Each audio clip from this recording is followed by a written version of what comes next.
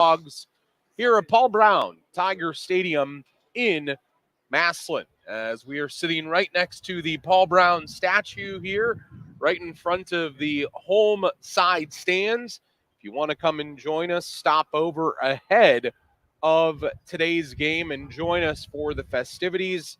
As I said, myself, Ryan Keller, along with me. You don't quite see him on video yet. I'm working on it. But he's here with me at the moment right now, and he's sitting right next to me. And Keller, we have a great show planned of different festivities leading people up to this 135th battle, which is always such a fun thing to be a part of every single year. And I think we're so lucky that we here in Stark County get a rivalry like this that is in our backyard every single season, and we get the fun to be a part of this, come and watch it and witness history each and every year as it goes by. There's never a dull moment in this game, and it's just always something different every year that makes it fun and exciting. Yeah, and to see everyone here so early, tailgating and hanging out, this game has a completely different atmosphere than, a typical high school game. It doesn't feel like a high school game. And to see all the fans out, all the people here, even if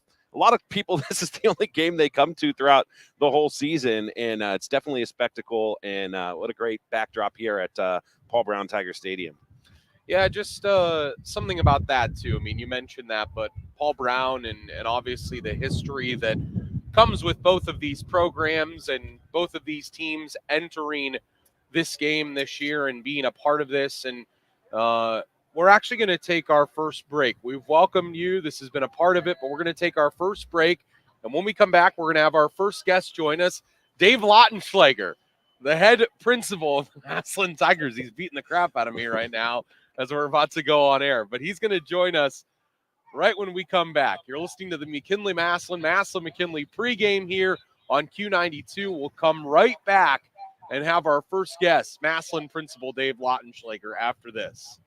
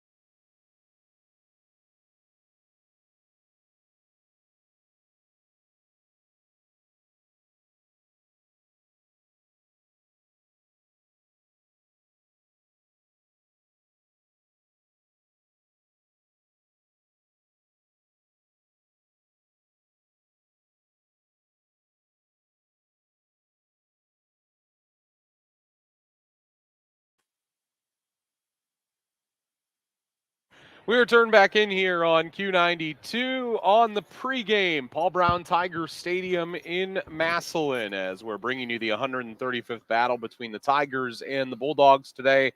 John Bozica, Ryan Keller, and our first guest of the day, Dave Lautenschlager. He's the first victim of being part of the broadcast here. It's probably a bad way to say that, but he gets to be our first guinea pig of the day.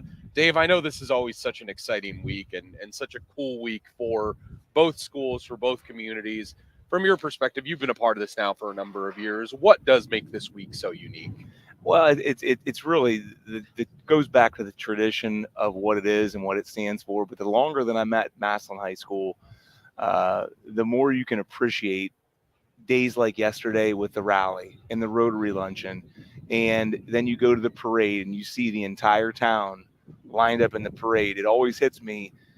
My first year, I was shocked. I guess moving through the years, I appreciate more and more of what this football team means to the community.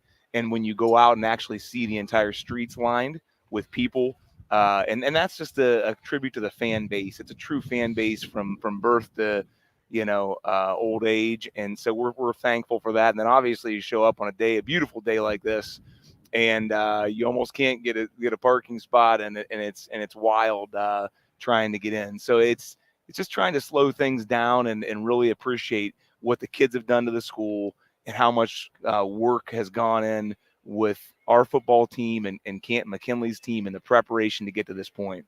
Now, I saw pictures online of all the banners and posters hung out through the school.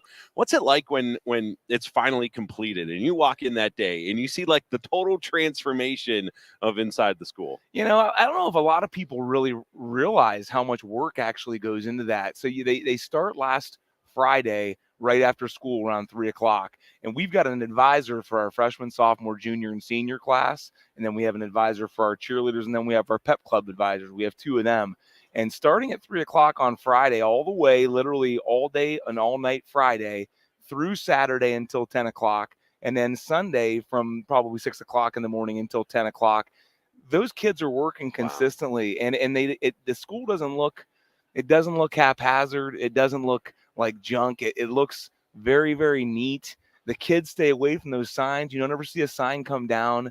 And then it kind of culminates with the open house on Thursday when the community gets to walk through. And then you just see the hundreds and hundreds, almost thousands of people that get to see these signs. And so, again, to take it in the first time is kind of like, wow, I can't believe this is going on. But when you go throughout the years, it's just another layer of this is how much the game means to this town. Dave Lautenschlager, our guest, Massillon principal at Massillon Washington High School. And Dave, I wanted to ask this because last year Massillon finally did it on the field with the state title. And I want to ask this because I think it's important. As big as that was, is this game still bigger every year? I think it that's a great question. Or is it apples and oranges? I think it's apples and oranges. You've got your regular season, and of course, every team's goal is to win 9 games. And again, both teams, its goal is to win 9 games. And then that's almost phase 1 of your season. And so I know there's a lot of emphasis in our program to get through those 9 games. This game itself is almost a season in itself, starting last Friday and then culminating this Saturday. And so you hopefully you get an opportunity to play and to stay healthy and to get through this game. And depending on the outcome of this, you sort of put that behind you a little bit and you turn your sights to the next 6 weeks in order to have an opportunity to play for a title. So it's almost 3 weeks or 3 different phases that you're kind of working through. And there's a lot of importance on this game for sure. Yeah, there's definitely, you're going to see about 15,000 different reasons why it's so important here today. I want to touch on something too. We do the blood battle every single year, and we'll give that trophy away at the end of the first quarter. Massillon has kind of had a hold of that title. How cool is it? 29 to 30 times. How cool is it to see all the kids who show up for that every single year too, knowing that all the stuff that goes on outside of the game and inside of the community, and how important that is for the students, the administration, and the community itself. Well, the guy that runs that for us is Brian Sifferlin. He runs our exercise science program, and he puts it out and really markets that through. To me, anytime you're donating blood and you're trying to give a part of you to help somebody else, that's just basically an example of, to me, what the community is and what I get to see with the kids every day, which is they'll give you the shirt off their back if they have to do that. And so it doesn't surprise me that kids are showing up, or people are showing up to the school to do that, because if it means giving something of themselves to help somebody else, that makes sense to me from what I see every day. Dave Lautenschlager, the Massillon principal. Dave, we could sit and talk to you for hours, and I would love to, but I got to get rolling here, and I know you have a busy day going the rest of the day. You rolled in on a golf cart. I'm sure you're going to roll away. You got an entourage coming to get you. We'll see you on the sideline, my man. Thank you so much for having me today, Thank you for guys. stopping by. Absolutely. Dave Lautenschlager, principal at Massillon Washington High School. Great guy, and we appreciate him stopping by the Q92 tent here. We'll be back live from Paul Brown Tiger Stadium ahead of the 135th battle between the Bulldogs and the Tigers. We're going to preview the game a little bit and tell you about the other teams in the county that are in the playoffs when we return right here on Q92.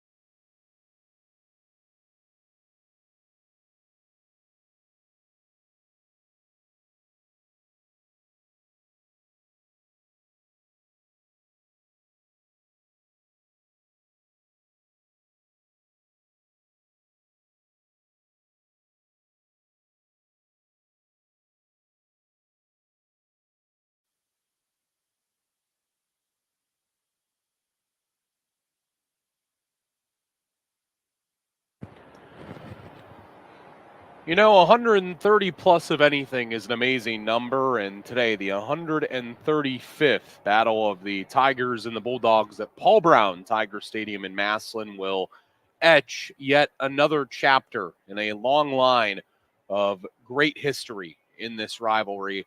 And we're leading you all the way up to that here on Q92. John Bozica, Ryan Keller along with you. And Ryan, last night we were both at different games. My father and I, we had the battle for the Blue Cup. What a game. Fairless winning at the end, 14-10 over Tuslaw. And I know you had a really good game last night, too, between Perry and Glen Oak. We did, yeah. Glen Oak offensively struggled, but, man, their special teams was off the hook last night. They had a 99-yard touchdown return by R.J. Hairston. They had a 95-yard touchdown return on the kickoff from Javion McClendon. They had a scoop and score on defense on a fumble. Offensively, they just couldn't get it going, and Perry ended up pulling it out at the end. Wow.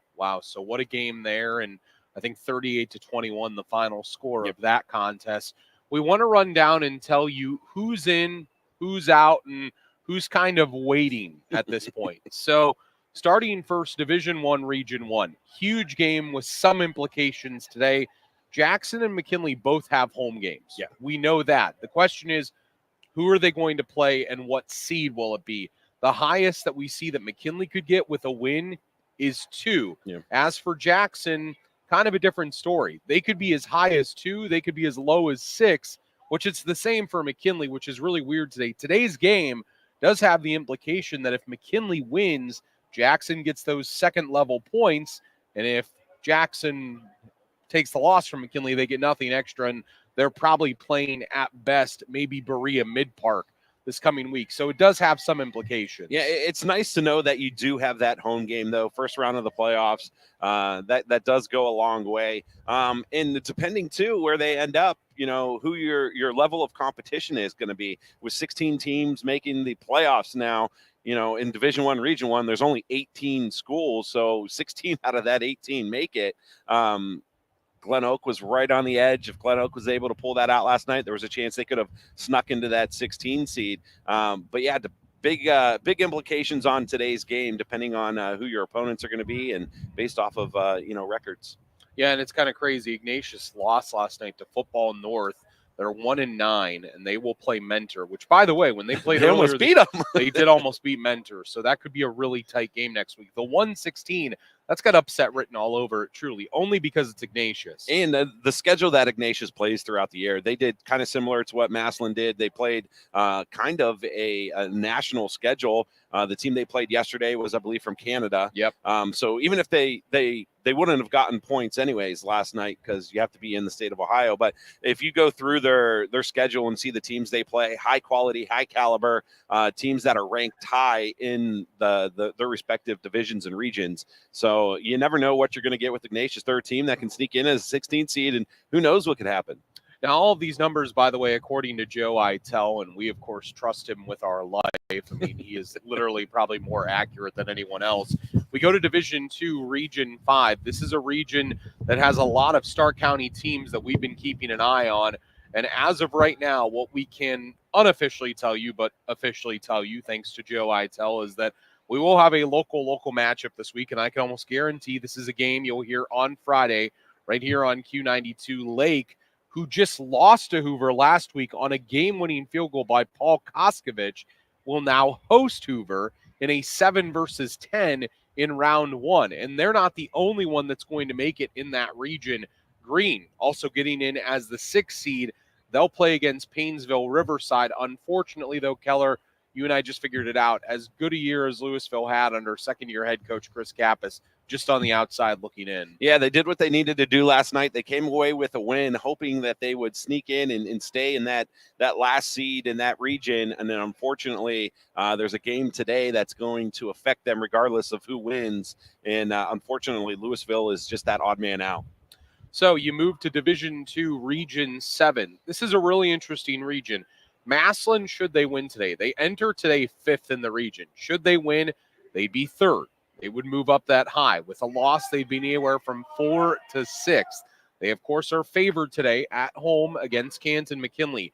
The other interesting matchup in this region, the Perry Panthers at 5-5, going to go to the 8th seed in Columbus Northland. This is a 5-5 against a 7-3, but you look at comparable schedules here, and Perry has played a meat grinder compared to the city schedule that Columbus Northland has played. Yeah, I mean, even just the Federal League on its own is so difficult to play in and year out. The caliber of gameplay that's in the Federal League really sets you up for the playoffs. However, it does hurt you in the computer points because you are losing to schools that are really, really good. So if you're able to get in the playoffs, you have that the skill set that you have played against throughout the entire season is much higher. So it prepares you more, but you just need to make sure that you get in and it gives you a chance. Congrats, by the way, last night to Alliance. Did not make the playoffs at 4-6, but picked up a win to end the year in the backyard brawl over Marlington. Marlington decimated by injuries this year. So many expectations coming into the year, and Coach Joe Cardinal really saw what injuries could do to a pretty young team all the way around. D4 Region 13. Lots going on here for Stark County. Really just a couple of teams that are here that are of note for us, but we know that Northwest is either going to be the 6th seed or the 7th seed, and we know that West Branch has secured the 4 seed. Now, who they will both play is still of interest. Should Northwest be the 6th seed, they'd play against Pepper Pike Orange. Should they be the 7th seed, they'd have a rematch from their week 1 game against Norton. Then there's West Branch, the 4 seed. The unfortunate thing here, Ryan, and I know you're really high on West Branch. They are an excellent team.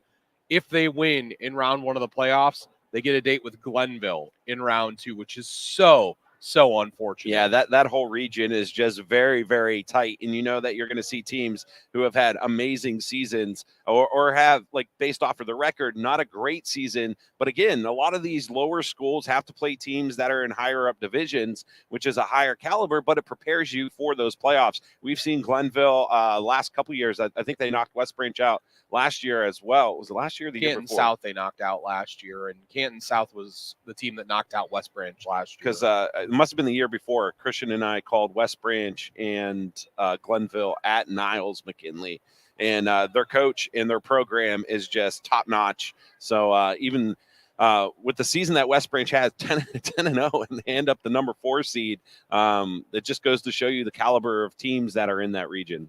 No Poochie Snyder this year for Canton South. No Tavon Castle. No for a lot of guys that graduated last year. They end up the 14 seed in D4, Region 15. They'll go to New Lexington in round 1 of the playoffs. Got a matchup here that is a local team as a 14 seed in Canton Central Catholic, going to a team from Ryan's old stomping grounds, Poland Seminary, a traditionally really good program, but we saw Central on Thursday, and they're kind of rounding into form at the right time. Yeah, they're getting healthy. They had some injuries early on as well, and they're starting to put things together and put them in the places that they need to be. They've got a great running game. They're able to move the ball. Their defense looked really, really good. So Central, even though they're a lower seed, again, play a lot of teams in higher divisions, and it's going to prepare them for, when they finally get into division and region play. So I think Central has a good chance of a week 1 win. Both Tuslaw and St. Thomas Aquinas missing the playoffs. Last region that we'll look at, D7 Region 25. Malvern rolls last night in the Battle of the Hornets.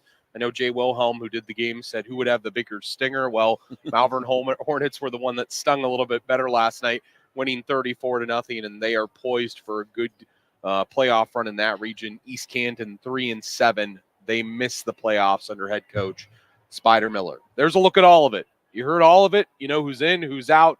We'll tell you more about where we're going to be tomorrow. Watch Q92 Sports on Facebook, Twitter, Instagram, everywhere, and we'll tell you where we're going to be this coming week. He's Ryan Keller. I'm John Bozica. Joe Bogden, Director of Sports at McKinley, joining us when we return.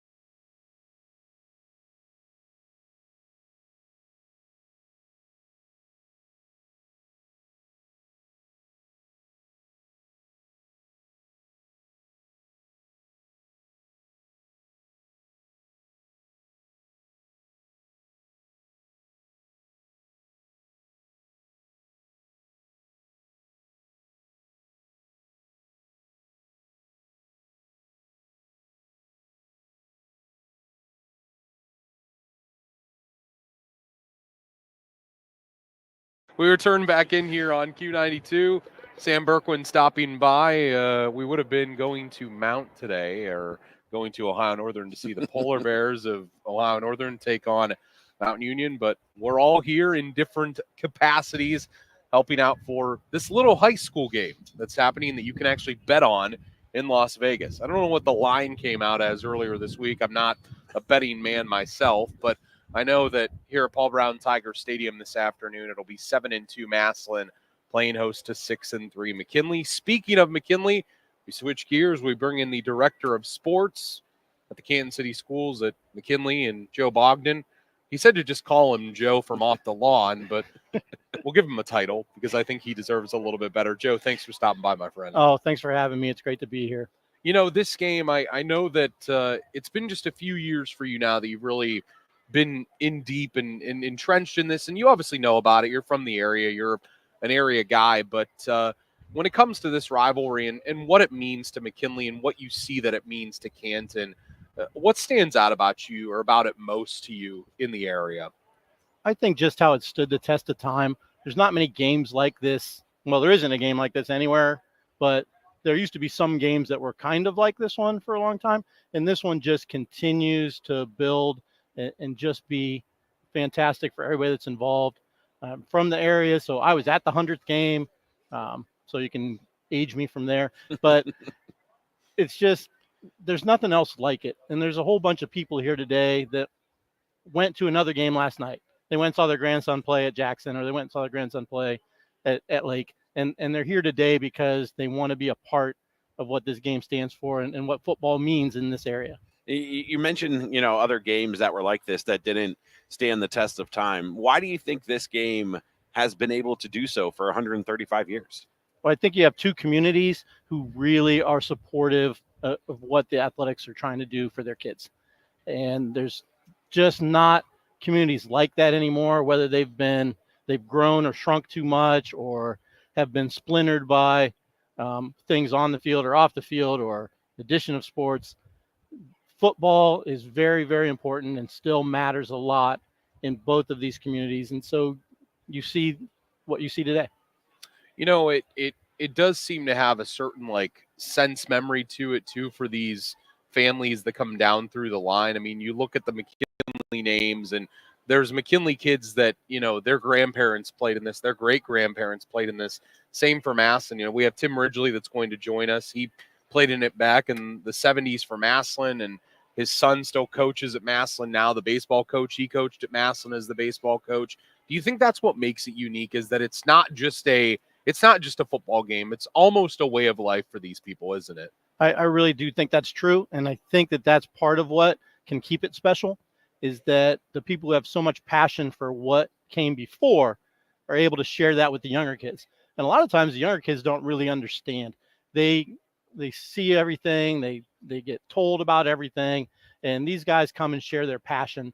And I think that's what really connects the present players to the past players and keeps that community spirit alive. And what I think is great about it too is I didn't grow up in this area. I grew up in the Warren area, and when I first moved down here, the first thing my brother said was, "Hey, let's go to the Massillon McKinley game this year." And we came, and we didn't have a dog in the fight, and we just came to see two historic programs battle it out against one another. And I think that's kind of what resonates too, the history and the passion between the two communities and the two teams go further than just Massillon and just McKinley, and it draws people from all over the place to come and be able to enjoy just the atmosphere alone.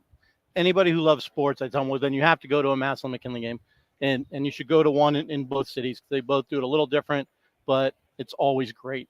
The things that you see here, the things that you experience today, all week long, everybody who gets to see it and feel those things, you don't get that on any other Friday night or in any other high school game.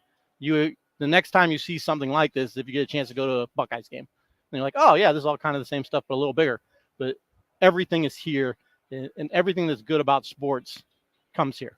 Yeah, I mean, last thing I want to ask you, I mean, is this almost like, you think of the big sporting events throughout the year that and it's almost like on a secondary or a tertiary level that it's not quite like a Super Bowl, it's not quite a Kentucky Derby, it's not quite a Masters or something like that that's that big, but if you're looking at that secondary level of like sporting events to go to, this has got to be on that list, right? Like this is something that if you're a true sports fan, you've got to see this once, right?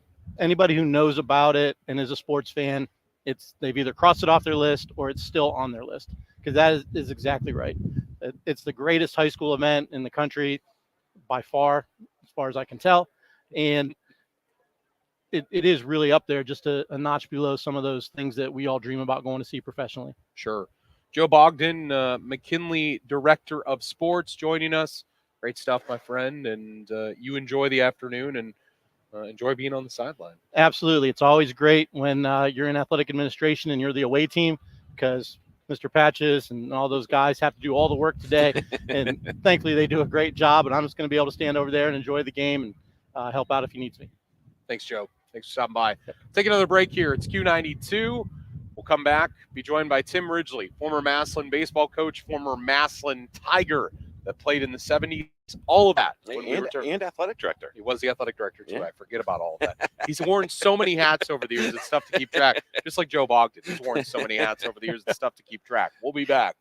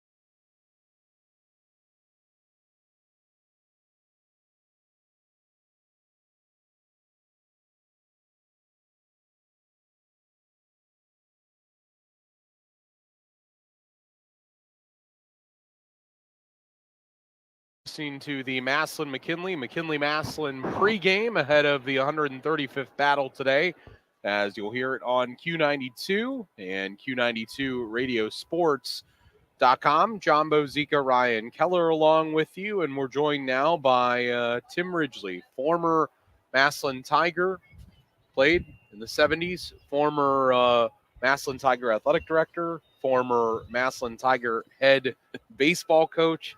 This man has worn more hats for the Massillon Tigers than maybe anybody in attendance today. It's been truly amazing. Tim, thanks for stopping by. Thank you for inviting me. Absolutely.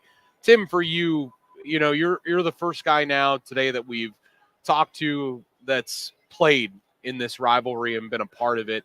For you, having played in it all those years ago and being part of it all these years later in different capacities, what has this game meant to you?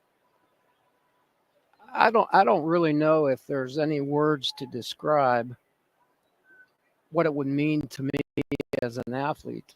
I mean, I still remember the night that Massillon won the state championship last year, and there was a different emotion going through me about, us winning the last state championship back in 70, and then all of a sudden they win another one, which is a good thing for the school district. But yeah, the emotion's different, to live through it and be an athlete and understand what this game brings to this community and Camp McKinley too. It's just, I don't know if there's anything that you can actually use as words to describe what it means. I mean, I was just talking to Joe a minute ago about, I don't know if the kids today or maybe the kids 20 or 30 years ago really understand what this game is about. They get it on the field.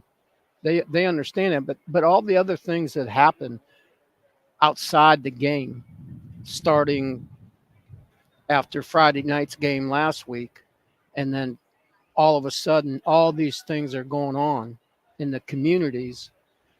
Some of it's together, some of it's not. It's unbelievable. I mean, it's hard to describe what it actually happens through the course of the week. But, to see the people up here in this parking lot, the tailgate parking lot this morning at 7 o'clock partying and, hey, all the more power to them, but it means a lot. It means a lot. I'm proud of what I've accomplished here. I'm proud of being a Massillon Tiger, just like any kid is. It means a lot.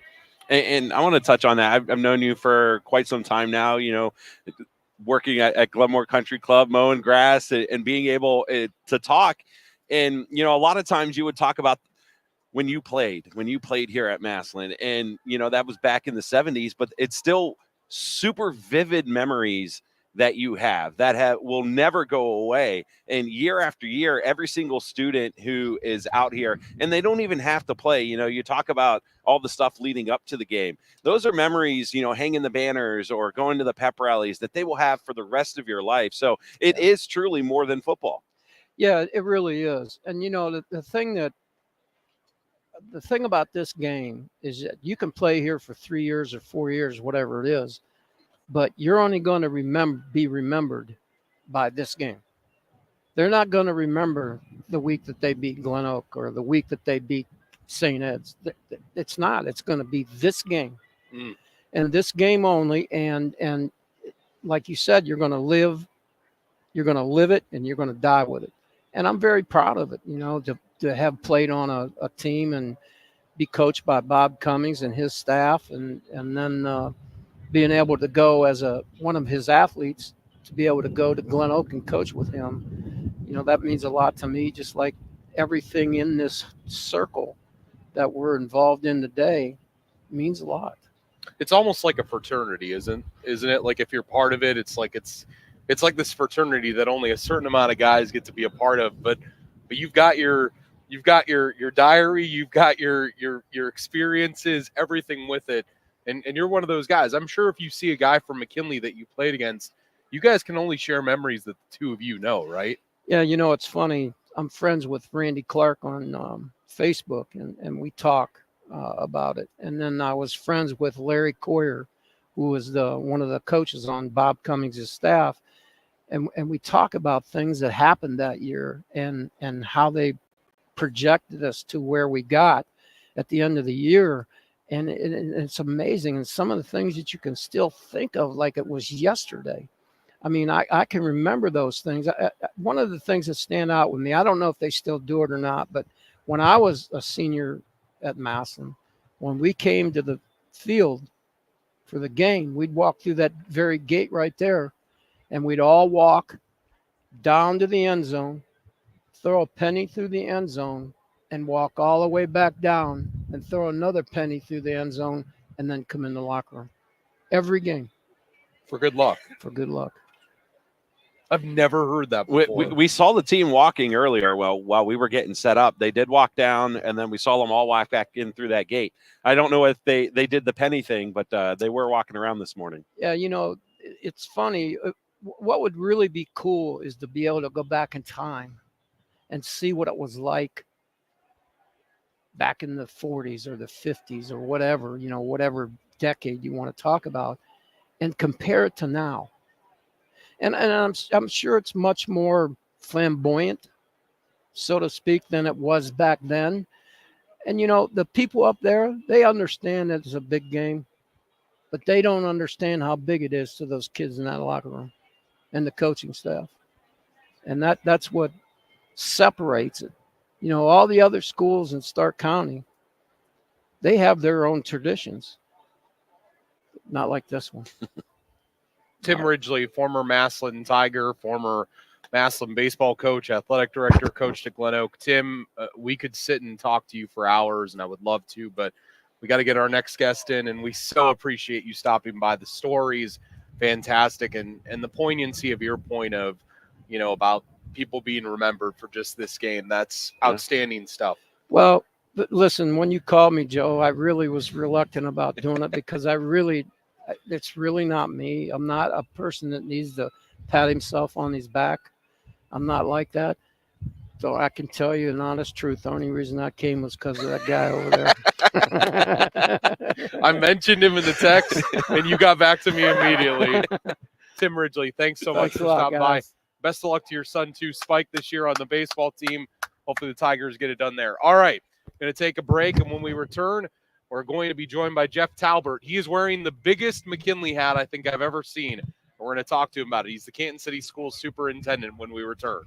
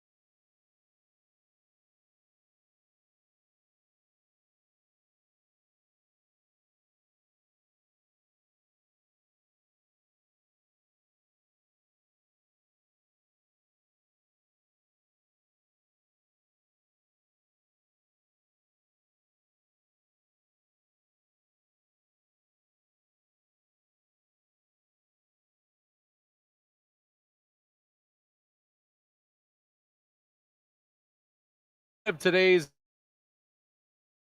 game between these two age-old foes that dates back to 1894, the first time they linked up so many years ago. Who knows the field where it took place? Who knows the spot where it took place? But they've been playing since then, and today is the 135th time that they will link up on the gridiron. And we're joined by the superintendent of the Canton City Schools. I just said moments ago he had the biggest McKinley hat I've ever seen. It's outstanding. Kansas City School Superintendent Jeff Talbert joining us. Jeff, you got to tell me, where did you get that hat made? So we, a couple years ago when I believe Georgia won a national championship, a couple of the players after the game during the celebration had big, giant Georgia Bulldog hats. And I mentioned to my wife, I said, I got to get one of those hats. And so it showed up for Christmas. We took it down to Dumont's and got our Bulldog put on it. It is a great hat called a noggin boss, but you know, we have such a big game and a big rivalry. It deserves a very big hat. Oh, that's amazing. So it only comes out one game a year. Now, do you wear it on the field the whole game? Yeah, this is the first game I'm going to wear it, but it'll be, I'm going to try to wear it all day. It gets kind of heavy and hot. But now, I think it's actually padded enough that you could probably wear it and play in the game. Like, I mean, it's like a Guardian helmet. It does feel heavy like a helmet. Jeff, for you, you know, you're a Canton guy. You've grown up in immersing yourself in all of this. You were a Timken guy, though, correct? Yes, I went to Timken. And I know that this game, regardless of what school in Canton you went to, you know, my dad went to Lehman, and he talked about it every year that for people in Canton, there was something about going to this game, yes, regardless of what the high school was that you went to. All these years later, now as superintendent, does that feeling still ring true for you? Oh, definitely. Last night at our parade and pep rally, we talked about that. You know, one of our core values is building community, and that event, our event, this one time a year where we all come together, regardless of what school you graduated from, what part of town you're from, you know, where your parents went to school. We're Canton, and we're going to beat Massillon this week. So it brings us all together, and that's what that Bulldog pride citywide is all about. Oh, I thought you were going to ask something, Keller.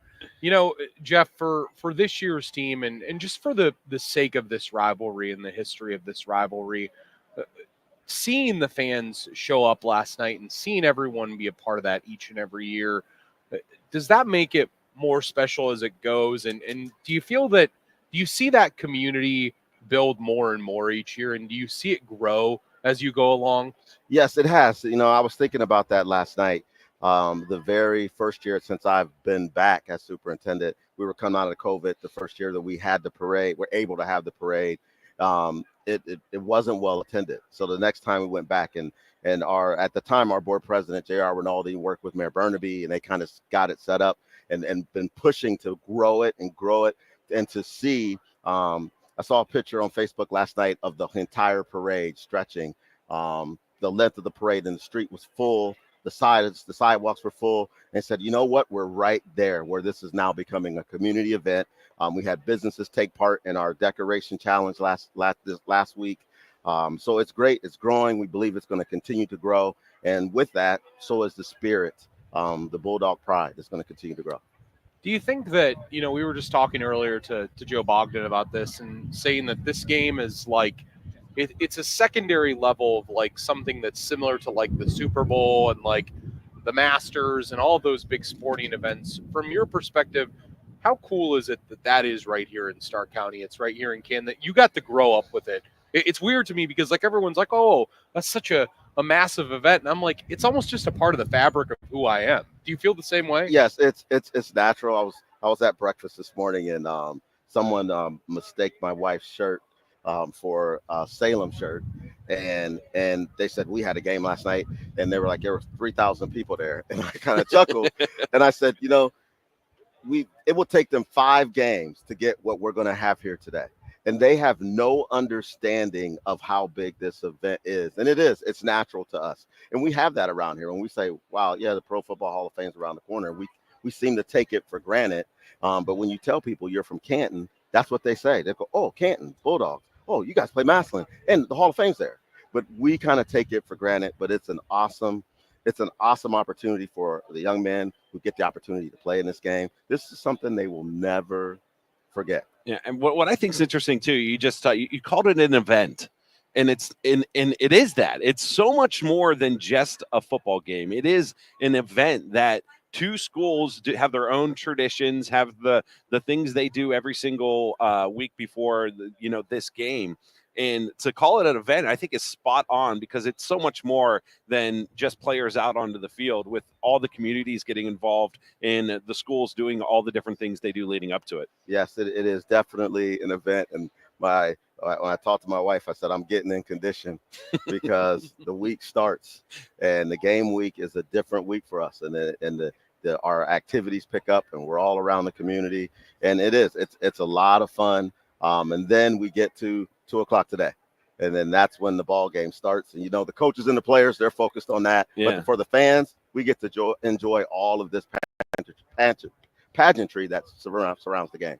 It really is a unique experience, and we are so lucky to have it right here in Stark County this year in Massillon, and next year it'll be back in Canton, and every other year it alternates the site. And I think it's only maybe not happened like a couple of times back to like the Warriors. I'm not sure. You'd have to go way back in history for looking at times where it hasn't happened. But Jeff Talbert, superintendent of the Canton City Schools. If you're looking for Jeff on the sideline today, he's going to be easy to find. Yes, There's going to be a big red hat.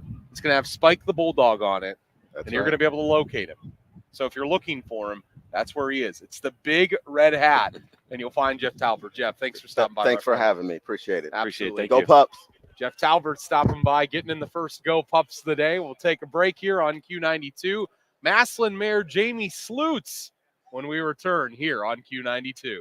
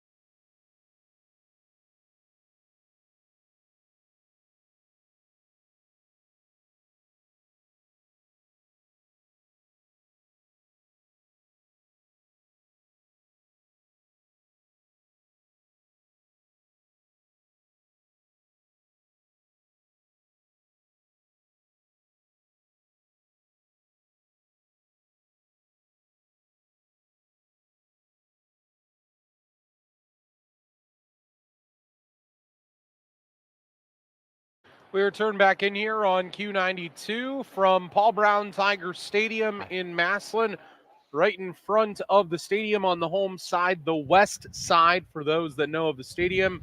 And the east side, of course, is the away stands. And 135th battle today between these two teams. And we have the pleasure now to be joined by the mayor of Massillon, Jamie Slutz, former Massillon Tiger as well. Had to go back to the late 80s when Jamie was slinging the pigskin around here, correct? Am I right about that? That's right. So he was once a Tiger himself. He was a police officer before he became mayor, and now he's mayor. And Jamie, for you this week, this time, this event, as we just heard from Kansas City School Superintendent Jeff Talbert, what does it mean to you all these years later now as the mayor? Oh, this brings back a lot of memories for me. Back in 1988, I was fortunate enough to throw a touchdown pass against the Bulldogs in a 10-7 overtime win in the pouring down rain. And that was the first overtime game in the history of Massillon McKinley. Wow. So to be here as the mayor representing the city is just as exciting as almost as exciting as throwing the touchdown pass. I'm proud to be here and represent the city and everything that we stand for. Does it have a different feel now that this is your first time as mayor, doing all the festivities and the events leading up to the game? Does it have a different feel? Well, I've always been involved in the program, coaching youth sports, youth football. So I have to say no to that. I mean, it's every Tiger fan has the same feeling. They're just proud of the rivalry, proud to be a Tiger. And every year, we set our goals on going to the state championship game.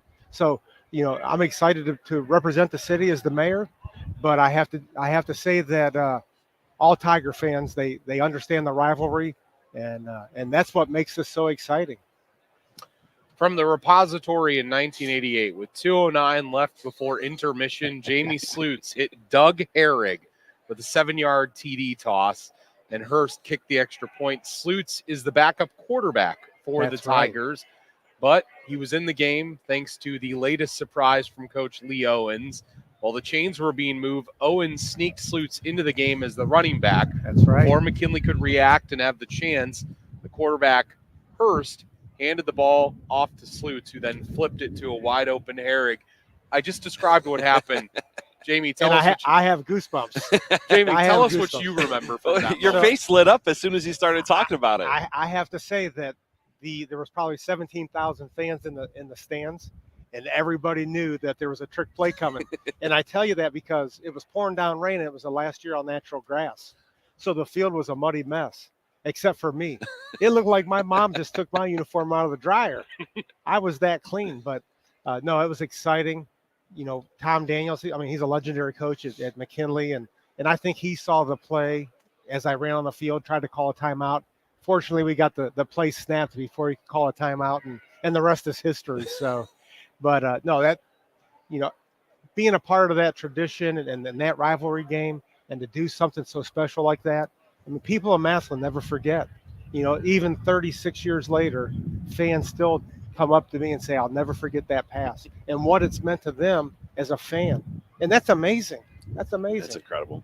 It's funny to me. Earlier we had on Tim Ridgley, former Massillon Tiger, and another legend. And I know Tim and you were part of that fraternity, but he made the comment to us, Jamie, that people will not remember what you do as a Tiger playing against Canisius or playing against Bergen Catholic or playing against Legacy Sports Science. They'll remember what you do in this game. And that's maybe your only moment in this game. And people all these years later remember you for that. How special does that make it for you as the mayor that the people walk up to you and you're not just the mayor, you're a kid from Massillon? Does that make it more special for you? Absolutely. Growing up in Massillon, when you're born in Massillon, when we had a hospital here, everybody got a football. Now, if you go and do you still have yours? I wish I did. I can't say I do, but even when Massillon residents, they're born, they have children in Canton, the Booster Club still provides those kids with a football. But growing up in Massillon and you watch the players like Chris Spielman, Craig Johnson, Brent Offenbecker, those people are, people want to be just like them when sitting in the stands as 6-year-old or 6th graders in the student section saying, I'm going to be just like that when I grow up. And be when you're able to get involved in the football program to junior high school and be on the field, it means everything in the world. It really is it really has a Super Bowl like experience around here, doesn't it? I mean, this is, most kids, a lot of areas, they're like, oh, I want to make the last putt at the Masters. I want to take the last shot in the NBA Finals. Here in Massillon or in Canton, you want to run out of that tunnel. You want to wear the orange and black. You want to wear the red and black, don't you? Absolutely. I do have to give a shout out though. A lot of kids want to be in the band, and we have the best band in the world, the Massillon Tiger Swing Band. But I thought he was about to pull a Jim Trussell on us and be like, we have the best stand, man. but but running out of that tunnel is really something special, and I'm just glad I was able to be a part of it. Well, and I want to try to tie something together here. Tim played at Massillon years before you did, about 18, 20 years before you did. And he said that he remembered on game day, they would walk from this tunnel to that tunnel, and they would toss pennies through the back of the end zone on this side and through the back of the end zone on that side. Did you guys do that? I did not do that. Wow. But I do have to say that, game day, it's a long-standing tradition to get up, go to breakfast, go to church, pray, and they go through the same things that we went through 36 years ago, and I'm sure what they went through back in 1970. So it's a long-standing tradition, and people don't really understand that if they're not from Massillon. They come in, they don't understand this rivalry, but once they're here and they feel the excitement and they see the fans going crazy, then they kind of understand, wow, this is something special. Yeah, it's got that feeling, that buzz in the air, that acute sense of smelling, the smell of hot chocolate being made and barbecue and people smoking cigarettes outside. There's just it's the Massillon McKinley game. The tailgate parties, the bonfires back there. Everybody has the best food. You could come here and tailgate starting at 9 o'clock in the morning and probably put on 5 pounds by the end of the day. So I'm trying not to do that. Well, Mayor Jamie Slutz, first year as mayor, and we appreciate you stopping by. And, hey, look forward to doing this in the future as well. Jamie, enjoy the game today, and thanks for stopping by. Thank you very much, and go Tigers.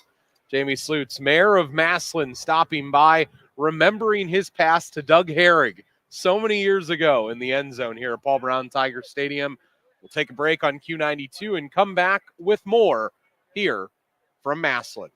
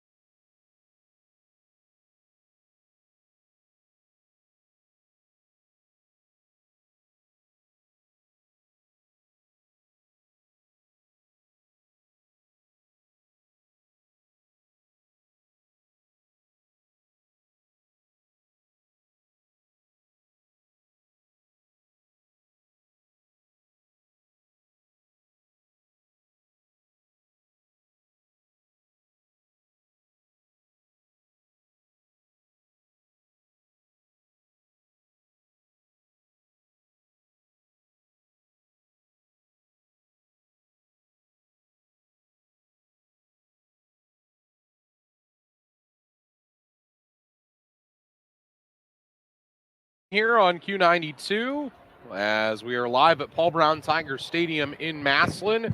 And if you want to stop by the way, right in front of the West Stands, we are here and we have Smiley's Pizza from Smiley's Ristorante in downtown Massillon.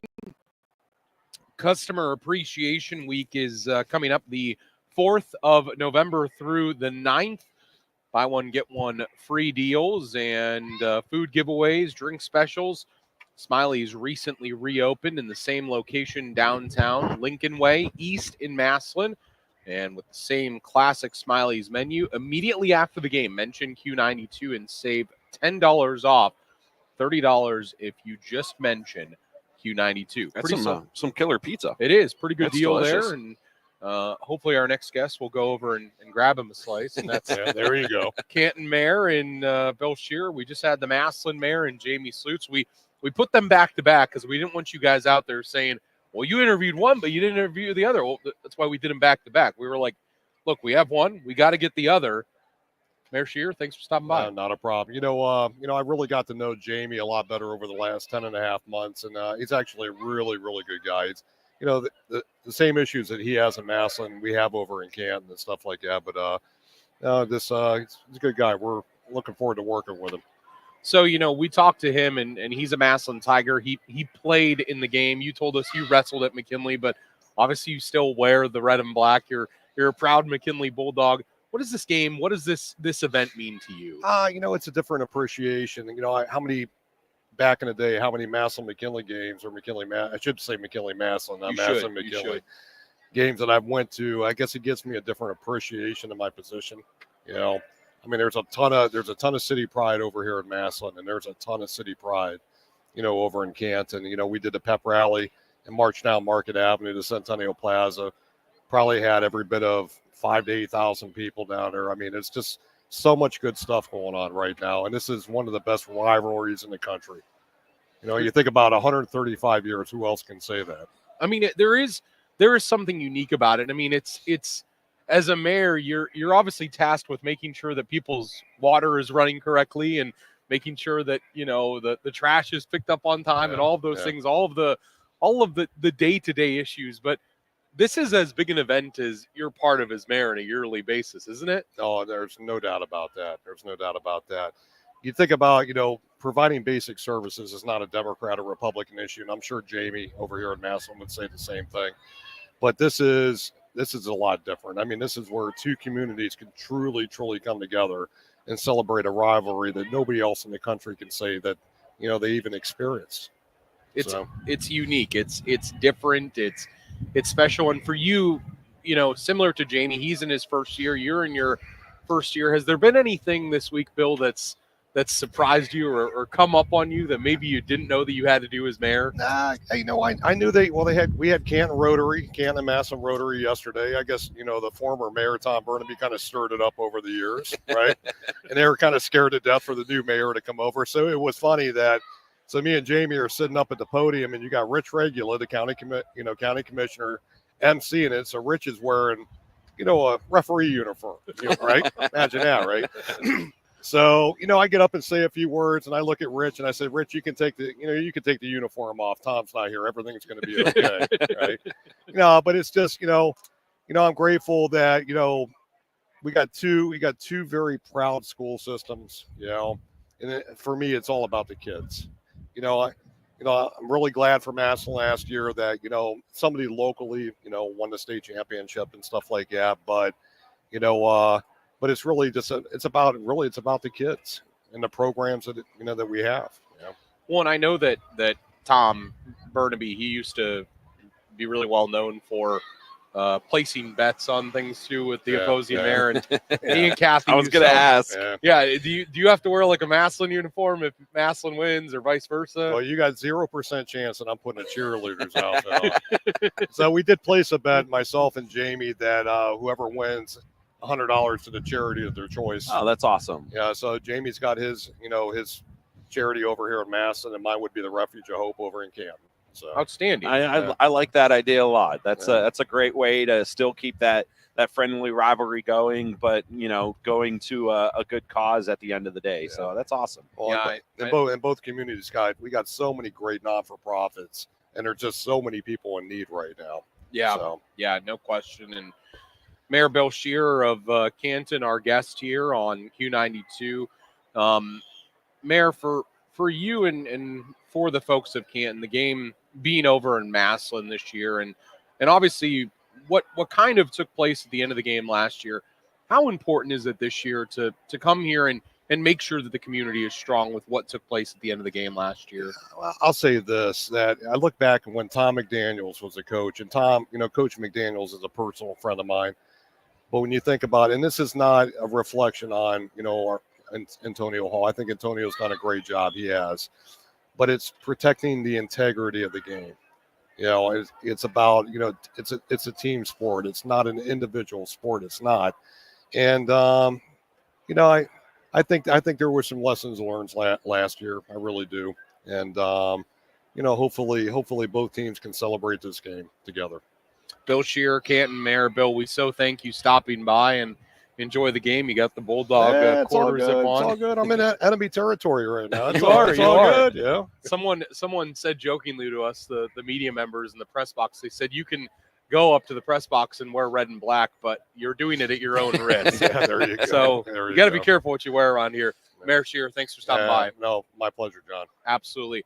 Take a break on Q92. Come back. Sean Weatherspoon, McKinley basketball coach, when we return here on Q92.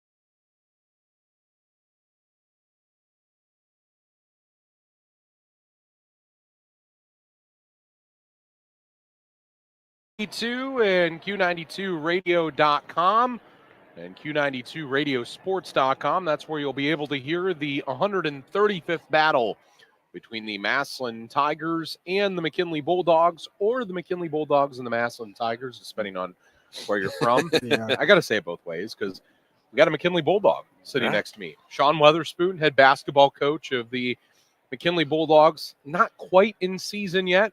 I'm sure practices are starting soon, if not already being there. It's probably close. Got some guys on the football field, though, that are still, lugging things around out there. So got to get it in order. Sean, thanks for stopping by. Hey, no problem. Thanks for having me on. For you, the family name at McKinley of Weatherspoon, anybody that knows McKinley sports knows that all you have to do is say the name Spoon, and people know that you're talking about Nick from back in the 60s and early 70s. And you've taken on the kind of like young secondary Spoon role now. But for you and for your family, just the importance of this rivalry and the importance of this day, Sean. Oh, it's very important. My family on both sides played in this game. So my father, Melvin Weatherspoon, my uncle's Percy Snow, he's Garland Rivers, all those guys, played in this game. My brother, Melvin Weatherspoon, played this game as well. I was fortunate to dress as a freshman and play in this game. It's just, it's very important for our community. Very important for the student body, everybody involved, man. So great rivalry. Don't like being over on this side of it, you know what I mean? But I always like being, on our side in Canton, Ohio. But, we're here, ready to go. What's the feeling like in the locker room before a game when you're sitting there, you got all your gear on, you got your equipment, you're just waiting to leave that locker room? What's the thoughts and the feeling like in your chest? I mean, when I was dressed as a freshman, I wasn't gonna play, you know what I mean? But still, I felt that, the importance of this game, just understanding the assignments you had to do, understanding the importance of winning this game. Just seeing the other guys, the Tyler Everetts, the Shalimar Gilmores, how they prepare for this week, man. It was important, from Monday up until kickoff. You know what I mean? So, hopefully, our guys feel that hear this today and come out with a victory. Do you feel like you're kind of carrying the weight of the community on your shoulders in this game? I think so. All the trash talking going back and forth between, former players, community members and things like that. And being able to, ring that bell, when those clock hits zero, it's very important. For your family and for everyone involved, I mean, Percy Snow, Garland Rivers, I mean, you mentioned two guys right there that didn't just play a role in this. I mean, they were in this thing. I mean, they were the two names that people watched. What was it like hearing their stories growing up and being able to sit down with them and be like, hey, tell me about Massillon, McKinley, Massillon? And man, very historic stories. I actually seen my Uncle Percy last night at the community parade. You just see the fire in his eyes still. You know what I mean? He just like bringing back memories, that night before, the big game. Those guys telling us, how they prepared for the battle. And then what they did, when they went out there, man, it's just, it's a very, very, historic game to be a part of and have family members that played the game. For someone who is on the basketball side, it's not had the same luster maybe on that side because you guys have kind of dominated it for a number of years on that side. But is it still unique on that side too? I mean, does it still feel as intense on the basketball floor? Absolutely. At the end of the day, man, we do not like orange and black. We do not like that color. I do not own a piece of orange as far as clothing. So see what I'm saying? Stuff like that, man, it makes you, just get your juices going. You know what I mean? But whenever you play Massillon, no matter what sport you want to be in. Yeah, I mean, it really is like you. And I think that's really unique that you say that you don't own a piece of orange because, I always remember hearing up that Woody Hayes growing up would say that, if he was between Michigan and Ohio, he would push his car across the border to go get, right. You probably don't even like being over here, do you? No, man. Only time I come over here when we got to come over for away games or something like that. But I ain't never in Massillon. That's so unique and so cool. And it's what makes this rivalry so great. The Calliope being played now. Right. I mean, it's just game time atmosphere right here. Absolutely. Sean Weatherspoon, former McKinley basketball player. head basketball coach at McKinley. How's the team looking this year? Tell us a little bit about them. Looking pretty solid. We returned about 90% of our roster from last year. I thought last year we definitely overachieved. So that's stuff we can definitely build upon. Had a great summer. Had a great preseason conditioning season. Looking forward to starting next Saturday, first day of tryouts and things like that. So, hopefully, our football guys stay healthy, knock on wood. Hopefully our football team goes pretty far in the playoffs. So whenever those guys come back, we'll be ready to go.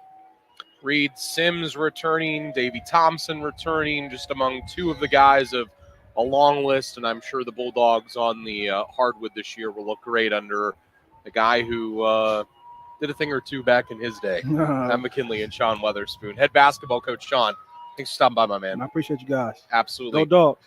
Sean Weatherspoon, head basketball coach at McKinley, stopping by.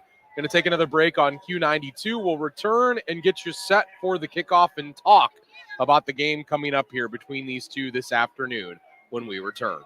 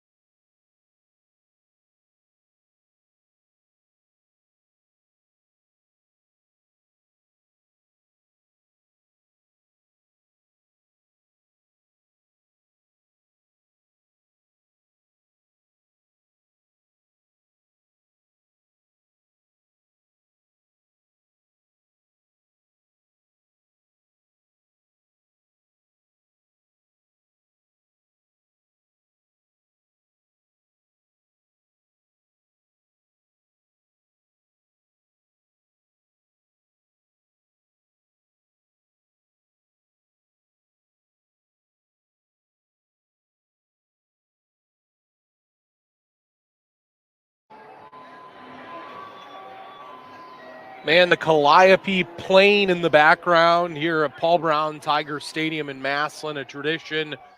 They roll that Calliope out every single time that the Massillon Tigers host the McKinley Bulldogs. So far, I've heard the Wisconsin fight song. What did we just hear right there? Anchors Away. We just heard Anchors Away, I think, right there. So pretty cool that always rolls around out here. John Bozica, Ryan Keller along with you. And I wanted to get a historical perspective of the game. So I didn't have to go far. My dad's the president of the Professional Football Researchers Association.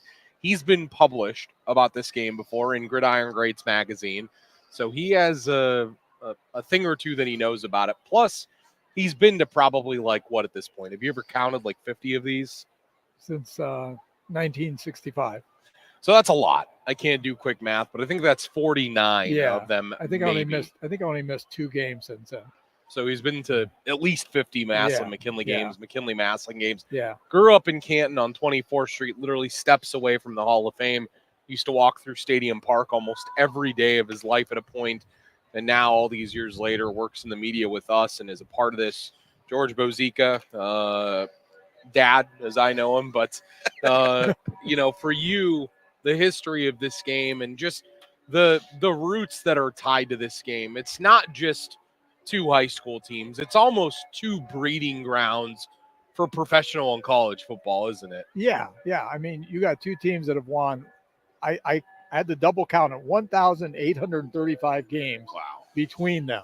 37 state championships, 11 national championships. Massillon leads the series, obviously 76-53-5. Massillon's won the last 8, 12 of the last 13. Last McKinley win was 2015 at what was, I guess, left of Fawcett at that time. That was the sort of the transition year, and that was Nate Moore's only loss. So, and I mean, if you look at some of the guys that have played in this game. And that was the Dom Robinson flip game into the end zone. Yeah, it was, exactly. And I think you got the picture of that in the end zone, as I recall. I did. Yeah. I was sitting right there, and it was one of the best plays I've ever seen. I thought it would end up on the ESPN, top 10, but, it's like the greatest high school rivalry, and here's a great play, Robinson flipping over and doing a complete flip, but it didn't make it. We got to teach him how to wear I'm not going to make it either. We got to teach him how to wear a headset the right way. I was talking to you last night at dinner before we did our game at Tuslaw and Fairless, and I don't know that Keller's ever heard this story, and I want you to tell it, but this rivalry can literally make careers, and it can end careers. Yeah. And you and I were talking about this because we were saying there was a coach at McKinley in the late 30s, Johnny Reed. Yeah. He would win 9 games every year, but he couldn't beat Massillon. That was the same time the Massillon had the guy whose statue is sitting over there. Yeah. George, tell them what the folks in Massillon wanted to do to that guy in 1935. Yeah, 1932, Paul Brown started here. And Jimmy Aiken was the coach at McKinley then. And Jimmy Aiken won a national championship with McKinley in 1934. It was one of McKinley's great teams. And they beat Massillon that year. And Paul Brown, through his first couple of years, couldn't beat McKinley. And the fans going into the 35 season wanted his head. So it's sort of like it's a wonderful life story where, if something changed in your life, and let's say Paul Brown had been fired here, we might not have had the Cleveland Browns. That's crazy. We might not have had the Cincinnati Bengals. Who knows? And that's how close he came. People were irate because he couldn't beat McKinley. And then finally he beat McKinley. I think he went 58-1-1 over his last 60 games. His last team, probably his best team in 1940, beat Kent State in a scrimmage. Wow. And Kent State had a good team that year. That's crazy. He actually said that his 1940 Massillon team could have beat his team at Ohio State. He said that's how good they were. Wow. They had Tommy James who went on to. It's hard to process. Yeah. They had Tommy James who went on to play for the Browns, Horace Gillum that went on to play for the Browns, and these were great Browns players during the time he was there. So yeah, Paul Brown almost was not Paul Brown. But then on the other side, we were talking about this, that, he's remembered so fondly in the area. Tom McDaniels, even Bill Shear just a couple moments ago telling us about, what a great coach he was. And he was an awesome coach, and he won McKinley a state title in 1997. But you could argue that so many years there where they were like a 500 team that Tom came into this game knowing I got to win this game to save my career, and he did it. Yeah, he won 11 times, and there were a lot of those years where that was the game for him. The one thing that McDaniels could do was beat Massillon, just like John Brideweeser, who was a coach just a little before him. He was a great coach, but he went 2-8 against Massillon, and that always dogged him throughout his entire career. He couldn't beat Massillon, so it just depends on how you go. But Tom McDaniels, he had the formula. He could beat them, and did it a lot. And maybe the one game that he probably wishes he could have back, the 100th game. Yeah. A game that with his son at quarterback. I know, and Josh misses the extra point. Yeah. And I'm sure if you ask Josh today what the biggest heartbreak is that he's ever felt, it would probably be losing that game. I mean, this game, as we said, it makes careers and it ends careers. And I want to ask you this too, because and who flipped a coin at the 100th game? Bart Starr. Bart Starr. Wow. Bart Starr flipped the coin at the 100th game. Were you there? Yeah, I was there, right over on the other side. Terrible seas, as you usually got over here if you were from Canton. Well, I think the other great story that we always tell is that your uncle would historically, he was a McKinley guy, and he would never come to Massillon. It was like Ohio State fans with the state not wanting to go up to Michigan on Woody Hayes saying that he ran out of gas one time in Michigan, so he pushed the car across the state line so he didn't have to buy gas. Well, that's how my uncle was. He would never set foot over here. I mean, when the game was over here, he would purposely, even if McKinley played a playoff game here, he wouldn't come here. The names that have come through this too. I mean, there's been Hall of Famers of professional football that have come through this, and not just one or two, but a good amount of them. And that's why I say it really is a breeding ground for great football, isn't it? Oh yeah, it is. Interesting. Jimmy Akin went on to coach at Oregon. He coached Norm Van Brocklin, Hall of Fame quarterback. Obviously we know the story of Chris Spielman on the Wheaties box and everything else. But yeah, there's been a number of people that have played in this game that went on to have, great careers. I heard you guys mention Percy Snow, from McKinley played in the game, so it's been a number of them. Even at the administrative level, John McVay is from Massillon. He was a general manager with the Niners during a lot of their Super Bowl years with Bill Walsh. So and his grandson is Sean McVay. Yeah. So it touches the whole world of football. That's awesome. And that's what makes it such a great rivalry. I heard one of the guests earlier saying that it's the greatest high school rivalry and the greatest high school moment in the country, and I totally agree with that. I mean, I think Chris Spielman said it all. He said, he played, Brown Steelers, he played Ohio State, Michigan, but he will never forget these games, Massillon McKinley. He said he thought this was the greatest rivalry. I've heard former players say so many things about this game, but Tim Ridgley earlier said the most poignant thing I've ever heard, which is that he said that people will not remember what you did against Glen Oak. Yeah. People will not remember what you did against Warren. Yeah. They'll remember what you did against McKinley. They'll remember what you did against Massillon. Look at Jamie Slutz. He was a backup quarterback. Yeah. He's now the mayor of Massillon, and he can go around and glad hand everybody and say, hey, you remember me in 1988? I tossed the touchdown on the play that nobody saw coming. And that's the way it is. Yeah, this rivalry makes people. Well, one of your earlier guests said you have a 9-game season, then you have another 1-week season, and then you have the playoffs. And that says it all. I mean, just look around. I mean, I'm falling apart again. I was looking behind here while you guys were on air, and there was a lineup here. I mean, it's still here, but that lineup was here an hour ago. Yeah.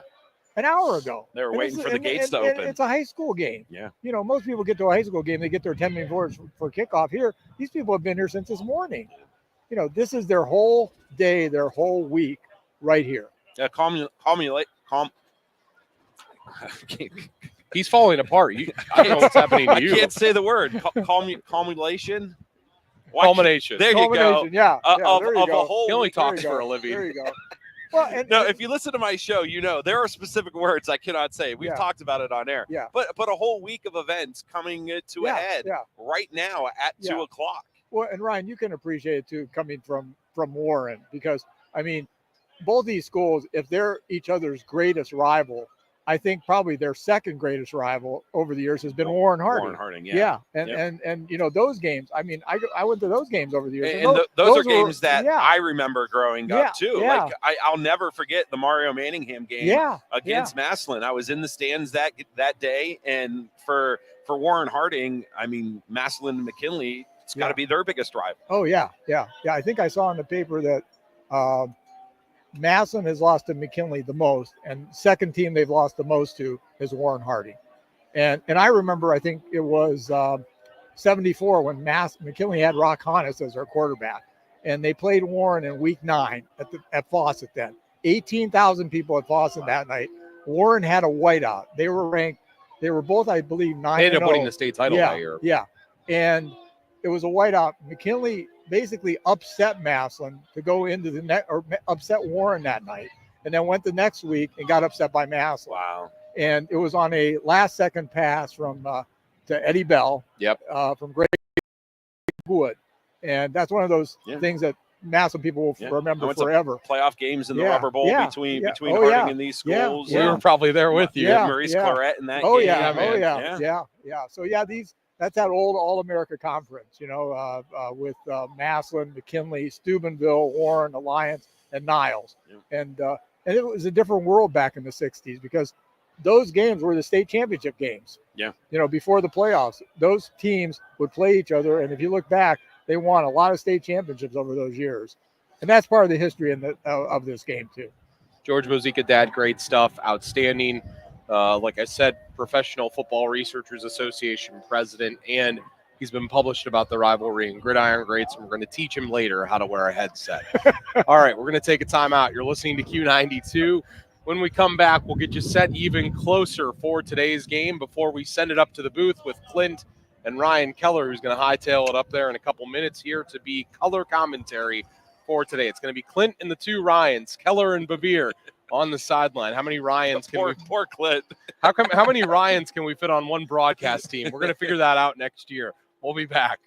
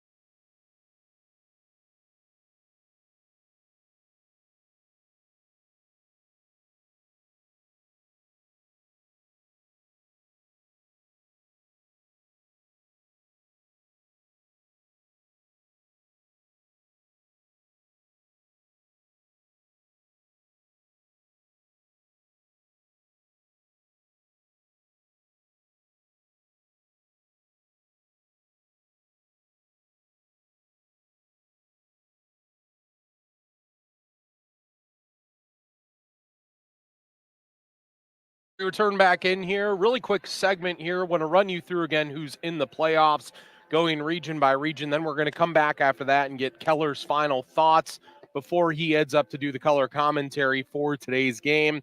So we'll be with Keller here in just a moment for that after we go through who's in the playoffs. But just quickly telling you who's in, who's out. D1 Region 1, Jackson, McKinley in both home games. We don't know who they will play just yet. Glen Oak out after last night's loss to Perry. D2, Region 5, into the playoffs. Green, Lake, Hoover. Lake and Hoover will link up in round 1. Green will host Paynesville Riverside in round 1. Louisville just misses the playoffs by mere, It's like a hundredth of a point. yeah, just crazy how thin the margin was for them. And you look back at some of the close losses they had this year. Had they beaten Hoover maybe back earlier in the year, they would have been in the playoffs. Hoover would have been out. So you just look at that. D2 Region 7, Massillon in today regardless. They could improve today's in their standing with a win over McKinley. Perry locked in. They're the 9 seed. They'll go to Columbus Northland, a 2-hour drive for the Panthers and Coach Slates. D3, Region 9, both Alliance and Marlington missed, but congrats to Alliance last night. Really nice win in the backyard brawl over the Marlington Dukes. D4, Region 13, possibly going to be the most contested region. It's so tough. In all of the state. Lake Catholic, Perry from Lake County, Streetsboro, West Branch, Glenville, Northwest, Struthers, Buchtel, Notre Dame Cathedral Latin, and Cardinal Mooney in that entire region, just to boot. That Division II region as well with Five. Walsh Jesuit is just stacked from top to bottom. Yeah, you have Walsh, Hoban, Hoover, Hudson, Lake. I mean, you've got some meat grinders. So both West Branch and Northwest in, they'll be hosting at this point, just kind of waiting to find out where they'll be and how that'll work out. D5, Region 17, another pretty tough region here. But before we get to that, D4, Region 15, Canton South did get in. They're the 3 seed. They'll go to New Lexington. Congrats to Coach Dennison and his kids. As for D5, Region 17, right now what we know, Fairless in. They're the 16 seed. They'll go to undefeated South Range from Canfield. Talk about a tough test to open the playoffs, but Coach A.J. Sarbaugh and his kids will get some valuable experience for a young team there that they have a lot returning on. As for Canton Central Catholic, they'll go to Poland Seminary. Again, tough tests. Ryan and I saw Central, though, kind of rounding into shape at the right time. Final 2 looks here. D6 Region 21, both Tuslaw and St. Thomas Aquinas missed this year, but congrats to Aquinas picking up the win that they did this year to Crestline, and saw some real nice progression last night out of Tuslaw. Coach Brockdial going to have them where they need to be very quickly. D7 Region 25, last one to look at here. Malvern in, the 3 seed. They'll host Lucas from west of here. It's going to be a tough test in round 1. 5-5 Lucas team who's always good. And they have a very interesting offense that they run as well. So a wing tee, almost triple option type of look. That's Washington Redskins. It's very unique. Very, very unique. Good point, Keller. And then as for East Canton, Spider Miller and the boys, they could have won last night and gotten in.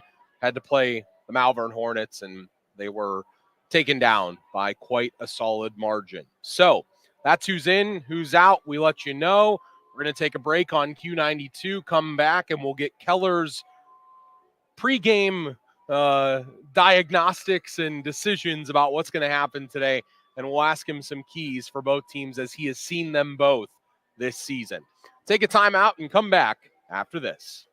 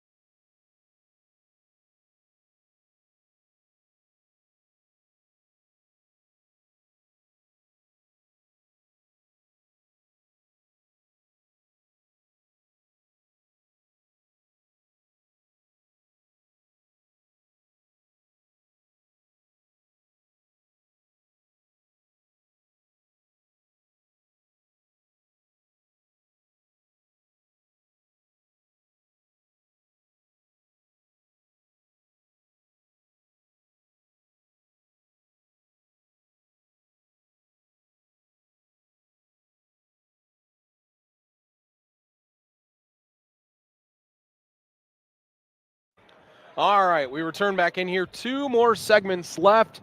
Got Ryan Keller for 1 more segment here before the Tigers and the Bulldogs link up for number 135 today here at Paul Brown Tiger Stadium in a windy Massillon, Ohio. Keller and I were just transported to Chicago as both George and Jake are having to hold down the fort right now from flying over to a township next to us. It's trying to head into the Nimishillen Creek at this point.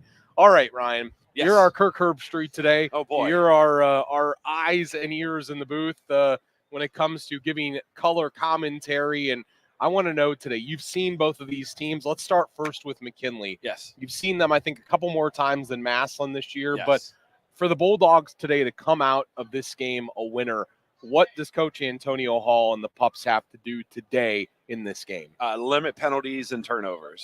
Those are 2 big things. They've been very inconsistent all season long. You never know which McKinley team you're going to get when they step out onto the field. Cam Montgomery has to have a big game for the Camp McKinley Bulldogs. The 2 times I've seen him, he's struggled a little bit. They've relied on the running game the entire time. If Massillon knows that, their defense, they're going to put an extra guy in the box, and they're going to try to make Cam Montgomery beat them through the air. If it stays this windy, too, it might be a little difficult for them to throw. But McKinley just needs to limit the self-afflicted penalties and the turnovers that have really hurt them throughout this season.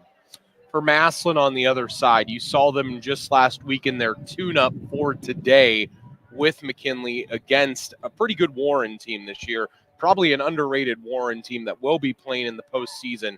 Did some really good things last week, and they've got a good back in their own right, don't they? Yes, very, very much so. Very quick. And once he gets into the perimeter, it's going to be hard to catch him. And I think they need to establish the running game early on, get him going. It's like when you have a star athlete, you want to get him the ball, start having him feel comfortable. The thing is, Slaughter can throw the football too. So if they can establish that run game, work off of play action, they might be able to catch some of the McKinley secondary sleeping. But Massillon is a very balanced football team, offense, defense, special teams. They kind of have it all. So McKinley needs to not beat themselves to make it a game. I do think Massillon ends up on top at the end. For you, one last thought that I have for you that I want to get your opinion on. I think part of the problem in this rivalry the last couple of years for McKinley is that they get off to slow starts, whereas you said they shoot themselves in the foot before they can even get out of the tunnel. How important is the first quarter to McKinley today? Oh, it's the first drive, I think, is very important for McKinley today. Last couple of years, we've seen them come out, go 3 and out, have a turnover. Massillon's been able to score really quickly on them the last couple of years, too. So Massillon has the ball. The defense needs to come out, and they can't let Massillon get on the board first, especially here. Crowd's going to be into it. They're going to carry that momentum, and it's going to be difficult for McKinley to overcome that. So whatever McKinley does, if they're on defense, they need to stop. If they're on offense, they need to at least come away with 3 and get on that board early and give them that sense that, yeah, we can hang with these guys and we've got a chance. Ryan Keller, you'll hear his thoughts all afternoon. Enjoy the call, my friend, with Thank Clint. I know you guys will put a great call on it and do a great job this afternoon on the call at 2 o'clock. So thanks for stopping by and thanks for being part of this last segment here with me. And again, you can hear Keller on the call with Clint Scroggs this afternoon on Q92. All right, we're going to take a timeout, come back, and when we return, we'll have our final segment of the day, leading you up to kickoff, where we send it to the booth, where Clint and Ryan will be standing by.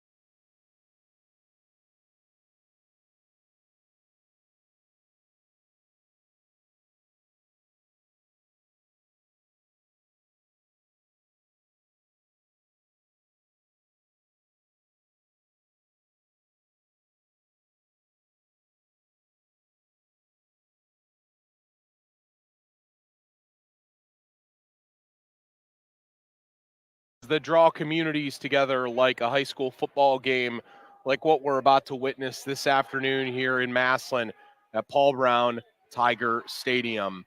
Massillon will play host to McKinley for the 135th time in these two storied foes' history, dating all the way back to 1894, a rivalry that includes names like Paul Brown, Marion Motley, so many to name on both sides. Dave Sheagog's story in 1970 or 1964 here in Massillon, carrying it across the goal line at the end. 1 year later, doing the same thing at Fawcett Stadium. In 1959, Leo Strang's team so good that the mayor of Canton at the time declared the week Beat Massillon Week because nobody could hang with them. They hung like 90 points on Barberton that year and 70, I think, on Mansfield. So, you know, this is a rivalry that spans generations. It spans literal lifetimes for people. When I was a kid, my grandfather was acutely aware of what Massillon was always doing. He was a McKinley Bulldog, and he always wanted to know how good Massillon was. And if you grew up with anybody who was in Massillon that had a grandparent, you were always acutely aware of how good McKinley was. I had a music teacher in high school at one point that she wrote a paper. She went to Massillon back in the 50s when Homer Floyd was the running back here and spoke so fondly of the memories of being here for that game. When you think of the history that has set foot in this stadium, the fact that Earl Bruce coached here, the fact that Chuck Mather coached here, the fact that guys years later, like a Willie Spencer, made the toss here in 1994. There's just something about this game, about this day, that is truly unlike anything else that we encounter in sports. I would say today there's a certain level of purity to it that maybe doesn't exist in other sports, in a world where money and fame is the language of the day in so many pro and college sports. This is that one time, that one moment in the year where you see two genuine high schools from two communities gather thousands of people together and wage a war over 100 yards of gridiron. And we'll bring it to you here on Q92 this afternoon. It'll be a fight like every single year, and it will be filled with fireworks, just like every single year. And Clint Scroggs and Ryan Keller will bring you the action today to yet another game between Massillon, Washington, and Canton McKinley. It's Q92, Q92radio.com, and Q92 Radio Sports. For Jake, excellent job today. For Ryan, who was my co-host, for all of our guests who joined us this afternoon. From early in the afternoon, Dave Lautenschlager, the Massillon principal, Joe Bogden, director of McKinley Sports, Tim Ridgley, former Massillon football player, Jeff Talbert, Canton City Schools superintendent, Jamie Slutz, the Massillon mayor, Bill Shear, the Canton mayor, and last but not least, Sean Weatherspoon, the head basketball coach of the McKinley Bulldogs. Thanks to all of them for joining us this afternoon. Thanks to George Bozica as well for his stories. Thanks to Christian, Lauren, Mark, all of our sponsors, Ryan Bevere for everything he's going to do today. And thanks to all of you for listening. Enjoy the game this afternoon. Only happens once a year, and it gets better with age. It's Massillon and McKinley, McKinley and Massillon next on Q92. John Bozica signing off for now. We'll send it up to the booth in just a bit with Clint Scroggs, Ryan Keller, and Ryan Bevere bringing you all of today's action.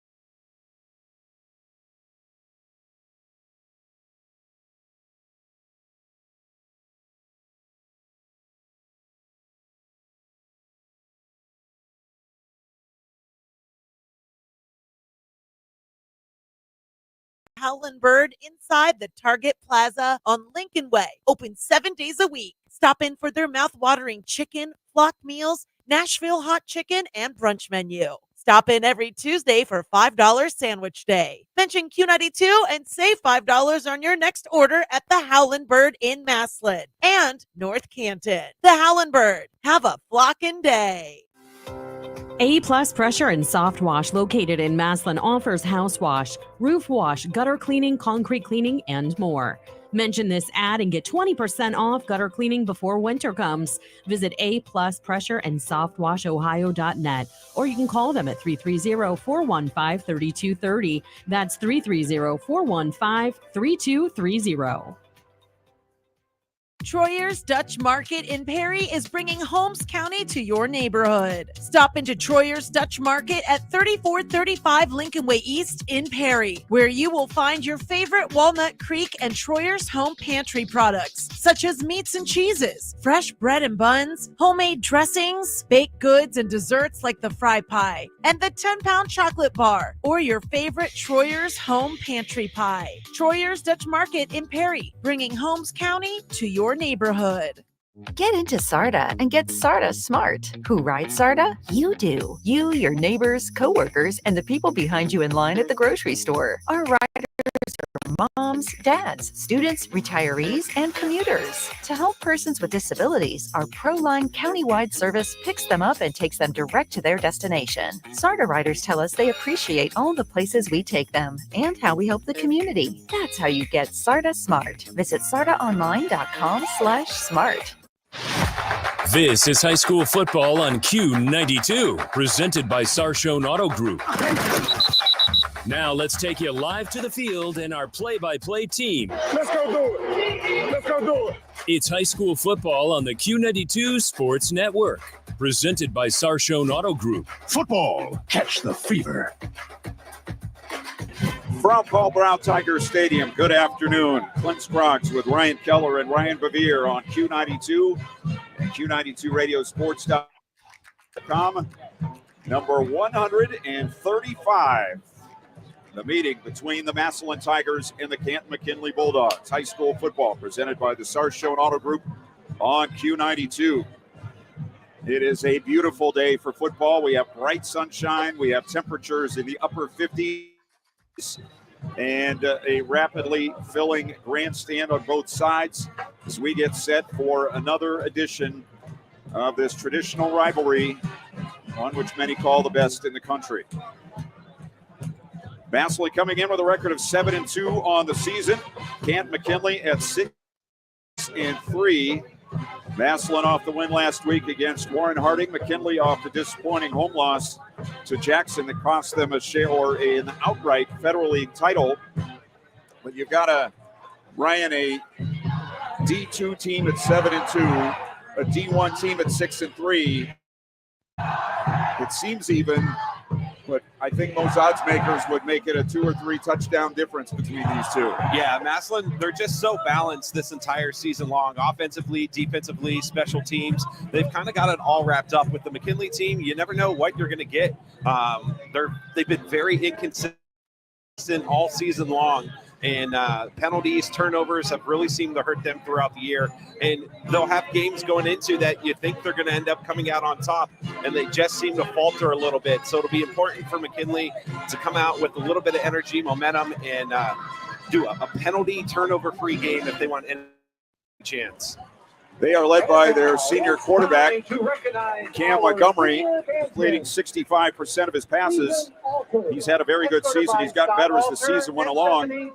Jackson, though, maybe showed a weakness in the Bulldogs last week. They rushed him intensely and made it almost impossible for him to set up and find his receivers downfield in this what can be a very intricate and a very balanced passing attack for the Bulldogs.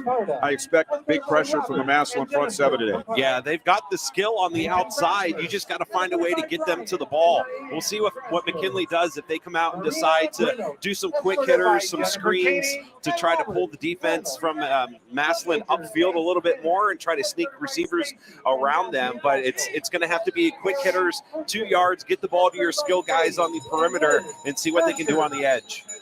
You mentioned balance. Back on the starting line as the quarterback this year, Jalen Slaughter, 1,550 yards, completing 63% of his passes, 13 touchdowns, only 2 interceptions. And the Tigers also have the leading rusher in the area with Jameer Gamble, 1,029 yards, averaging 9 yards a carry. This is a team that can beat you through the air, or they could do what Lake did last night and run the ball 57 times and pass it once and probably still have a lot of success. Yeah, Jalen Slaughter has one of the best deep balls in the area. Somehow he finds a way to just drop it in the bucket. And the sheer speed that Jameer Gamble has is unbelievable. He gets to the perimeter and he is off to the races. You are not going to catch him. Quick first step, and then that he puts it into that second gear, and he's gone. All right, we'll take a timeout. We'll come back with more from Paul Brown Tiger Stadium as we're getting set for our kickoff this afternoon. We'll hear from Ryan here down on the sidelines, and we'll have more about today's game and what went on last night in high school football in the area. That's all coming up as we get ready for the McKinley Bulldogs, the Massillon Tigers. We'll also hear from the McKinley head coach, Antonio Hall, and a whole lot more coming up on a very big day for Massillon. Stay tuned. You're listening to High School Football presented by the Sarshone Auto Group on Q92. Sarshone Auto Group is Ohio's fastest growing automotive group with 6 locations in Northeast Ohio, featuring top brands like Chevy, Ford, Ram, Jeep, Dodge, and more. Experience the fast, friendly, no-pressure approach to car buying that makes Sarshone truly different. Visit Sarshone today or see the selection of thousands of new and used vehicles at sarshone.com. Sarshone Auto Group, an official partner of the Cleveland Browns. East of Chicago Pizza on Lincoln Way in Massillon at the Mayflower Plaza has a deal for your Friday night football party that will make you the MVP. On Fridays, only after 4 p.m., pickup or delivery, you can get a large 3-topping pizza with an order of garlic cheese bread and a 2-liter Pepsi product for just $24. Customers need to mention the Friday Night Football Special and Q92. Don't miss out on the chance to score a touchdown for your party. Call East of Chicago in Massillon now, 330-837-9944. Finding the right space to open or relocate your business can mean the difference between success and failure. The real estate professionals at Putman Properties will help find the perfect commercial property to suit your needs. Putman Properties specializes in office, retail, warehouse, manufacturing, investment, and multifamily residential real estate. Looking to sell your commercial real estate? Putman Properties marketing professionals will utilize local, regional, and national networks developed over 30 years to command the highest yield available. Contact Putman Properties at 330-498-4400 or visit them online at putmanproperties.com. RG Drag, Stark County's premier career center, offers programs that prepares its students at the high school level for careers and continued education beyond high school. Upon completion, RG Drag students have an immediate opportunity to obtain a well-paying job in many exciting career fields. We offer everything from culinary, dental assisting, engineering, sports turf and landscape, welding, and so much more. Contact RG Drag to find a program and career that's the perfect fit for you. RG Drag, where careers begin. Did you know in 1885, Frank and Charles Menches invented the hamburger at the Erie County Fair in Hamburg, New York? Today, Menches continues their legacy with the same ingredients to make their burgers fresh every day and never frozen. Stop in at Menches downtown Massillon and in Canton on West Tusk for Burger Day every Wednesday and get $3 off all burgers. Menches Brothers, you call it a hamburger, we invented it. Meet Tanya Maddox, realtor with Pico Realtors, Auctioneers, and Advisors. Her expertise, residential real estate and land. With a vast knowledge of Massillon, Tuslaw, Navarre, and surrounding areas, and 4 children in the Massillon City Schools, she understands what makes a perfect home. Honest, energetic, and hardworking. The right person for all your real estate needs. Reach Tanya at 330-209-7854 or visit KikoRealEstate.com for Tanya's listing. Let's find your next home together. The teams have taken the field. The Tigers a little bit earlier, and the Canton McKinley Bulldogs just now taking the field down to our right. The Tigers will be in the all-black today with the orange numbers, letters, and trim, and the black helmets with the OB logo on either side. Canton McKinley in the white jerseys, white pants, red numbers, red trim, white helmets with a black face mask. And though maybe a little luster has dropped off of this rivalry in the last, half dozen years or so with the Tiger dominance, still nothing like this when these teams come out here. No, it's definitely incredible. It's a different feeling, makes the hair on your arm stand up when you see both teams run out onto the field. It's just a completely different atmosphere than any other high school game you'll ever go to. God bless America. Let's send it down to the field to the Tiger Swing Band. With Mr. Chris Nussbaum directing. Please stand and join in the singing of our national anthem, the Star Spangled Banner.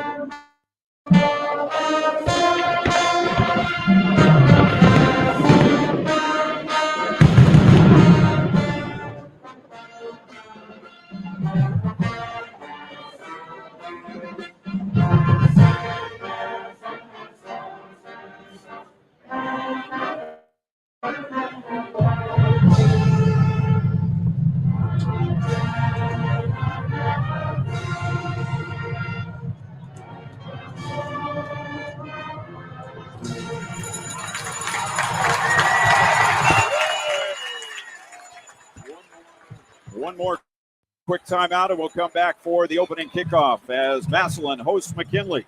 You're listening to High School Football presented by the Sarshone Auto Group on Q92.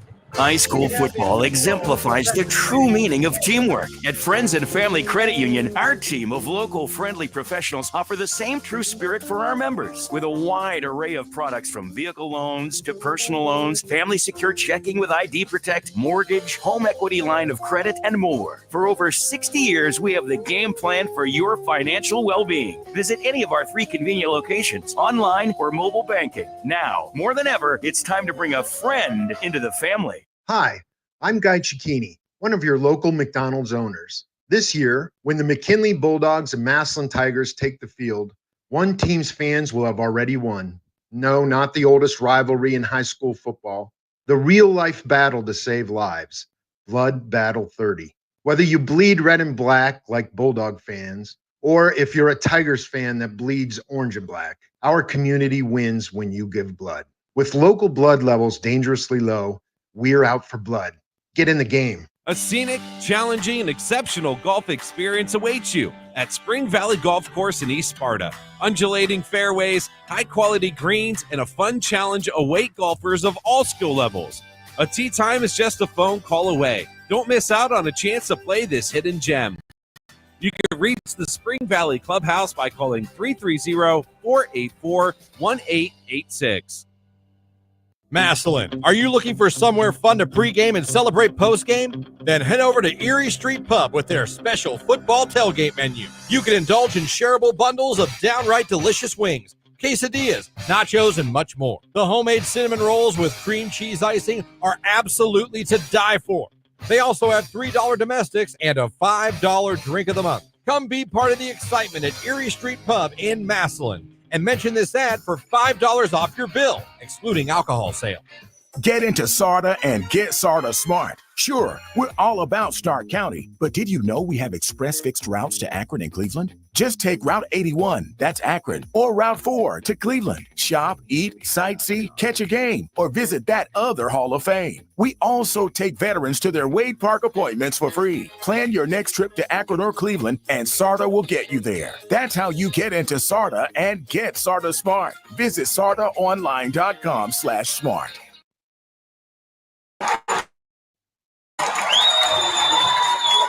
Bulldogs getting ready to receive. The Tigers getting ready to kick off. And again, good news on the Life Care Family Health and Dental Injury Report. that is nothing to report for either of these teams this week, as we're in week 10, and both are quite healthy and good to go here this afternoon.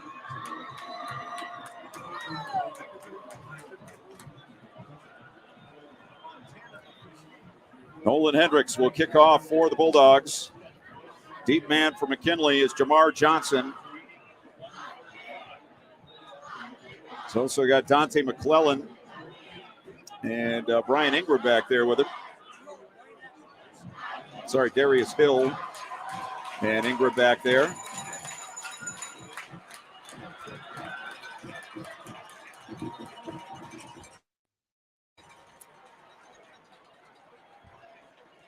And we have 12 minutes on the clock, and we are about ready for the 135th edition of McKinley and Massillon. Ball in the air. Kick coming down to the 10-yard line. It's Ingram. Now to the 20, to the 24-yard line. Brian Ingram, senior defensive back, brings the kickoff back, and McKinley will start 1st and 10 with their quarterback, Cam Montgomery. We'll see who comes out to start the game in the backfield with Montgomery. Johnson and Nino Hill have split time this year, and occasionally they're out there together, but not to start here. Hill on the season, 759 yards, 5.9 per carry. And the Bulldogs come out with 3 receivers bunch, far side right. Hill to the right of Montgomery in the pistol. And a late man coming on for the Bulldogs is DJ Britt. He'll split to the near side left. And it's a fake handoff. Throw out to the right. Caught, and nothing there for the Bulldog receiver, which was Dante McClellan. Tigers saying they have the football, and they do. So McClellan, who I don't believe has participated on offense this season, he had caught one ball earlier for 23 yards. He catches that one, and the Tigers gang tackling, knock him down, and the ball comes out, and just like that, Massillon on the McKinley 21. Yeah, we've seen this a lot with McKinley and starting games. They're really, really slow. Massillon has had turnovers on the opening drives the last few years, and they get another one here today. McKinley's defense really needs to stand strong right here and try to get the ball back. Jalen Slaughter, their senior quarterback. And they'll have Gamble to his right in the pistol. 2 receivers near side, 1 out to the left, tight end to the left. Campbell gets the handoff, trying to bounce outside, coming to the near side. He's to the 20, to the outside, and he's out of bounds inside the 10. We're going to mark him on the 8-yard line. Well, last year, Massillon scored on the first play from scrimmage on a bomb. And a bomb dropped on the Bulldogs here in the early going today with a fumble on their first play from scrimmage. And Massillon in the R.G. Drake red zone at the 9-yard line. Wing right is the tight end, D'Angelo Zimmerman. Bunch near side right with 3. Gamble gets the handoff. Coming left side, breaks a tackle. He's into about the 5 or 6 yard line. First man to hit him, Antonio Stevens, couldn't bring him down, and that was the problem on the first play. Somebody had a shot at Gamble, couldn't bring him down, and it led to a big play. Yeah, Gamble's such a patient runner too. When he gets the ball, kind of adjusts it and sees where that hole's going to open up at, and then he turns on the jet. So last 2 plays, he's done a good job reading his offensive line and finding the opening. Slaughter in the pistol. Gamble to his left. 2 receivers left, 1 near side right. Zimmerman comes in motion to the right. Slaughter, snap a bit wide, and whistles and flags.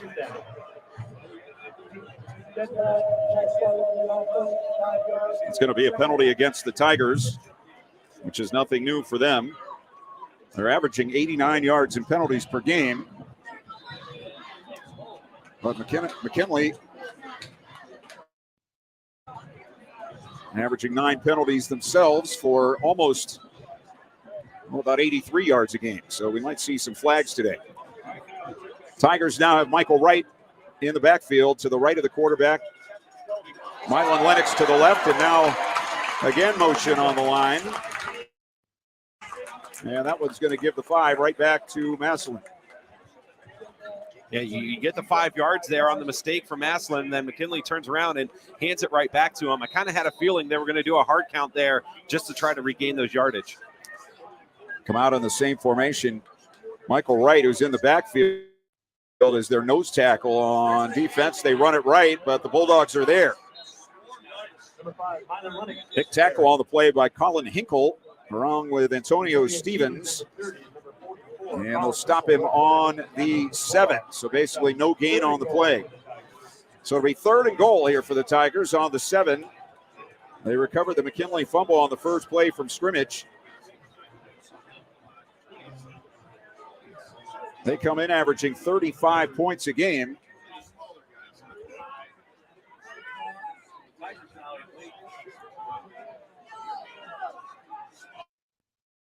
And a very tight formation. Man trying to get lined up late. That's Logan Ullman. So they have a wing on either side. And it's Slaughter rolling, pumping, throwing in the end zone, and it's a touchdown. Braylon Tolles wide open in the back of the end zone. And the Tigers draw first blood. Yeah, did a great job moving the pocket, rolling him out to his left. Brought that backside receiver just sneaking behind the secondary, and that front side tight end out into the flat. The defense jumped the flat and left Tolles wide open to the back of the end zone. Yeah, they were all over the tight end, but nobody accounted for the receiver coming from the backside. Here is Mateo Herrera for the extra point. 29 of 35 on the season. Xavier Owens holding. Good snap. Ball on the way and good. Massillon 7, McKinley nothing. 9:37 first quarter. You're listening to High School Football presented by the Sarshone Auto Group on Q92. Did you know in 1885, Frank and Charles Menches invented the hamburger at the Erie County Fair in Hamburg, New York? Today, Menches continues their legacy with the same ingredients to make their burgers fresh every day and never frozen. Stop in at Menches downtown Massillon and in Canton on West Tusk for Burger Day every Wednesday and get $3 off all burgers. Menches Brothers, you call it a hamburger, we invented it. Well, it went just the way the Tigers drew it up. They won the toss. They deferred. McKinley fumbled the ball away on their first play for scrimmage. The Tigers with a short field get the 7-yard touchdown pass from Jalen Slaughter to Braylon Tolles. Slaughter with his 14th scoring pass of the season. Tolles with his 4th touchdown catch. And the Bulldogs, who are going to have to play pretty much perfect game today, far from it on the first possessions. Kickoff into the end zone, and it'll be a touchback.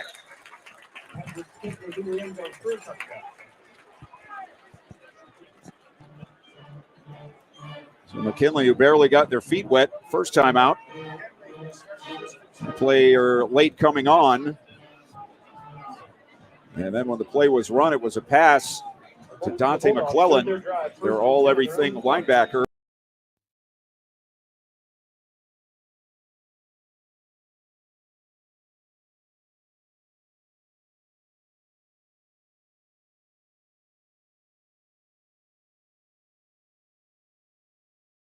Looking for that perfect summer glow all year round? Carolina Sun has you covered. Located at 3535 Wales Road, we are your go-to spot for premium tanning services. And guess what? You can save big with our Membership Monday deals. Just find us on Facebook to unlock exclusive offers. Whether you're getting ready for a special event or just want to keep that sun-kissed look, Jesse's team at Carolina Sun is here to help. Visit us today and shine brighter tomorrow. Carolina Sun, where the sun always shines. Hey Massillon, get ready to smile. Smiley's is back and better than ever, now open Monday through Sunday. Craving authentic Italian cuisine or mouth-watering pizza? Smiley's Italian and Pizza Restaurant is reopened in their same home downtown Massillon on Lincoln Way. From classic pasta dishes to famous pizzas, every bite is a taste of Italy. Come into Smiley's any day of the week and experience the joy of dining at Smiley's. Smiley's, your new happy place in Massillon. And it'll be a first down for McKinley on the 31-yard line.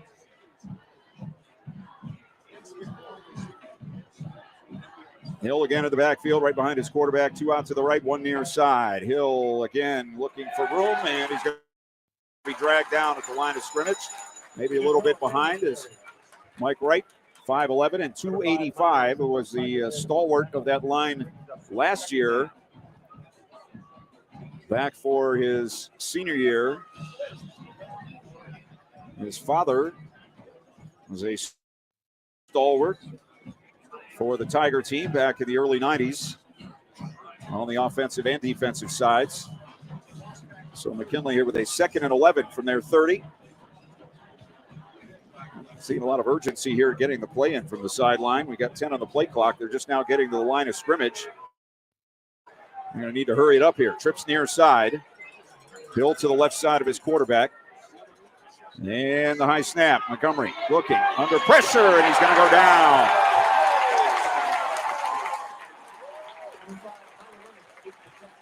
Looks like Mylon Lennox came in for the sack from the left side. McKinley had 2 receivers like crossing the field, and they might have gotten tangled up with each other. Yeah, both players, one was running a drag, one was going straight down the middle of the field. It looks like a little miscommunication.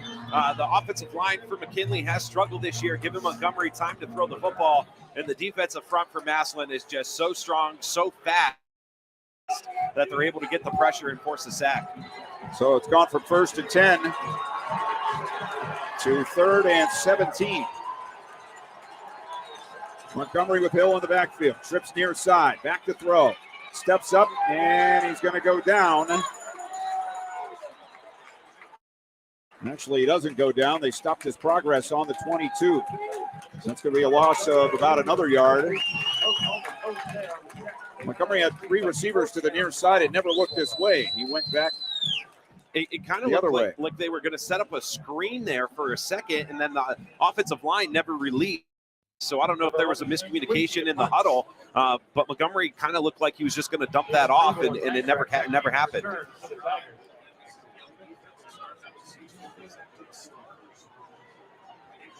Keith Quincy to punt for the Bulldogs. Averages about 37 yards a punt. And they got a hand on it. Massillon trying to pick it up. And they do on the 25.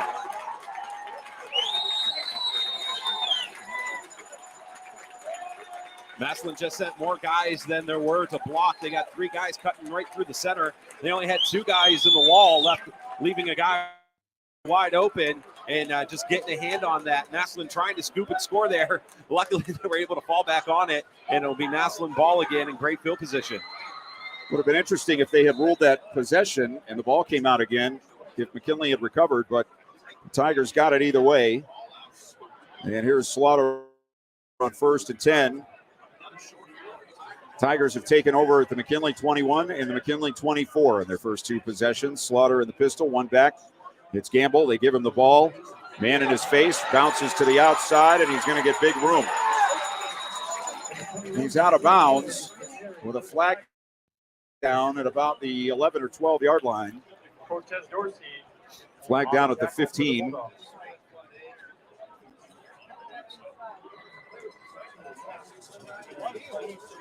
Like Dante McClellan had to adjust his shirt after that play.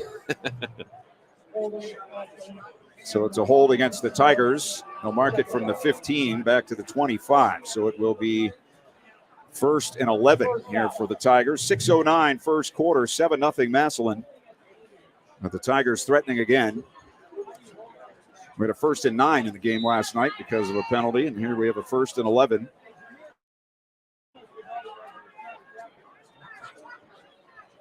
On the 25. Slaughter with Gamble lined up to his right, hands him the ball, has a hole over the left side, runs through a tackle, bounce to the outside, looking for room, and finally surrounded and dropped at around the 18-yard line. He's going to get about 6 yards on that play, and again, a Bulldog had hands on him and couldn't bring him down. Yeah, he's so elusive, and he has a great stiff arm, too. He showed it right there to get further out to the sideline, sticking that stiff arm out there and picking up extra yardage. He's just a great all-around back. He can catch coming out of the backfield. He's tough to stop. Tigers have 3 receivers on the field. They have McConnell and Zimmerman lined up his wings left. They have a receiver tight each way, and Gamble to the left of his quarterback. Play action. Slaughter back to throw. Looking near side. Going to loft it for the end zone and incomplete. Down around the 1 yard line, and another flag down back in the backfield at the 25 yard line, and another hold here against the Tigers. Yeah, Gamble had a step on the defender out there in the flat. That ball just slightly overthrown by Slaughter. So, like I said, he's great coming out of the backfield, especially when he's got a full head of steam. It's hard for that defender to open his hips up and try to keep up with Gamble coming out of the backfield. The wind is behind the Tigers, not a substantial breeze. Weather not really a factor here at all today. Temperatures around 60. Partly cloudy skies. Ball back to the 29 yard line, and now here comes an official from the end zone running up to see what, or to signal something to the referee. I don't know what that signal was. I don't either. It's 2nd and 15 on the 29 now for the Tigers. Receiver each way, tight end left. And Gamble the handoff. Tries the middle, and this time they're going to get him for a loss. Number 21, Jameer Gamble. Brought down in the backfield by Shad Davis, sophomore linebacker. So the Tigers call that a no gain on the play. So 3rd down now. And the Bulldogs with a big chance to get off the field.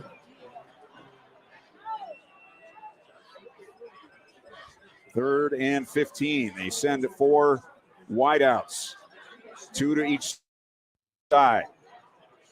Gamble to the left of Slaughter in the pistol. He goes straight back to throw. Has time. Now flushed out near side. Slaughter going to throw near side, and it's incomplete. Low and outside, intended down inside the 10-yard line. And that will be now 4th and 15. And with the wind at their back, we'll see what the Tigers elect to do here. If they might just go for it, kind of in between here on the 29. Yeah, they're in that no man's land where it's too close to punt, but too far away to try a field goal. It'll be 46 from here. Herrera's longest. Didn't see what the longest was. Back is Slaughter on 4th and 15. Steps up, now throws short, and the man is hit on the 24-yard line. It's Gamble. Knocked down by Antonio Stevens. So the Bulldog defense holds. Aided by a couple of Tiger penalties. And now McKinley will take over 1st and 10 on their 24 with 4:20 to go in the first period.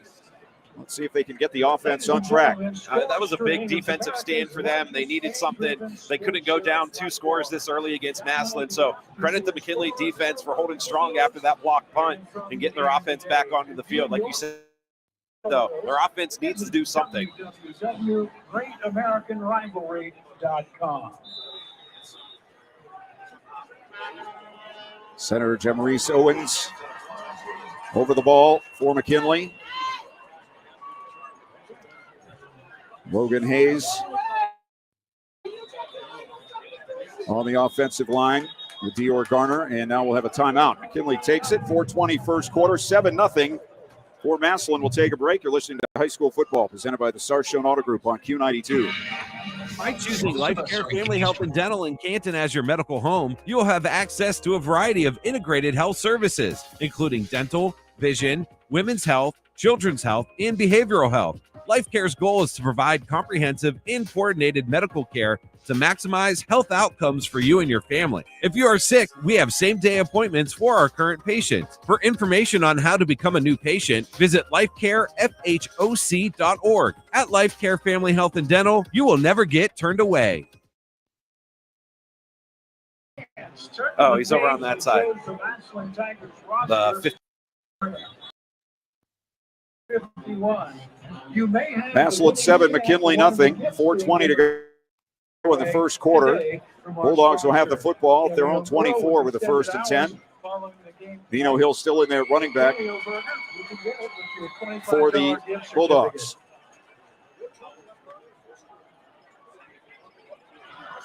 And on 1st down, Hill tries the middle, and he's going to be hit and dropped for a loss. Mylan Lennox into the backfield again for the Tigers. 5'10", 205, and a senior.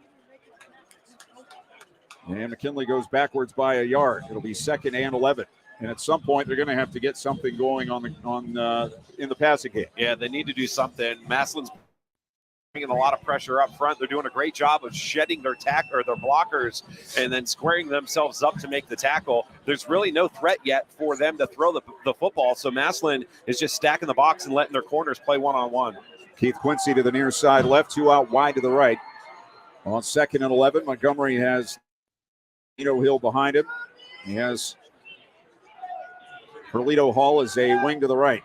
Up the middle hill again. And he lowers the shoulder, lowers the head, and gets a few yards out of it to about the 28-yard line. And it will be 3rd down and 6 here for McKinley from their 33-yard line. Still looking for their first down of the game. We're 9 minutes in. Massillon with a 7-0 advantage. I mean, they haven't been past their own 30-yard line. They fumbled their first offensive play. They got a 1st down the next time, but then had their punt blocked. Now they'll send 3 out to the far side. Hill to the right of his quarterback. Tight end left. Here comes the pressure. Montgomery rolling right, throws middle and incomplete. Too low for DJ Britt crossing the field. He also had Xavier Harris crossing the field, and the pass kind of landed between them. And a chance there really for Montgomery to set his feet and make a throw. The pressure, I think, on the earlier plays affected that. Yeah, it got in his head. He decided he was going to roll out to his right, and instead of setting his feet, he tried throwing a little bit across his body on the run, and you're just not going to generate the arm strength to make an accurate throw. So his internal clock might have been turned and made a little shorter based off the earlier pressure. Quincy to punt. The last one was blocked. Good snap. This kick is away. Quincy with a high floater. On the far side, it's caught, and an immediate tackle on the 48-yard line. For McKinley, I believe that was Cortez Dorsey who made the stop for McKinley. The punt into the wind was only for about 25 yards, but no return, basically. Massillon starting in their worst field position, their own 48. That must be a great feeling to know that, they haven't been that far back at all off the turnovers and the blocked punts. So I wouldn't be surprised to see Massillon come out and maybe take a shot right off the bat. Slaughter in the pistol. Actually, Slaughter moving under center here. He's got Gamble behind him. That's who I thought I was looking at. And Slaughter, play action. Here we go. He's back. Wants to throw deep down the middle. And it is incomplete. Just overthrown, intended for Jock Carter. Don't know if the wind is playing with the deep balls for Slaughter, but he's overthrown a couple here early.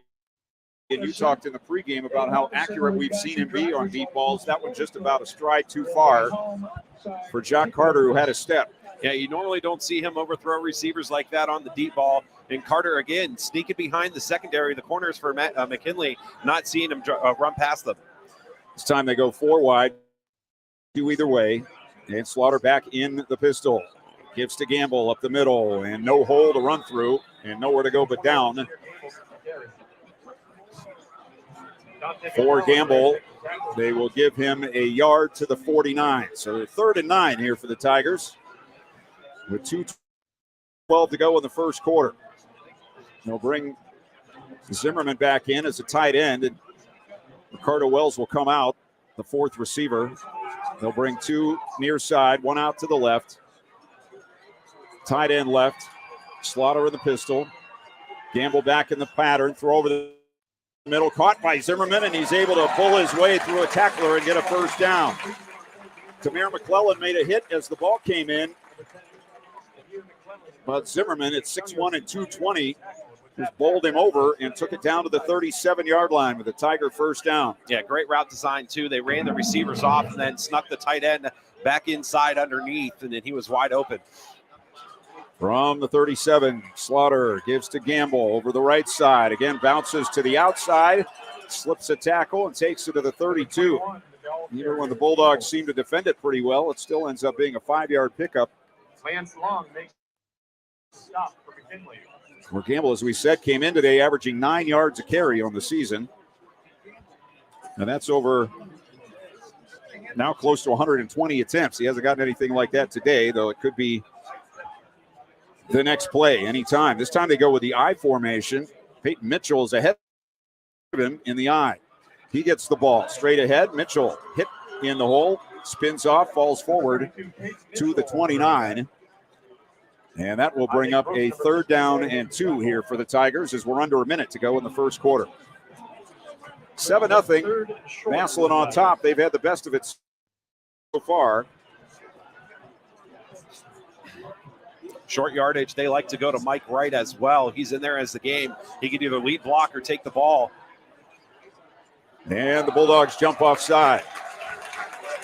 Right over the ball. Say Sean Murray. Again, something we saw last night. Each team, Jackson and Hoover, had the man right over the football, jump off sides, and nothing makes the coach more upset than that. So the free 5 gives Massillon a 1st down on the 24-yard line.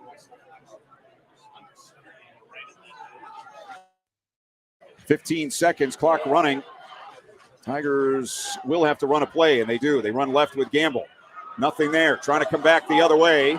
Hit in the backfield. Still looking for room. And takes a punishing hit at the 26-yard line as Dante McClellan came up to stop him on the 26 for a loss of 2, and that's the end of the first quarter. For Paul Brown Tiger Stadium after 1, Massillon 7, McKinley nothing. You're listening to High School Football presented by the Sarshone Auto Group on Q92. Welcome to the Beauty Bodega, your one-stop sanctuary for hair, nails, massage, and more. At Beauty Bodega, you can unwind with a complimentary glass of wine while pros pamper you from head to toe. Whether you need a fresh haircut, stunning manicure, relaxing massage, or somebody to talk to, the Beauty Bodega is there for you. Not only will you look amazing when you leave, but their staff pride themselves on making you feel beautiful on the inside as well. Call today for an appointment, 330-265-7324. East of Chicago Pizza on Lincoln Way in Massillon at the Mayflower Plaza has a deal for your Friday night football party that will make you the MVP.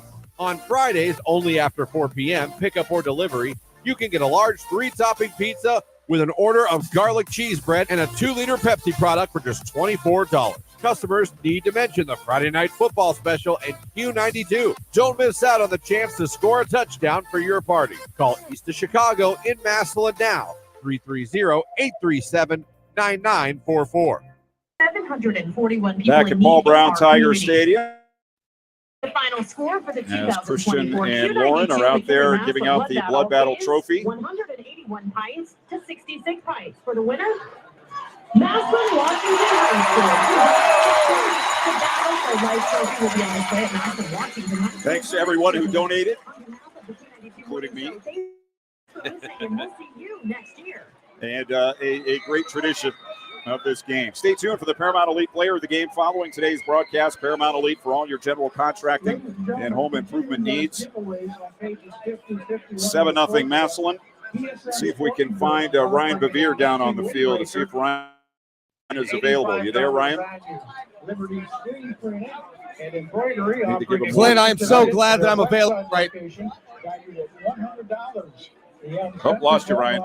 No, I'm here, buddy. I can hear you. Okay, go ahead. No, for McKinley to win this game, if you think back to the previous times that McKinley had success against Massillon, it was Eric Glover-Williams, it was DeMarcus Robinson. So they're going to need their star guys, Nino Hill, Montgomery, the quarterback, to step up and really light it up. And if I'm McKinley, you look at that scoreboard, the way that McKinley played in the first half, I'll accept 7-0. Well, I got to agree with you there. The way it started, it looked like it could have gotten out of hand instantly, but still just 7-0, though the Tigers are threatening again on the 26-yard line as we start the second quarter. And Massillon on the McKinley 26 with a 2nd and 12. They give it up the middle, and it's Lennox to the 24-yard line, so they get what they lost on the first play. And now it'll be a 3rd down and 10 on the 24. You get the feeling, too, that Massillon's doing this run game just to try to lull the secondary asleep for McKinley. And eventually they're going to go to a play action, and they're going to find a receiver open, and this time Slaughter's not going to miss. Well, this time Wright comes out, and Marcus Garner comes out as the extra offensive lineman. So they have Mitchell and Gamble in the backfield, receiver each way, tight end left, near side as the Tigers go toward the American flag here at Paul Brown Tiger Stadium. The Slaughter goes deep over the middle, caught for a touchdown. Jack Carter in the back of the end zone, flag on the field, and another flag after the play. Yeah, so that first flag is going to be defensive holding, and then that second flag is going to be an unsportsmanlike conduct. The touchdown will stand, but there will be a 15-yard penalty assessed. Thought maybe Slaughter had overthrown him again, but Carter was able to stretch out and make the grab about 2 yards into the end zone to put the Tigers on the board for the second time. 2 fouls on the play.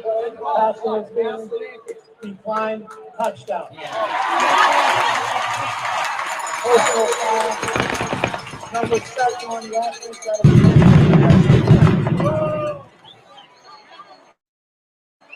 I think you were right. The signal and the announcement didn't help us a whole lot, but I think you were right about that. Yeah, that first one was a pass interference on McKinley. That's the one they declined. And then for Massillon, Carter gave a little shove at the end of that play when he was getting up in the back of the end zone, and that's where they got that personal foul. Well, the Tigers, there's many of those as any team I've ever seen. And now they're going to make their kicker attempt this extra point from 35 yards. Into the wind, Mateo Herrera, 1 for 1 today, 30 for 36 on the season. Kick on the way, has the distance, and it's no good. Wide to the left. So the penalty cost the Tigers a point. And we'll have a timeout. 11-14 first half. Massillon 13. McKinley nothing. You're listening to High School Football, presented by the Sarshone Auto Group on Q92. Meet Tanya Madden, realtor with Pico Realtors, Auctioneers, and Advisors. Her expertise, residential real estate and land. With a vast knowledge of Massillon, Tuslaw, Navarre, and surrounding areas, and 4 children in the Massillon City Schools, she understands what makes a perfect home. Honest, energetic, and hardworking. The right person for all your real estate needs. Reach Tanya at 330-209-7854 or visit KikoRealEstate.com for Tanya's listing. Let's find your next home together.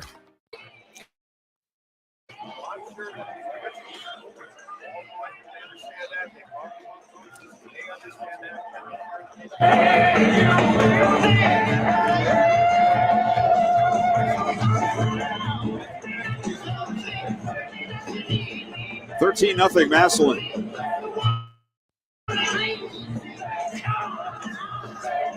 There, the 24-yard touchdown pass. Second of the day for Jalen Slaughter. He's hit Tolles, and he's hit Jack Carter. Kickoff comes to the near side and goes out of bounds. So the Bulldogs will have the ball. 1st and 10 after the kickoff out of bounds. And they'll spot the ball on the 35-yard line, which now is the best field position starting for the Bulldogs today. They've gotten absolutely nothing going offensively. They had 1 first down on their second possession. They've yet to actually did complete a pass on the first play of the game, but it went for no gain, and a fumble gave the ball to Massillon. 2 receivers far left, 1 near side. Hill gets the carry up the middle, and the Tigers all over it right at the line of scrimmage. And a flag after the play.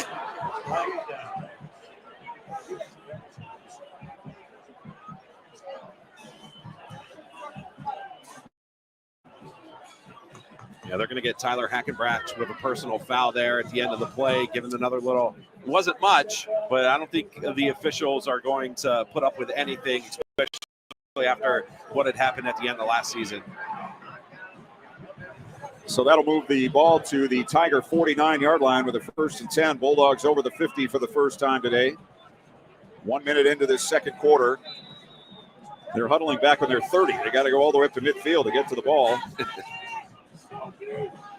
They'll send 2 receivers far side left, 1 to the near side. They have a wing to the right. And Hill set up behind Cam Montgomery. In the pistol. Snap back. Play action. Throw over the middle. It's caught inside the 35 and down to the 34-yard line goes Darius Hill. Hill with his 25th catch of the season, and that's the kind of thing the Bulldogs can do through the air, and it gets them a big first down to the Tiger 32. Yeah, the great play design, too. They did the play action, and instead of having Montgomery take a deep drop, as soon as he faked the handoff, just squared his shoulders, hit the slant route for a nice game. So the Bulldogs with a 1st and 10, trailing 13-0.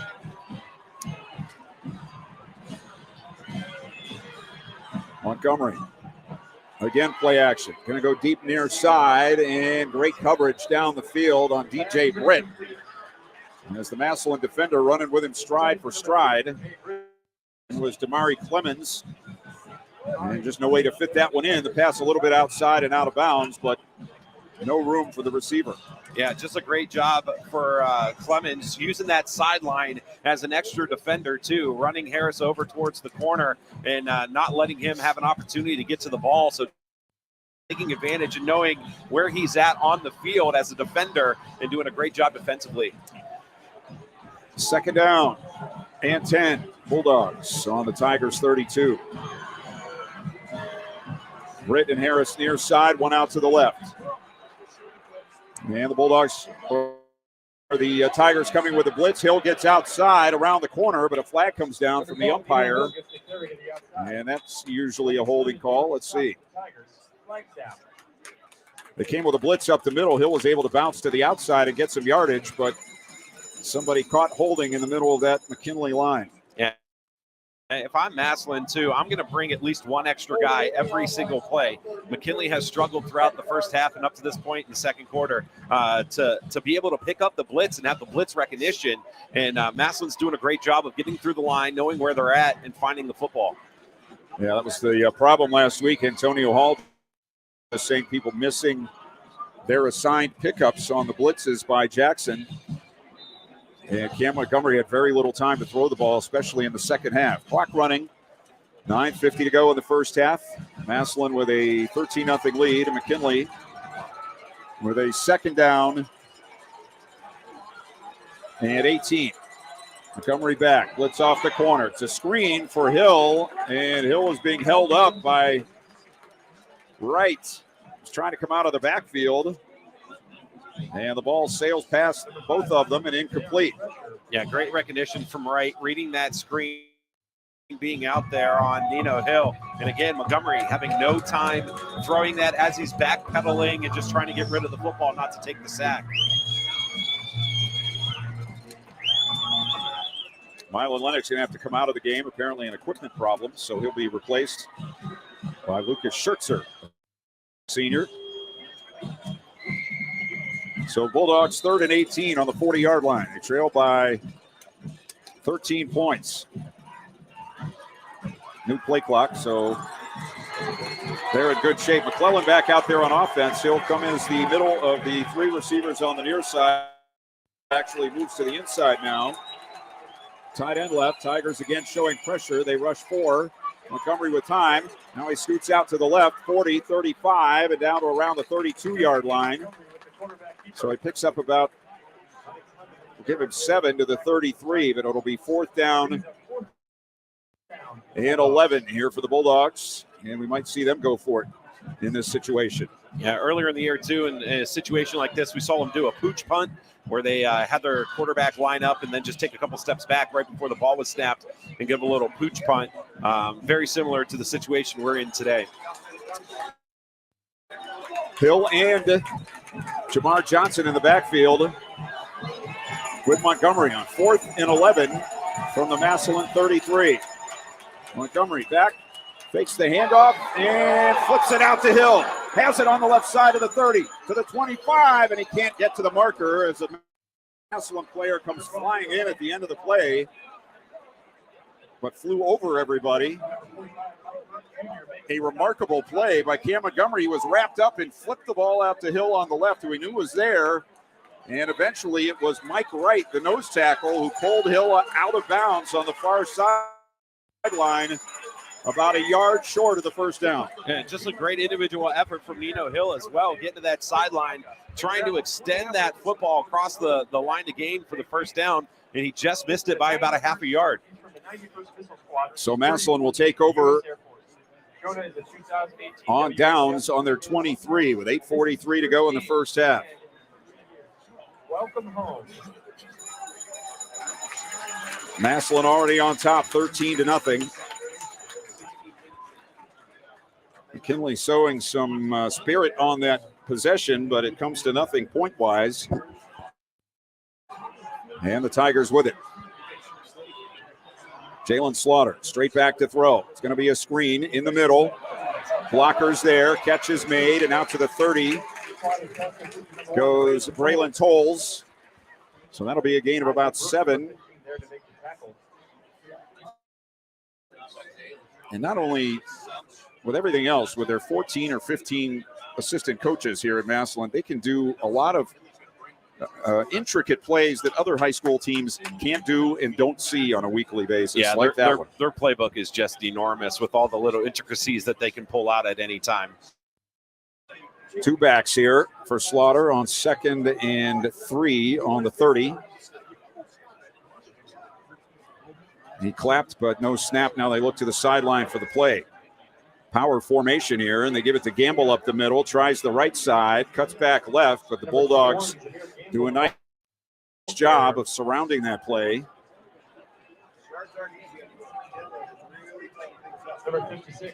And it was Zayshawn Murray who made the stop there. He would not be moved out of the middle of that defensive line. So another 3rd down here for the Tigers. 3rd down and 3. They made a third of their 3rd downs this season. And they'll have 3 receivers. Slaughter back to throw. Again, the rush up the middle, and they swing it out to the far side, and it's going to be short of the first down as McClellan shoves the ball carrier out of bounds into the McKinley bench. That was Gamble. And they'll mark the play out of bounds at the 29, which is actually a loss on the play. And a 4th down here for the Tigers. McKinley's defense seems to have settled down and is reacting a little bit better and understanding what Massillon's trying to do. However, the offense for McKinley still has yet to get going. They've only had the ball. I mean, the time of possession wide is massively on the side of the Massillon Washington Tigers. Tyler Hackenbrack to punt, averages 38.3. And with this team, you always have to look out for a fake, no matter where and when. Hackenbrack takes the snap, kick is away, low end-over-end kick, and it's going to take a Tiger bounce. Picked up by Quincy on the 30, coming near side 40, 45, 50. Flags down. So never mind.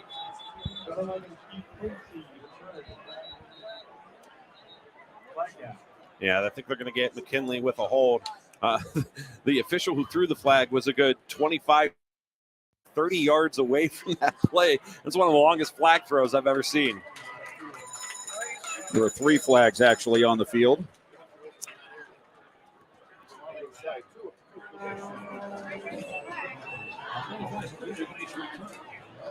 Let's see if they get Shad Davis here.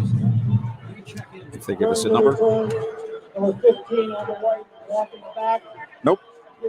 Isaac Brooks is marked for the penalty. Today's contest between Massillon and McKinley has been designated as a featured game in the nationwide. Remember to stay tuned for the Paramount Elite Player of the Game following our broadcast. Paramount Elite for all your general contracting and home improvement needs. That's coming up following our game this afternoon. McKinley 1st and 10 on their 30. So the penalty actually cost them about 25 yards as they go up the middle with Jamar Johnson. And 12, Nino Hill he gets a yard on the play. Johnson on the season, 430 yards rushing.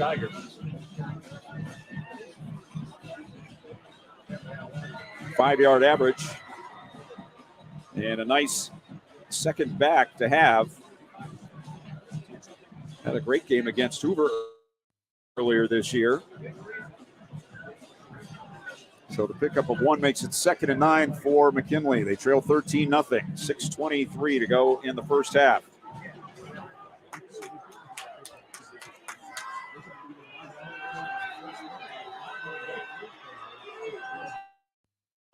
Here's Montgomery throwing out left side. It's caught in the left flat.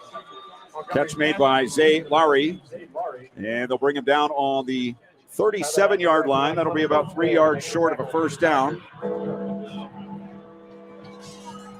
Lowry with his 5th catch of the season. And it sets up a 3rd and 3 here for McKinley.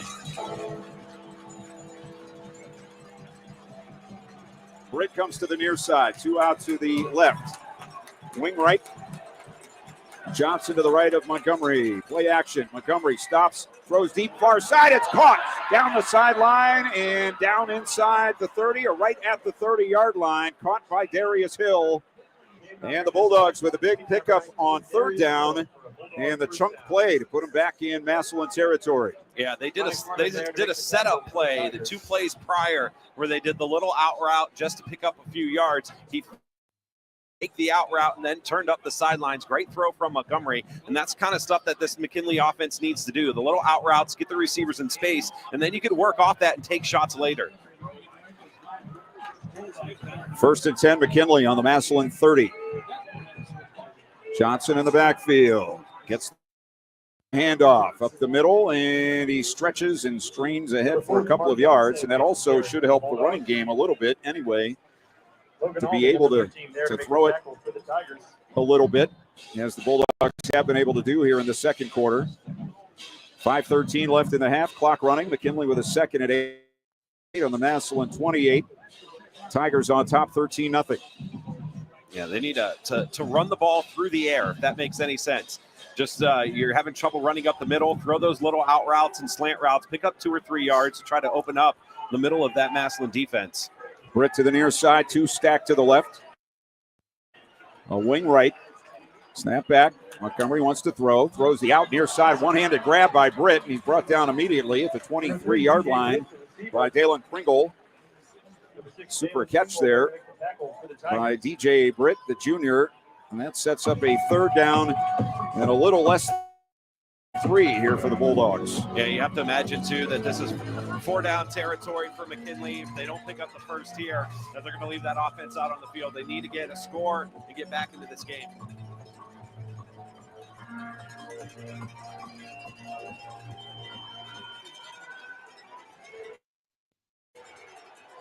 Ten of the play clock. Bulldogs at the line of scrimmage. 2 out to the left, 1 to the near side. And play action. Throw out to the left side, caught. It's Laurie again inside the 15 and down to the 13-yard line. It'll be a first down for the Bulldogs. A Tiger player slow to get up. But he is now up on his feet. I think that's Lennox Lemon. But again, the short throw, the crossing patterns. Montgomery on target with the passes. And McKinley in the RG Drake red zone with a 1st and 10 on the 12-yard line. 3:47 left in the half.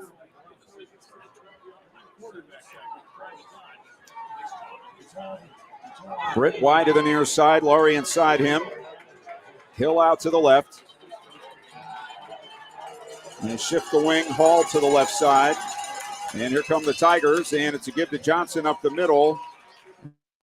And he's going to be able to get back to the line of scrimmage, I believe, but not much more. Tigers were bringing 2 or 3 extra rushers on that play. I don't know if it was a run blitz necessarily, but the run went right into it.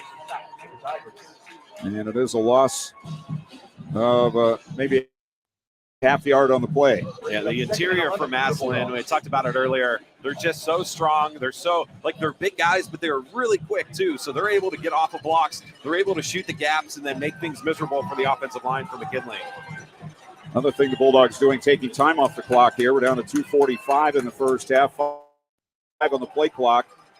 As Montgomery takes the snap, straightens up, throws near side. Britt has it. Britt to the 10, breaks a tackle, And he's going to be knocked down back on the 11 or 12-yard line. Gave up a couple of yards. So actually no gain on the play. Tigers run away with the football, thinking there was a fumble, but there was not. And so it'll be 3rd down and 10 here for McKinley. Kind of surprised you didn't see a flag for a horse collar there. They had the back of Britt's jersey kind of tugging on it. He was able to escape, but in doing so, he lost yardage. I don't know if we have a timeout or what we have here, but we'll take a break. 13-0 for Massillon. 2:13 first half. You're listening to High School Football presented by the Sarshone Auto Group on Q92. Sarshone Auto Group is Ohio's fastest growing automotive group with 6 locations in Northeast Ohio, featuring top brands like Chevy, Ford, Ram, Jeep, Dodge, and more. Experience the fast, friendly, no-pressure approach to car buying that makes Sarshone truly different. Visit Sarshone today or see the selection of thousands of new and used vehicles at sarshone.com. Sarshone Auto Group, an official partner of the Cleveland Browns. Back here at Massillon, Clint Scroggs, Ryan Keller, Ryan Bevere, and we are at 2:13 of the second quarter. Massillon with a 13-0 lead. And McKinley will have a 3rd and 10 on the Massillon 12-yard line. Yeah, they do.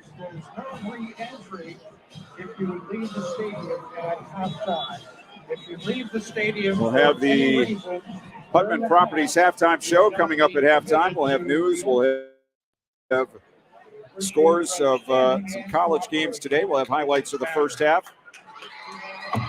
And maybe talk about the computer points. Most everybody is done by now after last night's action. Here we go, 3rd and 10.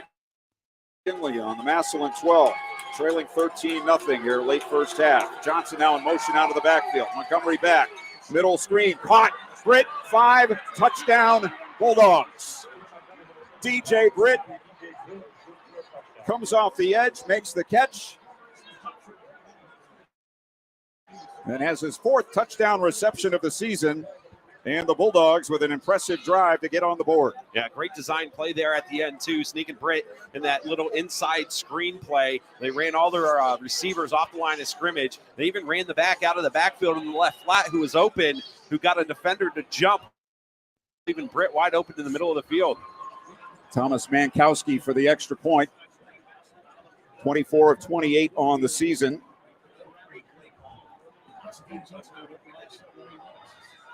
Nolan Bonner is the holder. Snap is good. Ball down. The kick is good. 2:07 to go in the first half. Massillon 13, McKinley 7. You're listening to High School Football presented by the Sarshone Auto Group on Q92. Quality meals and Midwestern hospitality. That's what the Ohio Grill is known for. Owners Tyler Barrett and Mitchell Gallagher believe in simple food done right. Head to 715 Canton Road in Carrollton, Ohio for mouth-watering burgers, salads, and fresh-cut French fries. Daily specials at theohiogrill.com. Open Monday through Friday, 11 a.m. to 8 p.m. Call 330-476-6312. The Ohio Grill, where food and hometown pride unite. Satisfaction guaranteed. The conclusion of today's game.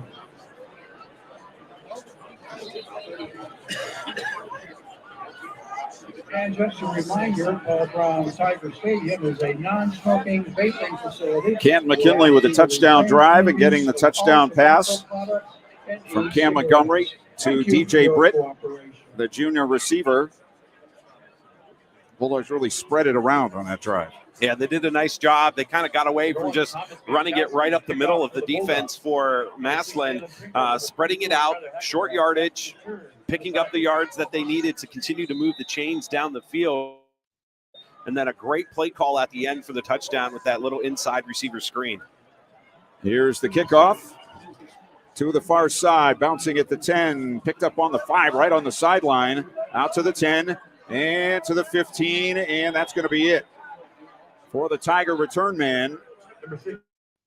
I believe it was Dalen Pringle bringing that one back for the Tigers, so they will start in their own 15. 2:01 left in the first half and 2 timeouts for both teams. So a rough start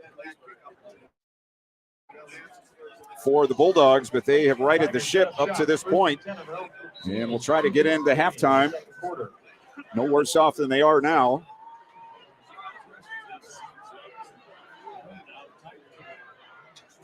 Two receivers each way here on first down. Jalen Slaughter with a handoff to Pringle or to Gamble up the middle, breaks a tackle, breaks another, and he's going to get about 7 yards. It should have been 0 on the play, but it's a 7-yard pickup. And it'll be 2nd and 3 from the 22. For how fast he is a hard runner too. It's going to take more than one person just to tackle him unless you hit him down at the ankles. Listed at 5'10 and 190. Slaughter back to throw, 3-man rush. Runs out to the near side. Now he's going to take off running, and he's going to get out of bounds with a first down at the 36-yard line. And a flag after the play on the far sideline.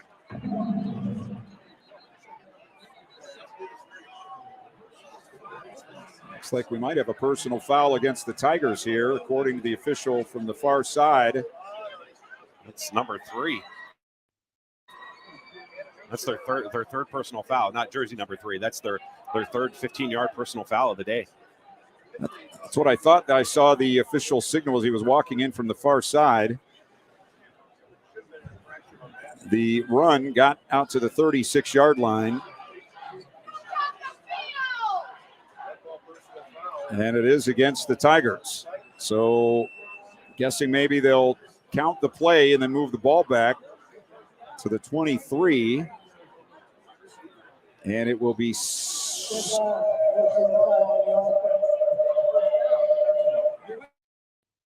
no, that didn't help us any. Looking for a little help on the down there. Is it a first down? Because the run got a first down, so it might be first down, but just from back here at the 23-yard line. Yeah, if it's a dead ball, it's a penalty that happens after the play. So the result of the play will stand, and then the penalty will be enforced after that. 1:23 left in the half. Tigers 1st and 10 on their 23-yard line. 13-7 Massillon. Slaughter back. 4-man rush. He's going to run up the middle. Now pitches it ahead to the 35 to the 37 to Gamble. It was just a chest pass, basically, to the running back. And they pick up another first down to the 37. 1:05 left in the half. McKinley trying to get a player off. He does get to the far side of the field. Bulldogs rush 3. Slaughter again throws underneath, and Gamble breaks a tackle. 45-50 to the Bulldog 48. The defender has his hands on Jameer Gamble and can't bring him down. And he's spotted on the 49. 50 seconds. Tigers still with 2 timeouts. But now they're over the 50. Again, a 3-man rush and a sack back on the 45. I think they threw the beanbag. Like RG Drags. Kevon McNeil got around the end. He got as low as he could get and got under the tackle and got the sack on the 45, and a timeout for Massillon will take it with 37 seconds left in the half. You're listening to High School Football, presented by the Sarshone Auto Group on Q92. RG Drag, Stark County's premier career center, offers programs that prepares its students at the high school level for careers and continued education beyond high school. Upon completion, RG Drag students have an immediate opportunity to obtain a well-paying job in many exciting career fields. We offer everything from culinary, dental assisting, engineering, sports turf and landscape, welding, and so much more. Contact RG Drag to find a program and career that's the perfect fit for you. RG Drag, where careers begin. East of Chicago Pizza on Lincoln Way in Massillon at the Mayflower Plaza has a deal. 37 seconds to go in the first half from Paul Brown Tiger Stadium. Massillon with a 13-7 lead over McKinley, and the Bulldogs, or the Tigers, from their 45 with a 2nd and 16. They have 1 timeout remaining in the half. And again, the Bulldogs showing 3 linemen and a linebacker. Now he'll drop out. Here's Slaughter stepping up. Throws middle, caught, That's Tolles, and close to a first down. They spot him just inside the 40. He's not going to get to the first down marker, so it'll be 4th down in inches. Clock down to 23 seconds.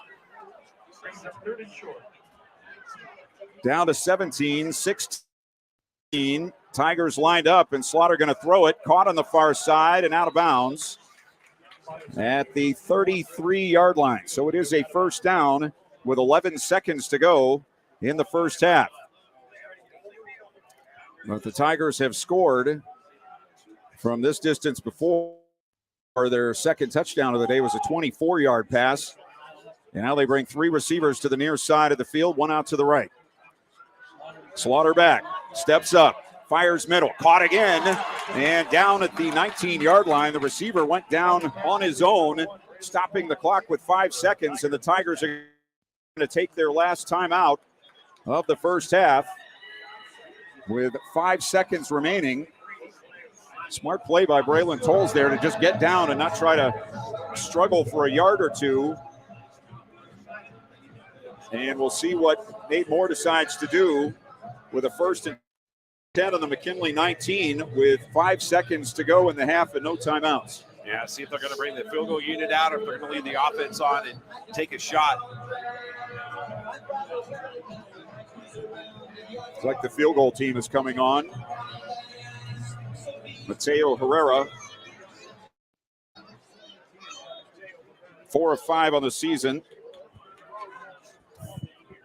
And 29 is his long.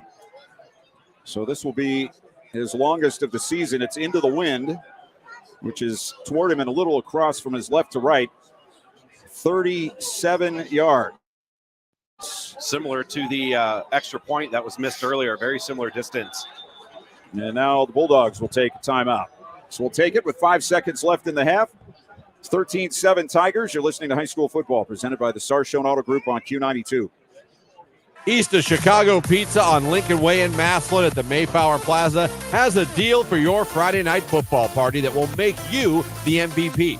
On Fridays, only after 4 p.m., pickup or delivery, you can get a large 3-topping pizza with an order of garlic cheese bread and a 2-liter Pepsi product for just $24. Customers need to mention the Friday Night Football Special and Q92. Don't miss out on the chance to score a touchdown for your party. Call East of Chicago in Massillon now, 330-837-9944.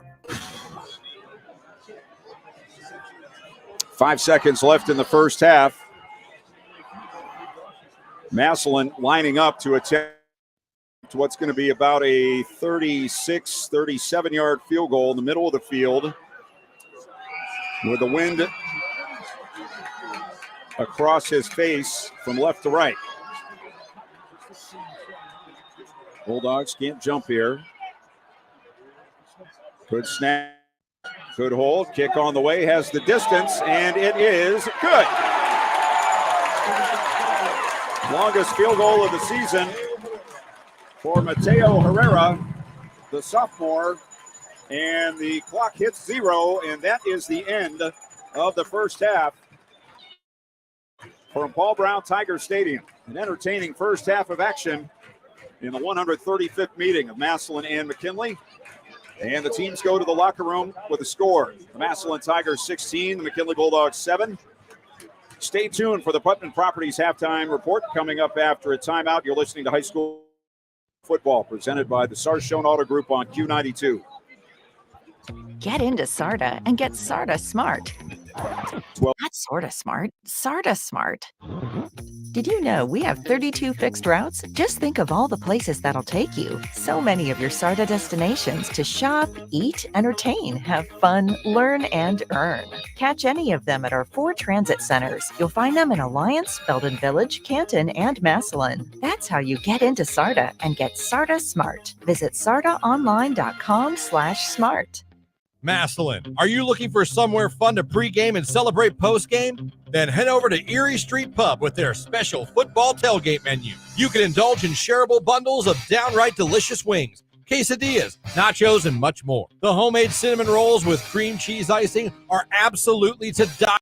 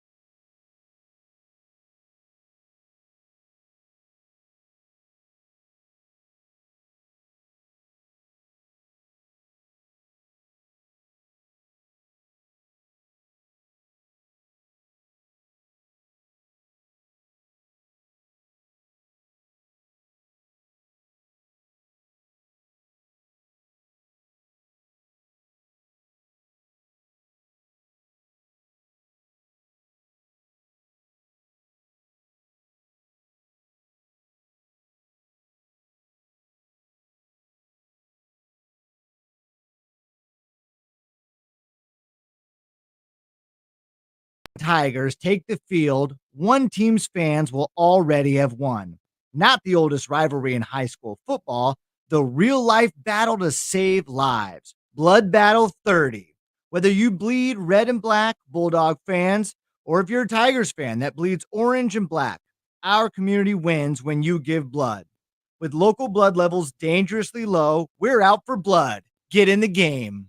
For the Putman Properties Halftime Show, I'm Jeff Mears with Q92 News. A Robertsville man is jailed on charges stemming from an alleged attack involving his son. Stark County Sheriff's deputies arrested 50-year-old Chad Mackey without incident at his Lincoln Street Southeast home. He was booked at the Stark County Jail on charges of felonious assault and domestic violence. Mackey is accused of stabbing his son multiple times and hitting him in the mouth with his head at the address Thursday night. The younger Mackey suffered serious injuries. His condition was not available. Chad Mackey was arraigned Friday in Alliance Municipal Court. He's being held in the county jail in lieu of $250,000 bond. A preliminary hearing is scheduled for November 1st. A Jackson Township man is accused of stealing money from two customers of the credit union where he works. 35-year-old Jacob Evans was arrested Thursday on a warrant charging him with 2 counts of theft from a person in a protected class. He was arraigned in Canton Municipal Court the same day. Evans was released after posting bond and ordered to have no contact with the victims. He allegedly took $9,000 from a Plain Township man's account without permission and an additional $500 from a Canton Township woman's account. The activity occurred between August 13th and October 2nd.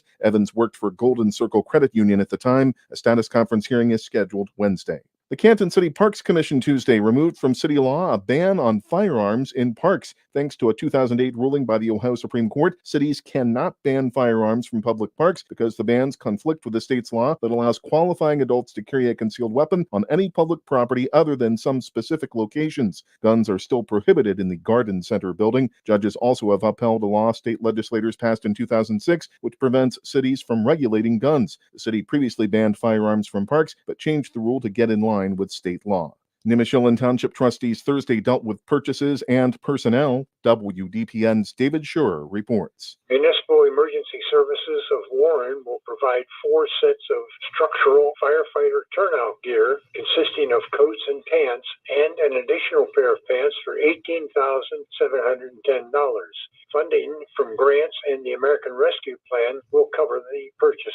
Marlboro Supply will furnish 30-inch drain pipe to enable road department employees to recover a washed-out portion of Swollen Avenue Northeast. Trustees accepted the October 29 resignation of CENTCOM Dispatch Director Andrea Walters, as the center will close November 4.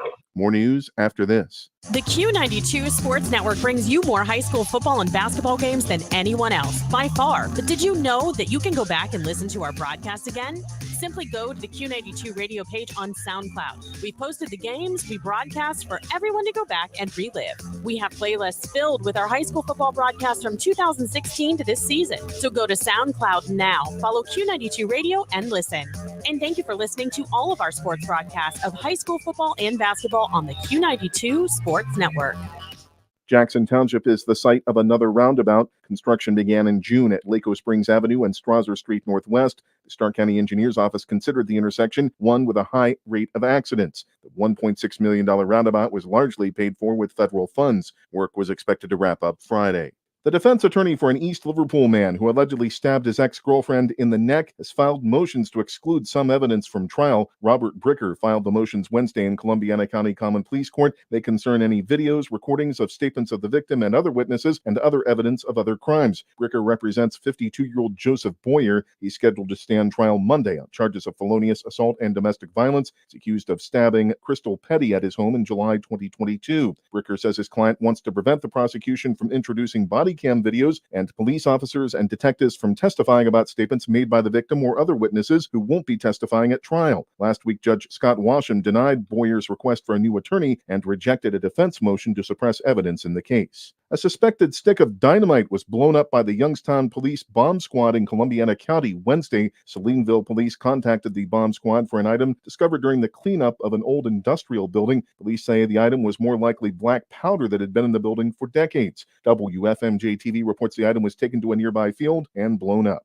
Youngstown police are investigating a shooting that put a man in the hospital Friday afternoon. Officials say the victim was driving westbound on the Himrod Avenue Expressway when he was struck by gunfire around 1:40. He was taken to St. Elizabeth Health Center where he is in stable condition. Police say the shooter was in another vehicle. It fled the scene on either I-680 northbound or the Market Street exit. The entrance to I-680 North and Market Street was temporarily closed during the investigation. The Mahoning County Coroner's Office has identified a man who was recently found shot to death in Youngstown. 62-year-old George Grays was discovered October 17th in a vehicle on Norwood Avenue on the city's north side. Youngstown police officers attempted to revive him but were unsuccessful. Detectives believe Grays was sitting in the car when he was shot. The incident is under investigation. Police have made no arrests. Trumbull County Commissioner Nikki Frenchko says she believes conflicts of interest will prevent a fair investigation of her charges against Commissioner Mauro Cantalamessa and Sheriff Paul Monroe. Frenchko wants a special prosecutor appointed to investigate missing text messages related to her 2022 arrest for disrupting a lawful meeting. The judge in the case dismissed the charge and ordered text messages between Cantalamessa and Monroe be preserved. The texts were deleted. Frenchko says a conflict exists with the commissioners, sheriff, Warren Police, and the prosecutor's office, and a fair investigation is not possible.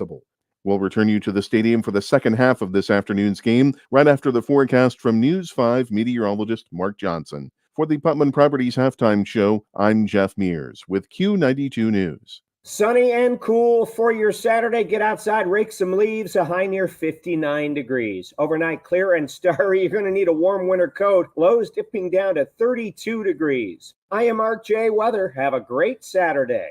A scenic, challenging, and exceptional golf experience awaits you at Spring Valley Golf Course in East Sparta. Undulating fairways, high-quality greens, and a fun challenge await golfers of all skill levels.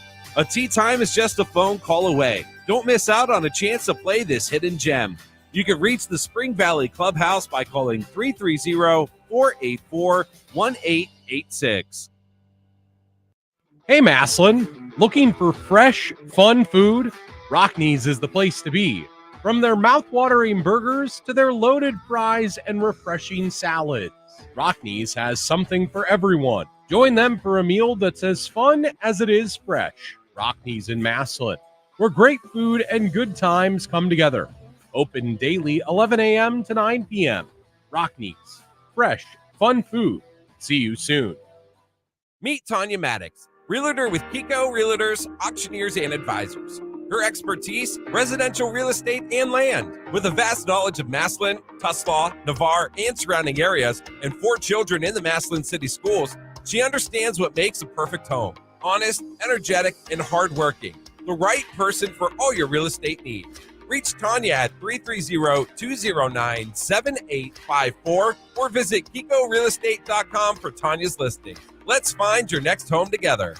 Located on West Tuscan, Canton, Harmon's Pub has proudly earned the title of Stark County's #1 bar. This local gem tantalizes taste buds with an impressive array of 18 chicken wing flavors, perfectly paired with an eclectic menu of fresh salads, mouth-watering burgers, and irresistible daily food and drink specials. Thursday nights are legendary for their famous Reuben with fries, all for just $10.99. Whether you're a wing aficionado or a burger enthusiast, Harmon's Pub is the ultimate destination for great food, delightful drinks, and unforgettable experiences. Welcome to the Beauty Bodega, your one-stop sanctuary for hair, nails, massage, and more. At Beauty Bodega, you can unwind with a complimentary glass of wine while pros pamper you from head to toe.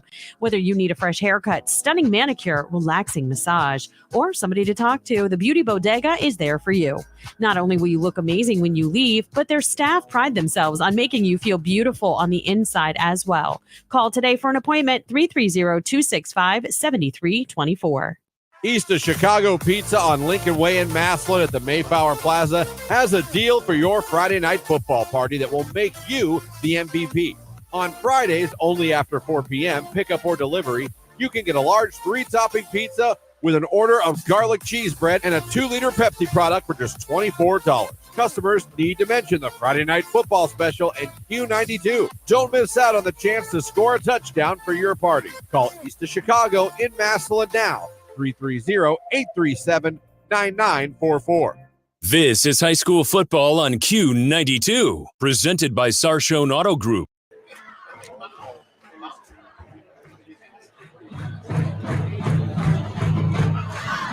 The Massillon Tigers swing band on the field. The Camp McKinley marching band doing a great job a little while ago, and now the Massillon band following suit. We are at halftime in the 135th meeting of the McKinley Bulldogs and the Massillon Tigers. Massillon with a 16-7 advantage. And now we'll let you know how we got there. It started out very badly for McKinley. They got the ball first, but on the first play, it was a completed pass and a fumble recovered by the Tigers.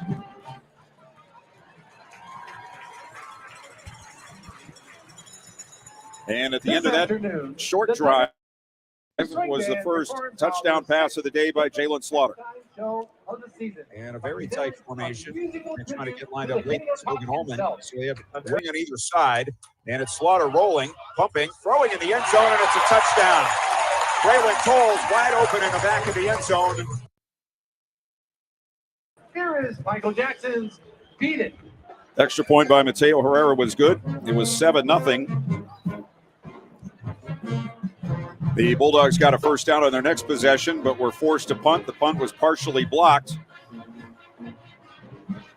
The Tigers took over again at great field position. And got this touchdown pass from Jalen Slaughter to Jock Carter. Mitchell and Campbell in the backfield. Receiver each way. Tight end left, near side as the Tigers go toward the American flag here at Paul Brown Tiger Stadium. The Slaughter goes deep over the middle. Caught for a touchdown. Jack Carter in the back of the end zone. Flag on the field. There was a personal foul on the touchdown against Massillon, so the extra point was from 35 yards. It was missed, so the Tigers led 13-0.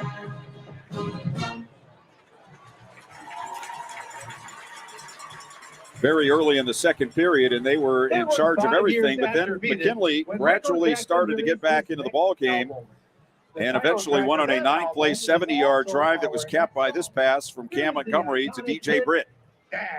Here we go, 3rd and 10. McKinley on the Massillon 12, trailing 13-0 here late first half. Johnson now in motion out of the backfield. Montgomery back, middle screen, caught. Britt 5, touchdown Bulldogs. DJ Britt comes off the edge, makes the catch, and has his 4th touchdown reception of the season. And the Bulldogs with an impressive drive to get on the board. The extra point by Thomas Mankowski was good. And with just a little over 2 minutes left in the first half, McKinley trailed 13-7. Then Massillon with 2 timeouts drove 9 plays, 66 yards, took all the rest of the first half and got a 36-yard field goal by Mateo Herrera as time expired. And that put us where we are now with a 16-7 score at halftime. And Ryan Keller has a look at first half numbers. Yeah, first downs for McKinley, 7 in that first half. Massillon with 10. Total offense, 147 yards for McKinley, 151 for Massillon. Let's get to the penalty yards. 4 for 51 for McKinley, 5 for 72 for Massillon. Time of possession, 16 minutes and 9 seconds for the Tigers, 7:51 for McKinley. Nino Hill rushed the ball 6 times for 53 yards in that first half. Jameer Gamble, 9 for 35. You said Gamble came in averaging 9 yards a carry. He's at 3.9 in the first half of this game. Cam Montgomery, 9 for 11, 92 yards and 1 touchdown. And for Jalen Slaughter, 10 of 13, 116 and 2 scores. DJ Britt, 3 receptions for 18 yards. Darius Hill, 2 for 50. Zamir Lowry, 2 for 17. And Nino Hill, 1 for 10. Braylon Tolles for Massillon, 5 for 51. Jameer Gamble, 3 for 27. Jacques Carter, 1 for 24. And D'Angelo Zimmerman, 1 for 14. Dante McClellan leading the Pups with 3 unassisted tackles, 5 total tackles in the first half. And Lennox Lemon with 4 total tackles, along with Logan Allman and Tyler Hackenbrack. All right, that's our first half numbers. Massillon on top 16-7. at the halftime break. We'll take another timeout here. You're listening to the Putnam Properties Halftime Show, 16-7 Massillon at halftime. You're listening to high school football presented by the Sarshone Auto Group on Q92. Sarshone Auto Group is Ohio's fastest growing automotive group with 6 locations in Northeast Ohio, featuring top brands like Chevy, Ford, Ram, Jeep, Dodge, and more. Experience the fast, friendly, no-pressure approach to car buying that makes Sarshone truly different. Visit Sarshone today or see the selection of thousands of new and used vehicles at sarshone.com. Sarshone Auto Group, an official partner of the Cleveland Browns. Hey Massillon, get ready to smile. Smiley's is back and better than ever, now open Monday through Sunday. Craving authentic Italian cuisine or mouth-watering pizza? Smiley's Italian and Pizza Restaurant is reopened in their same hometown town, Massillon, on Lincoln Way. From classic pasta dishes to famous pizzas, every bite is a taste of Italy. Come into Smiley's any day of the week and experience the joy of dining at Smiley's. Smiley's, your new happy place in Massillon. By choosing Life Care Family Health and Dental in Canton as your medical home, you'll have access to a variety of integrated health services, including dental, vision, women's health, children's health, and behavioral health. Life Care's goal is to provide comprehensive and coordinated medical care to maximize health outcomes for you and your family. If you are sick, we have same-day appointments for our current patients. For information on how to become a new patient, visit lifecarefhoc.org. At Life Care Family Health and Dental, you will never get turned away. Massillon, are you looking for somewhere fun to pregame and celebrate postgame? Then head over to Erie Street Pub with their special football tailgate menu. You can indulge in shareable bundles of downright delicious wings, quesadillas, nachos, and much more. The homemade cinnamon rolls with cream cheese icing are absolutely to die for. They also have $3 domestics and a $5 drink of the month. Come be part of the excitement at Erie Street Pub in Massillon and mention this ad for $5 off your bill, excluding alcohol sale. High school football exemplifies the true meaning of teamwork. At Friends and Family Credit Union, our team of local friendly professionals offer the same true spirit for our members with a wide array of products from vehicle loans to personal loans, family secure checking with ID Protect, mortgage, home equity line of credit, and more. For over 60 years, we have the game plan for your financial well-being. Visit any of our 3 convenient locations, online or mobile banking. Now, more than ever, it's time to bring a friend into the family. Quality meals and Midwestern hospitality. That's what the Ohio Grill is known for. Owners Tyler Barrett and Mitchell Gallagher believe in simple food done right. Head to 715 Canton Road in Carrollton, Ohio for mouth-watering burgers, salads, and fresh-cut French fries. Daily specials at theohiogrill.com. Open Monday through Friday, 11 a.m. to 8 p.m. Call 330-476-6312. The Ohio Grill, where food and hometown pride unite. Satisfaction guaranteed. Back at halftime at Paul Brown Tiger Stadium. Getting ready for the second half. McKinley and Massillon.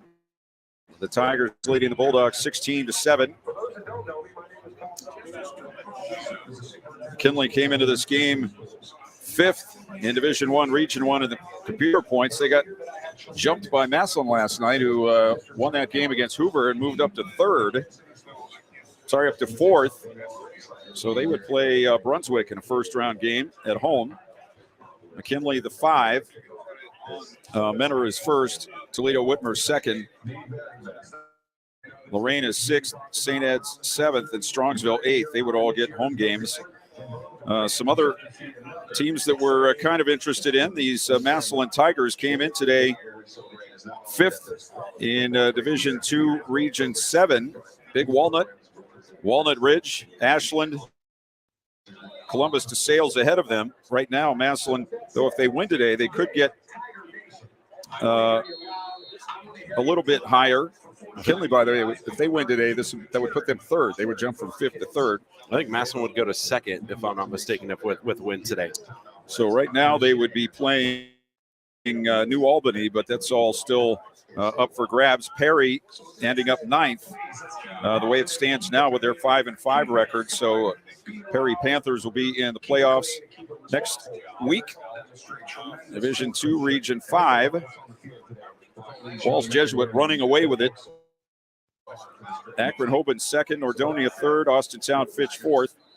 Warren Harding 5th, Green 6th, Lake 7th, Boardman 8th. That's a stacked group right there. Lake Hoover next week. Yes, Hoover in 10th means the 7-10 matchup would be Lake hosting Hoover next Friday night. Two teams that met, 2 weeks ago?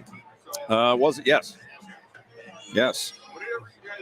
Louisville, according to this, is 17. Though I've heard that they're out. Had a shot after last night's game. In any case, just be aware this week of Q92 Sports on Facebook and Instagram and X. Where else? Threads. Threads, okay. All right. So much social media. Yeah, I can't keep them straight. But we'll have a full slate of games. We'll probably have another Score 7 Friday night coming up this week, and so you'll be able to find out the games we'll be covering and who will be where this coming Friday night. All the playoff games on Friday night this season, and so that will start 6 days from now. But still another half of play here in Massillon. Tiger 16, Bulldogs 7. Have to be impressed with the way the Bulldogs responded after just a really bad start to this game that could have really gotten away from them. They held it together and actually looked pretty good in that second quarter. Yeah, that first quarter, they felt like they were just overwhelmed, unprepared. I don't know the word for it. They just looked off, really off. And Massillon always starts this game off with so much energy and excitement, and they always find a way to make a big impact early. While McKinley, on the other hand, always seems to struggle to get things going. They found a way to slow down Jameer Gamble there late into the second quarter, and finally saw some offense from McKinley as well. Massillon on their side of the ball, they're just going to keep doing what they're doing. They're going to run the football. They're going to work off of play action, and they're just so rounded off that if one facet of their offense isn't working, they have the ability to switch it and just go in a completely different direction.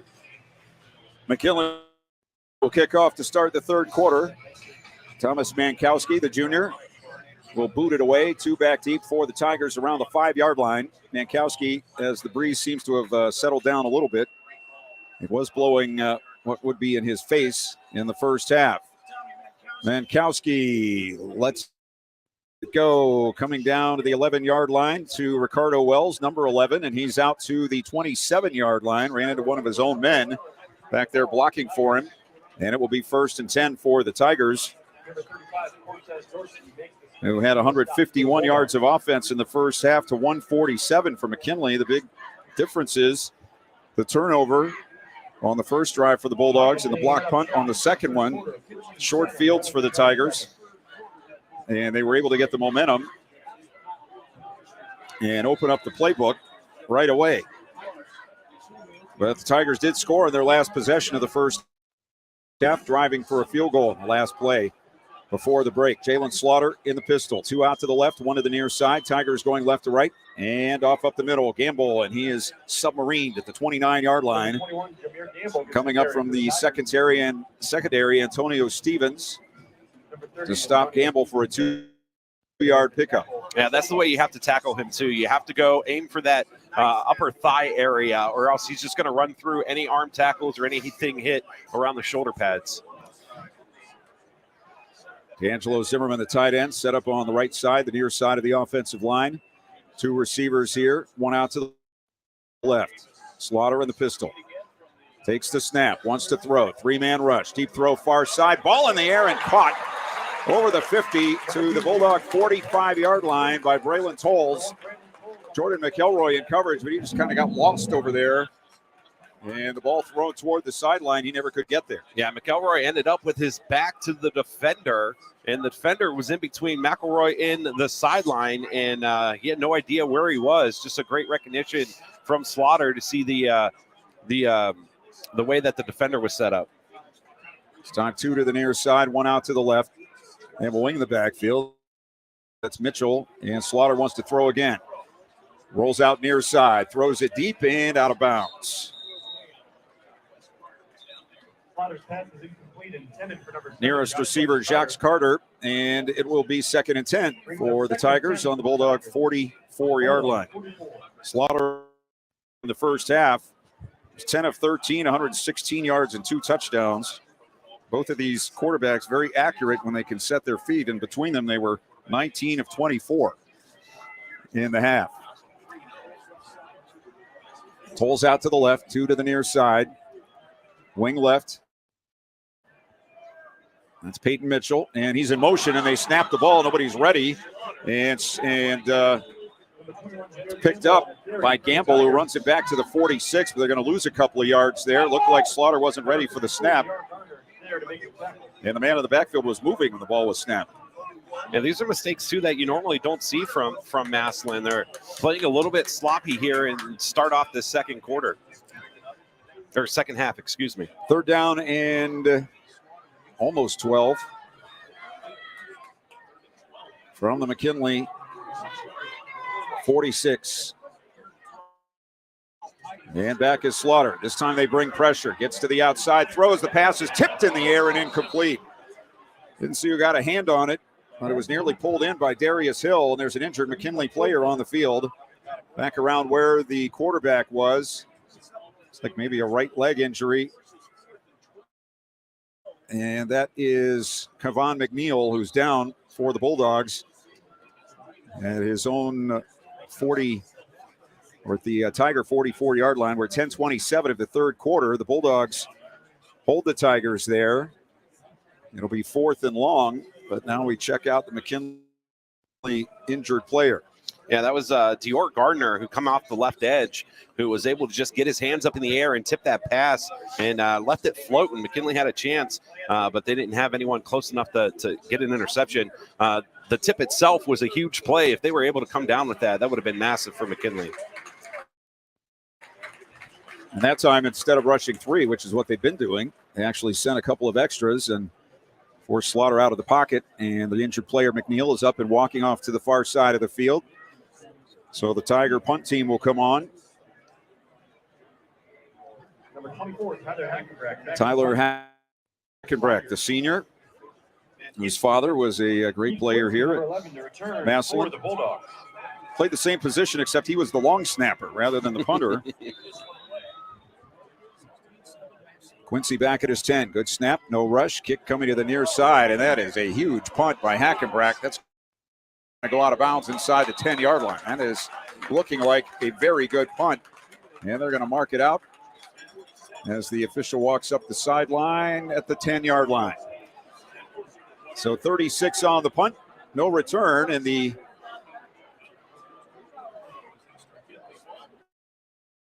Bulldogs will take over 1st and 10 on their 10.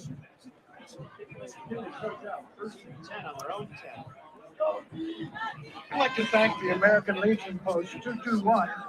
So McKinley doing the job defensively. They'll have to be careful here down on their own end. Thank you for your service. And he's on 1st down. They'll bring Darius Hill to the near side. 2 out to the right. Nino Hill, the running back, behind Cam Montgomery in the pistol. And again, they have Carlito Hall in as a wing, an H-back, lined up behind the left guard.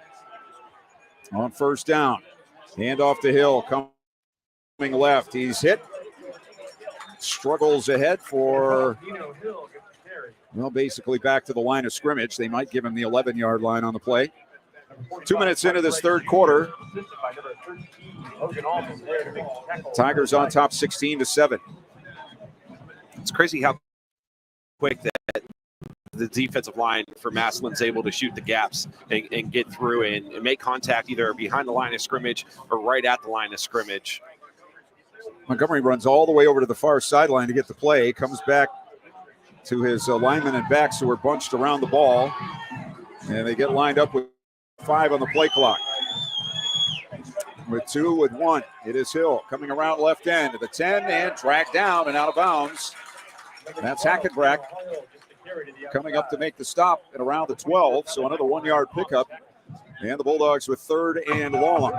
You know, they had success doing those short throwing passes and getting the ball out of Montgomery's hand quick, and they start this first drive of the second half going right back to what they did not have success with in the first half, running the football, trying to go in between the tackles of the Tigers defense. Got to figure field position has something to do with that. They come out here with 3 receivers. 2 out to the far side, 1 to the near, and only 3 on the play clock as the Bulldogs not going to get this play off. And a flag comes in.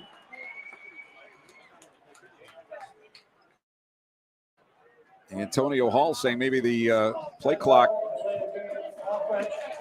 got started too early, that they didn't have enough time, but it's going to be a delay of game penalty here against McKinley. That'll back him up to the 7. And Coach Hall was walking up the sidelines, and he was trying to call a timeout. I don't know if the official didn't hear him or if he was too far away or what the situation was, but he was trying to get that timeout to save the yardage. So McKinley with a 3rd down. And about 13 from their 7. And flags. And what? Delay of game. They didn't get this one off either. McKinley got a timeout.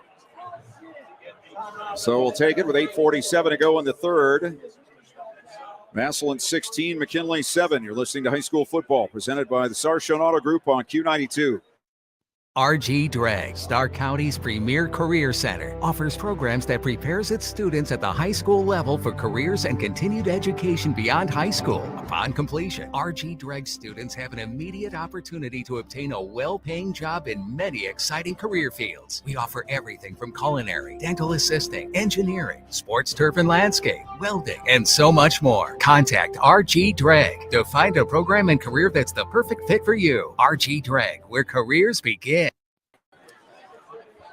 McKinley takes the timeout here early in the second half as they had already gotten 1 delay of game penalty. And we're about to get another one. They're on their own 7-yard line, and the quarterback is running all the way to the far sideline to get the play and running back into the huddle. There is not much time to get anything done, and certainly no time to deal with any surprises you might find when everybody gets lined up. So McKinley now with a 3rd down. And 13 on their own 7-yard line. Montgomery standing back on his 2, awaiting the snap. Play action. Wants to throw, and ball's out. Ball's out. McKinley player recovers it. Comes out to the 1-yard line. Gets tackled. The official gets blown up. And let's see what we're going to call it. It's not a safety, I don't believe. Now, if it's an illegal pass from in the end zone, it might be a safety.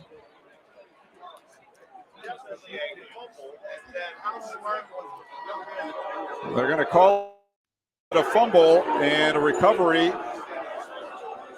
by the Bulldogs, and the offensive lineman ran the ball out to the 1-yard line before he was tackled, and so it's going to be a 4th down and 19 for McKinley from their own 1-yard line. Yeah, heads up play from that lineman to be able to pick that up at the goal line and get out of the end zone to prevent the safety. So Quincy, with his heels against the back line of the end zone, getting ready to punt it into the wind. Be lucky. Oh, and the Tigers jump offside.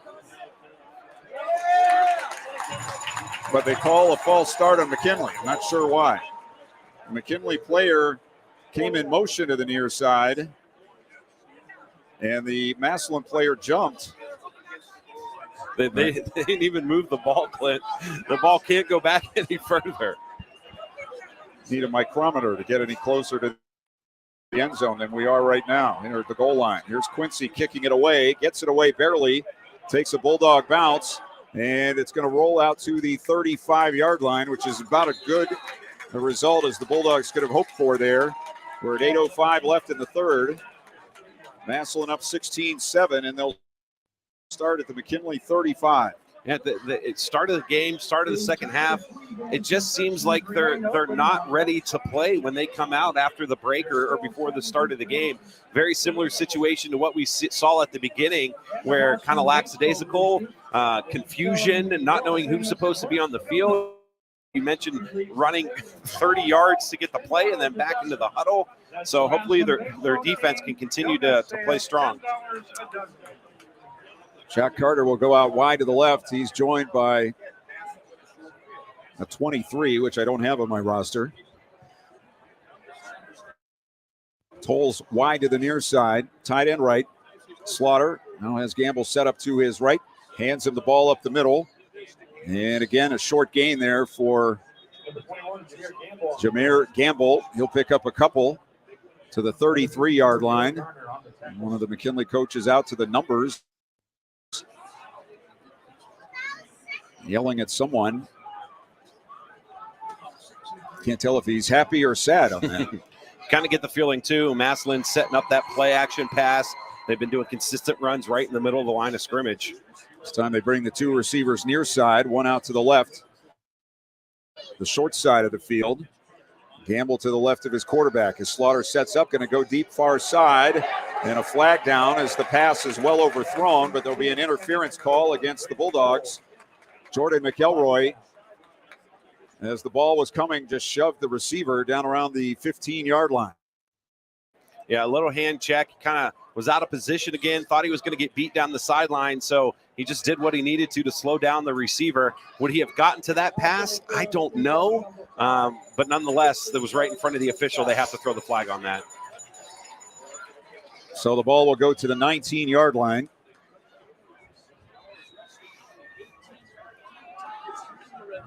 .7:23 left in the third. Massillon by 9 and threatening again inside the RG Drake red zone. And we have movement on both sides. 3 flags come in, and that time it was the Tiger tight end, D'Angelo Zimmerman, who moved toward the line before the snap. So that'll back him up to the 24. It'll be 1st and 15.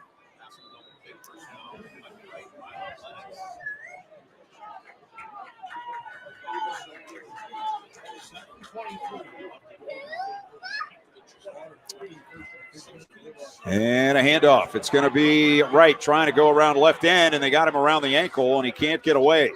A lot of times he's able to run through those, but Dre Wallace, I believe, made the tackle on the far side of the field for the Bulldogs. So Mike Wright, the nose tackle, trying to go around the end on the left. On 1st and 15, picks up a couple. Brian Daniels. Ball now on the 22. And normally Mike Wright is an A-gap, B-gap guy. It was kind of surprising to see him bounce that one off tackle. Tolles out to the left, 2 to the near side. And a handoff up the middle. Gamble's got room this time, and he takes it down close to the 15-yard line. So he picks up about 7 to bring up a 3rd and 8 here for Massillon. They lead at 16-7. We'll see what Coach Moore pulls out of the bag here, whether or not that they're going to try for the first down or they're just going to pick up a few yards and maybe keep this 2-down territory, pick up a few and give yourself a 4th and short. They come out with 4 wide, 2 either way. Slaughter with Gamble to his left. Handoff up the middle and nothing doing. He tried to get away, but is brought down right at the line of scrimmage. Bulldogs gang tackling. Dre Wallace again there for McKinley, and the field goal team coming out for the Tigers. 4th down for the Tigers.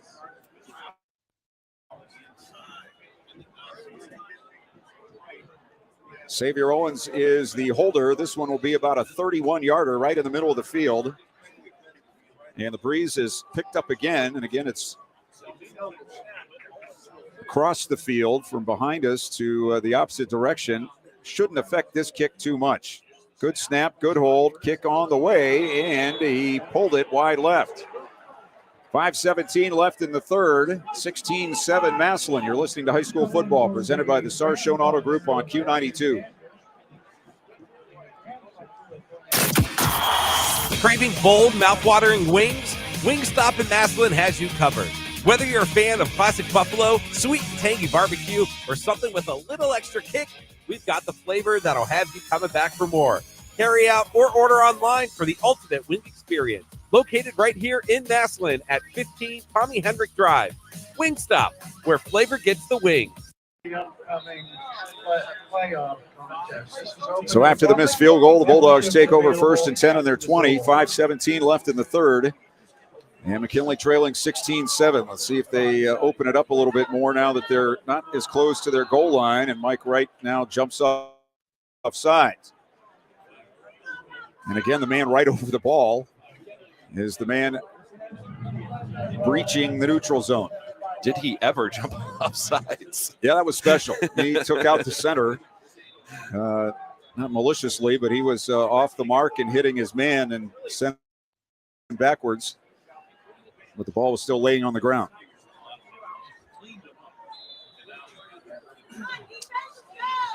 So now 1st and 5. McKinley with 3 receivers, and they want to throw it out to the right and incomplete. Montgomery got hit as he threw, as the pass was intended for DJ on the far side. He couldn't get anything into it as the rush man was right in his face. Yeah, he had a man open, streaking down the numbers, tried to deliver some juice behind that throw to split the 2 defenders. He hasn't had a whole lot of time tonight to throw the football. And that one was all arm, and he didn't get there.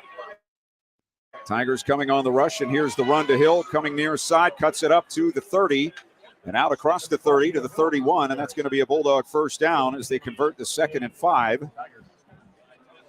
So McKinley moves the chains. They trail 16-7 with 5 minutes to go in the 3rd quarter. Yeah, they were finally able to bounce Nino Hill and get him to the perimeter. They get a good job of blocking down on that defensive end and giving him a seam to get upfield.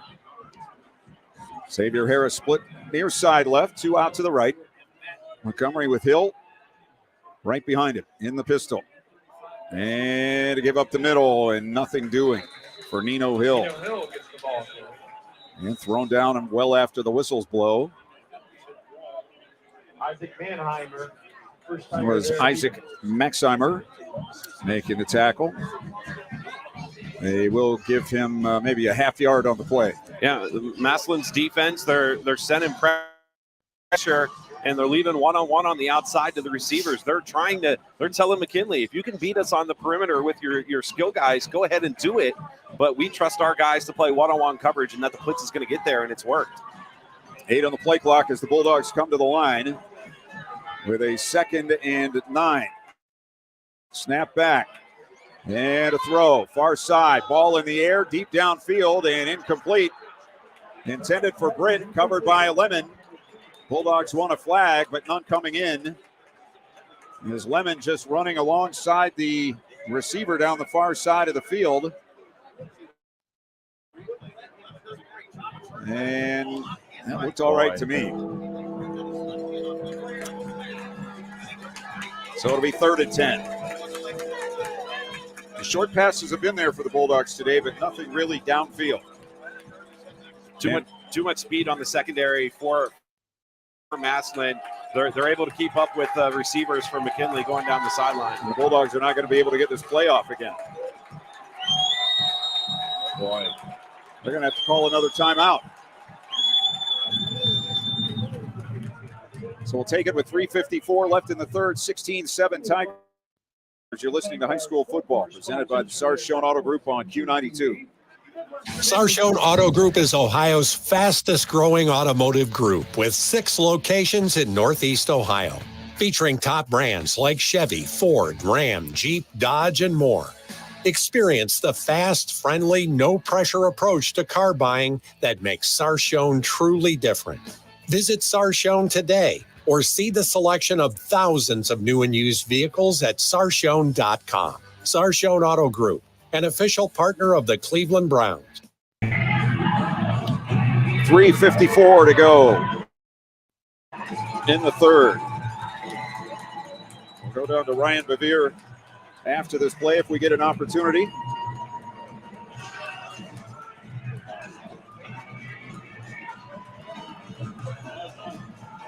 There is a lot of electrical energy flying through the air, and not just the momentum of the game, but also all the cell phones and radio waves and all that.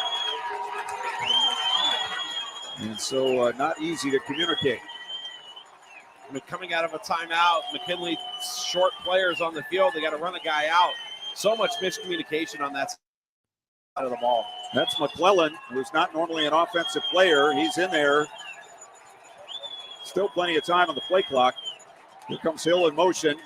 Montgomery back, throws underneath, tipped and off the hands of receiver and caught by an offensive lineman. The pass was eventually caught by the center, Owens. It tipped off the hands of a receiver. And it's taken out to the 40-yard line, which is a yard short of a first down. And now the officials are having a discussion.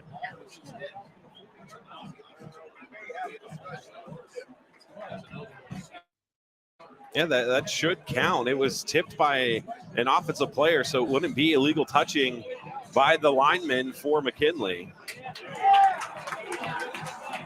But I'm wrong. Nate Moore was out to the numbers there, pleading his case, and after the flag came down, threw his hands up as if to say, that's what I was trying to tell you. Unless they're going to get an ineligible man downfield. I really don't know. Illegal touching. It's not a complete catch. That's a loss of down, 4th down. So now Antonio Hall is out beyond the numbers on the far side. He wants an explanation. I don't think I've seen that before. I've seen passes end up in the hands of linemen on a desperation throw by a quarterback, but he tried to throw the middle screen, and it was too high and hard and off the hands of the receiver, and the center caught the ball. Penalty moves him back to the 26, and it'll be 4th down and 15 with 3:43 to go in the third. 16-7, Massillon on top, and it hasn't been necessarily the most cleanly played third quarter we've seen all year. Quincy back to punt, standing on his 11. 2 back deep for the Tigers. Snap is a little high. Kick is away. Ooh. First down. And they hit the kicker. Bulldogs will down the punt on the Tiger 46. 2 players coming in on Quincy, and he went down back inside the 20, and it's going to be penalty against the Tigers. And we'll see how this one works out.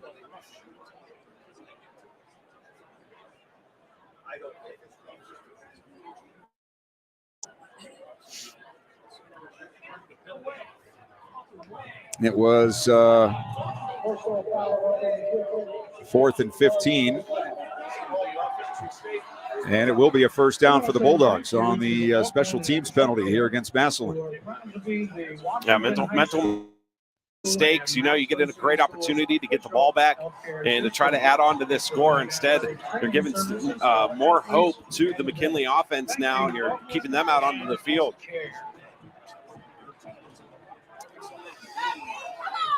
So 1st and 10, McKinley on the 41-yard line with 3:19 left in the third. They trail 16-7.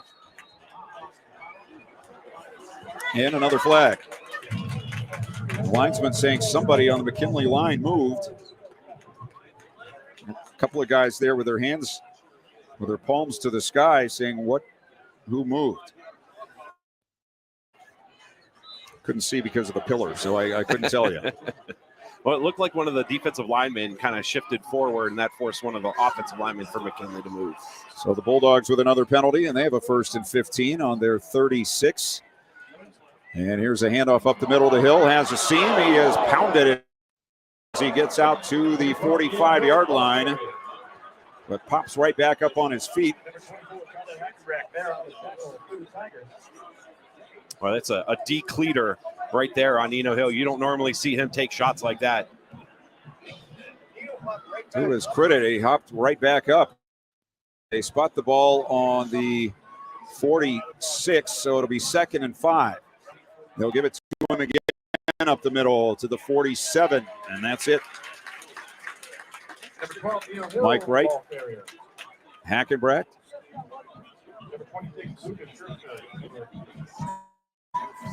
Luke Schertzer also in on the tackle. So McKinley with a 3rd and 3 on their 48-yard line.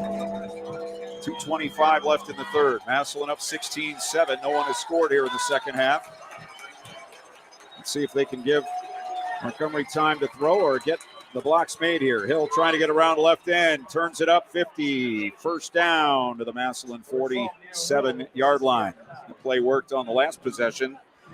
And they sprung it again for McKinley, first down. Yeah, they're blocking down on that defensive end and not letting him extend that line scrimmage out and giving Nino Hill an opportunity to work in space. He's so explosive that once he gets out there, he can turn on the jets.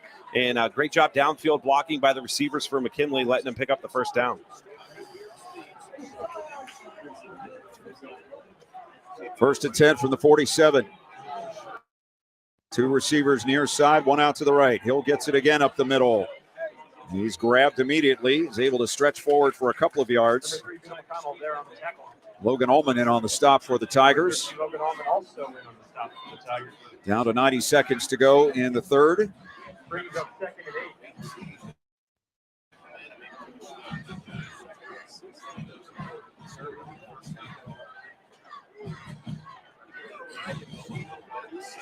They have two out to the right, one to the near short side of the field. That's Xavier Harris.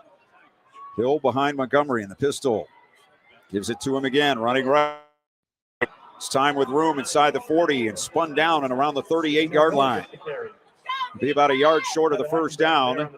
Schertzer with another tackle. And we're under a minute to go in the third. Bulldogs with a 3rd and 1.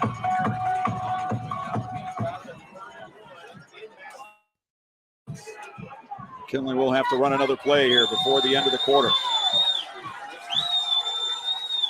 Montgomery looking to the far side for the play. Hands it off to Hill.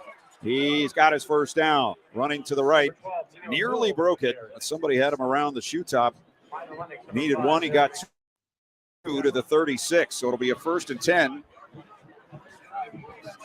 And the Bulldogs will have to run another play here before the end of the quarter. 26 on the play clock, 28 on the game clock.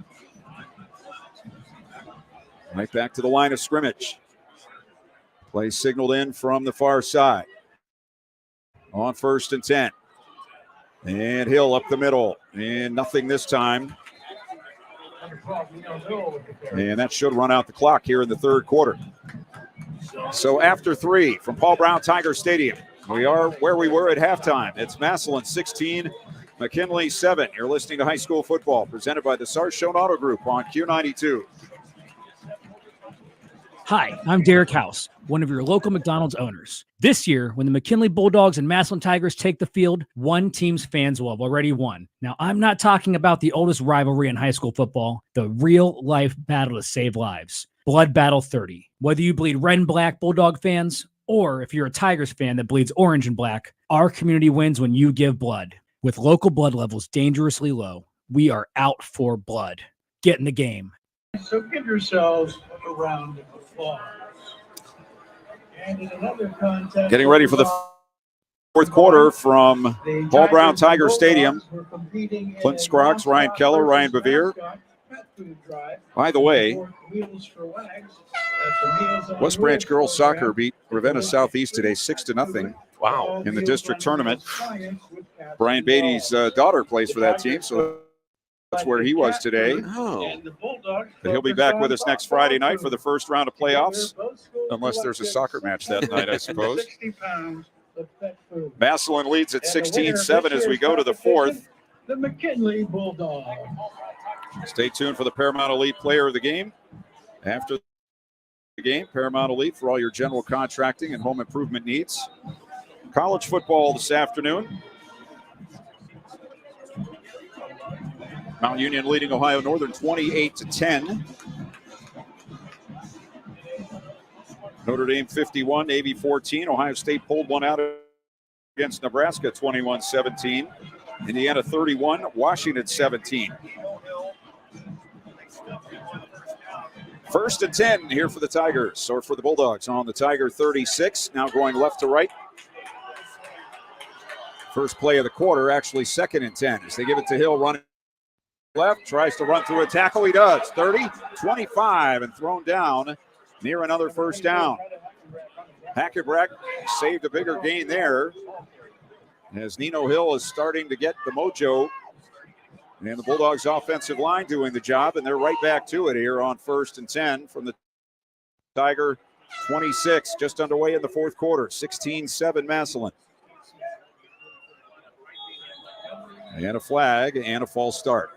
And Nino Hill, before that carry, 16 carries for 79 yards. So you can add another 10 yards to that. So he's getting near that century mark. Jameer Gamble, after 3, only 45 yards on the ground, averaging 3.2 yards a carry. So they found a way to slow him down here this afternoon.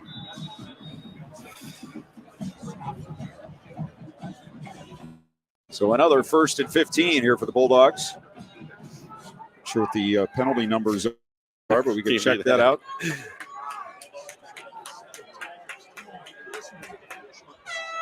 On 1st down, Montgomery back, sacked, back around the 40-yard line. Couldn't find anybody to throw to.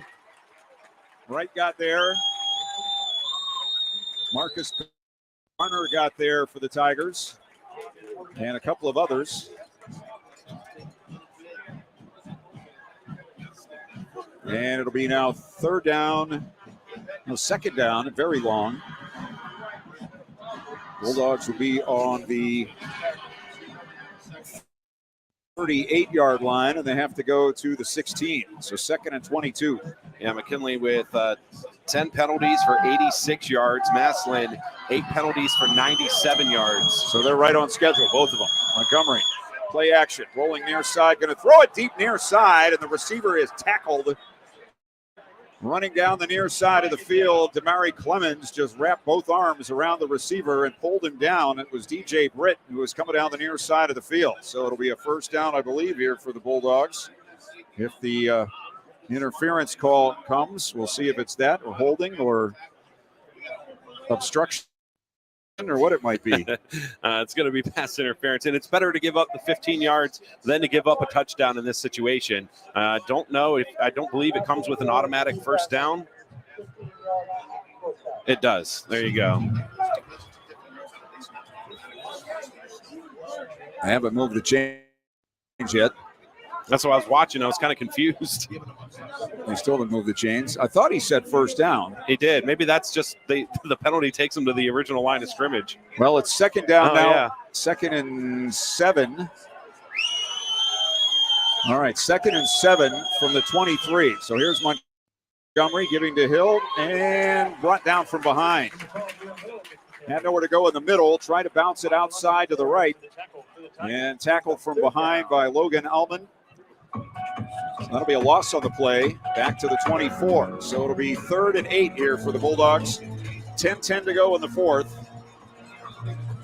McKinley down 16-7.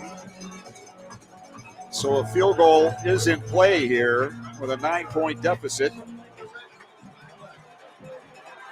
But even so, I'd like to get a little closer. 10 on the play clock. Bulldogs at the line. Montgomery, play action. Wants to throw for the end zone. Nobody there. He just flung that one down the middle of the field into an open space as he was about to get hit. Vito McConnell into the backfield for the Tigers. And that was just a throwaway, it looked like, by Cam Montgomery. They're going to leave the offense on the field, it looks like, with a 4th and 8 on the Tiger 24 with 9:46 to go. Yeah, whenever it's a long passing situation, Massillon is just pinning the ears back or sending the pressure. And Montgomery, he needs to have that presence in the pocket to sense that the guy is coming after him. He's just holding on to it too long. 3 on the play clock. With 2, they get it snapped. Montgomery back, throwing and intercepted. Picked off by Dalen Pringle, going the other way. And he's going to be brought down on the 30-yard line.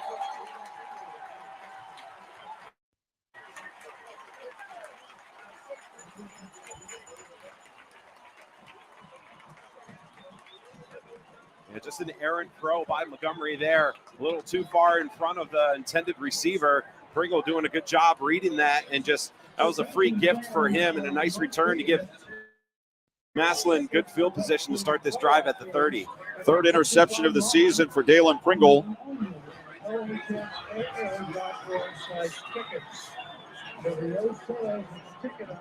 And only the 7th thrown by Cam Montgomery. So now with 9.5 minutes to go, the Tigers with a 9-point lead in the ball from the 30-yard line. We'll see if they can get the running game going if they wish to. 2 backs in the backfield. Handoff running right. And to the 34-yard line goes Jameer Gamble. It'll be about a 4-yard pickup for Gamble.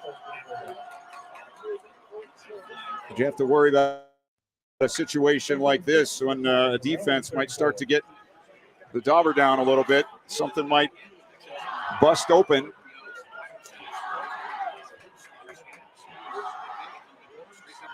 As Slaughter turns, gives it off, and hit in the backfield and down. That's Dante McClellan. Came shooting through, tried to slide the ball out of the hand of the ball carrier. Got him on the ground anyway back in the 31 where it will be 3rd and 9. Yeah, he caught the edge and then just tried ripping that out and bringing Gamble down at the same time. That's a heads-up play from McClellan. McClellan, a University of Missouri recruit. So we could see him in the SEC in the future.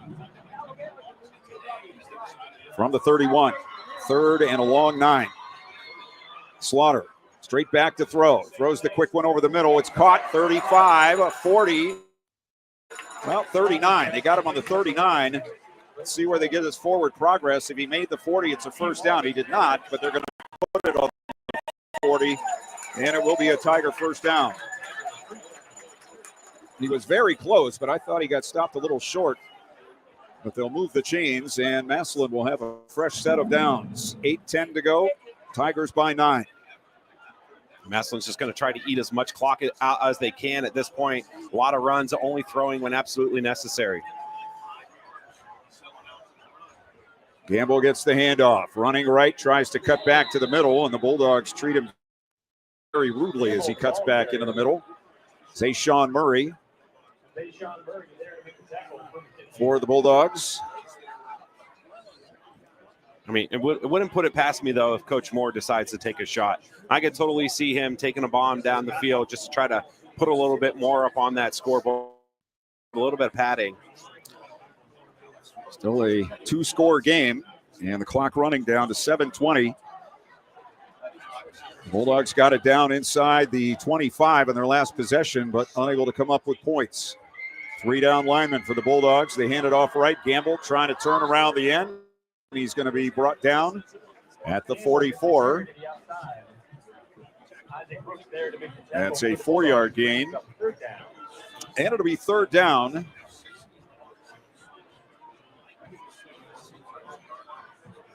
Actually, they'll need about 6.5, almost 7 here on 3rd down. The Tigers again in no hurry. 6:40 to go. Keep an eye out for Zimmerman as well, the tight end for Massillon. This is a good area for him to do just like a little slip out and run right down the seam. So keep an eye out for the tight end.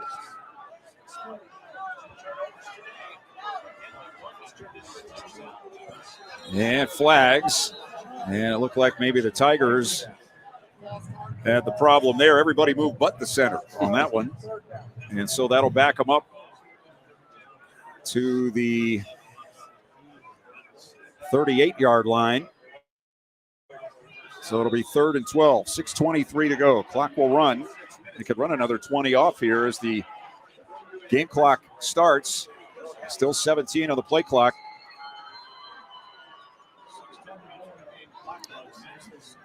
We've had no points in the second half of this game.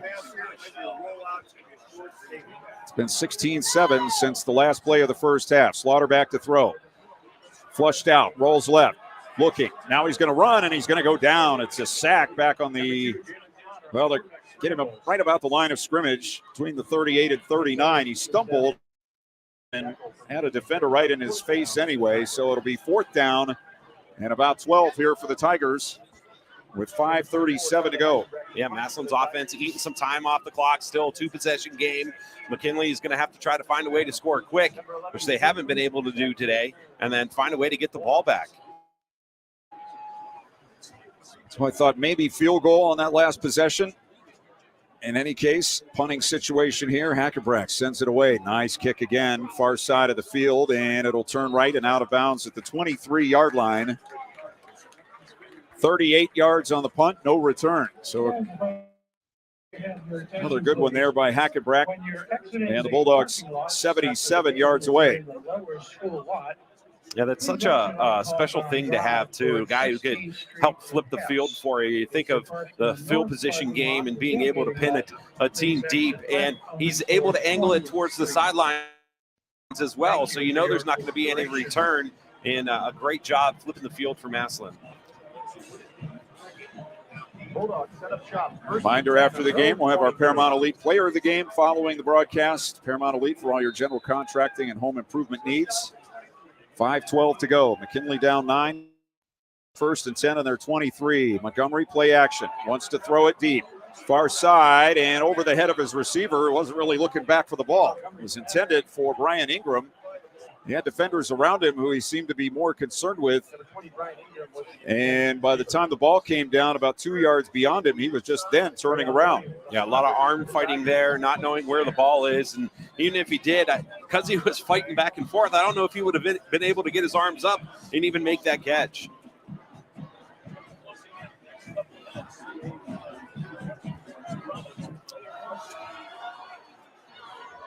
Ten on the play clock. 5:06 on the game clock. Bulldogs still trying to get lined up.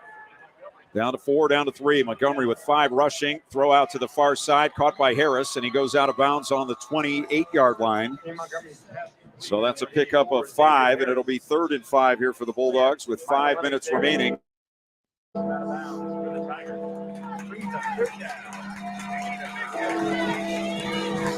And we'll try to get Ryan Bevere on the Massillon sideline if we can, and if they hang on. Just a little reaction from the sideline. 3rd and 5 for McKinley. Tigers blitzing. Throw near side off the hand of the receiver, and then a hit after the play, and a flag comes in against the Tiger defender. Damari Clemens, after the ball was past the receiver, came in and laid him out. And another personal foul against the Tigers.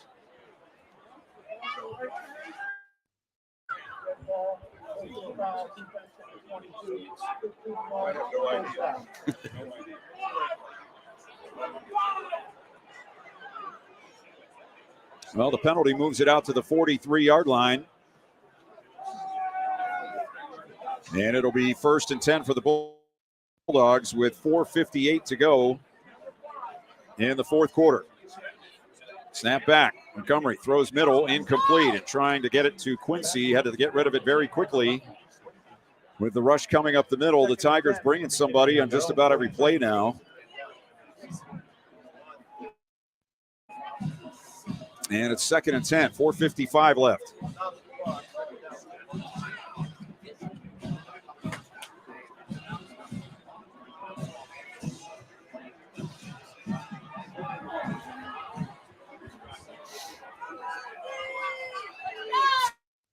From the 43-yard line, Montgomery back to throw. Blitz coming from the side. Running out to there, he gets to the 45 and is stood up at about the 46, 47-yard line. Picked up 3 or 4 on the play.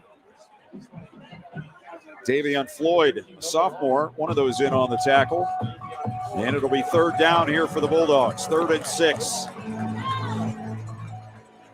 4.5 minutes to go. McKinley down 9. And here they come again up the middle. Montgomery spins out, rolling left. Now he's going to run, and he's upended on the 50. Spot him on the Massillon 49. It'll be 4th and 2. I think if he just run for the sideline, he might have been able to make it. Yeah, it looked like he had the angle going to the edge there. Instead, turned it upfield, coming up short of the line to gain. So this is a huge 4th down here for McKinley. Yeah, this is it. Last chance time for the Bulldogs. 4th and 2 on the Massillon 49. They trail by 9 with 3:48 to go. Here comes the rush. Throw far side, right through the hands of the receiver and incomplete. It was a low throw, but Xavier Harris went down and got both hands on it. And the ball just kept right on going. And it's a turnover on downs here for the Bulldogs. So with 3:43 to go, Massillon with a 9-point advantage will take over at midfield. Yeah, I don't think he had a firm grip of that football either. He tried to get it out of his hand so quickly that it just kind of floated over to the intended receiver. But great job from Massillon's defense coming out and doing what they needed to do. And we talked about the punt from Hackenbrack flipping the field. They're in great field position right at midfield at 3:43 left in the game.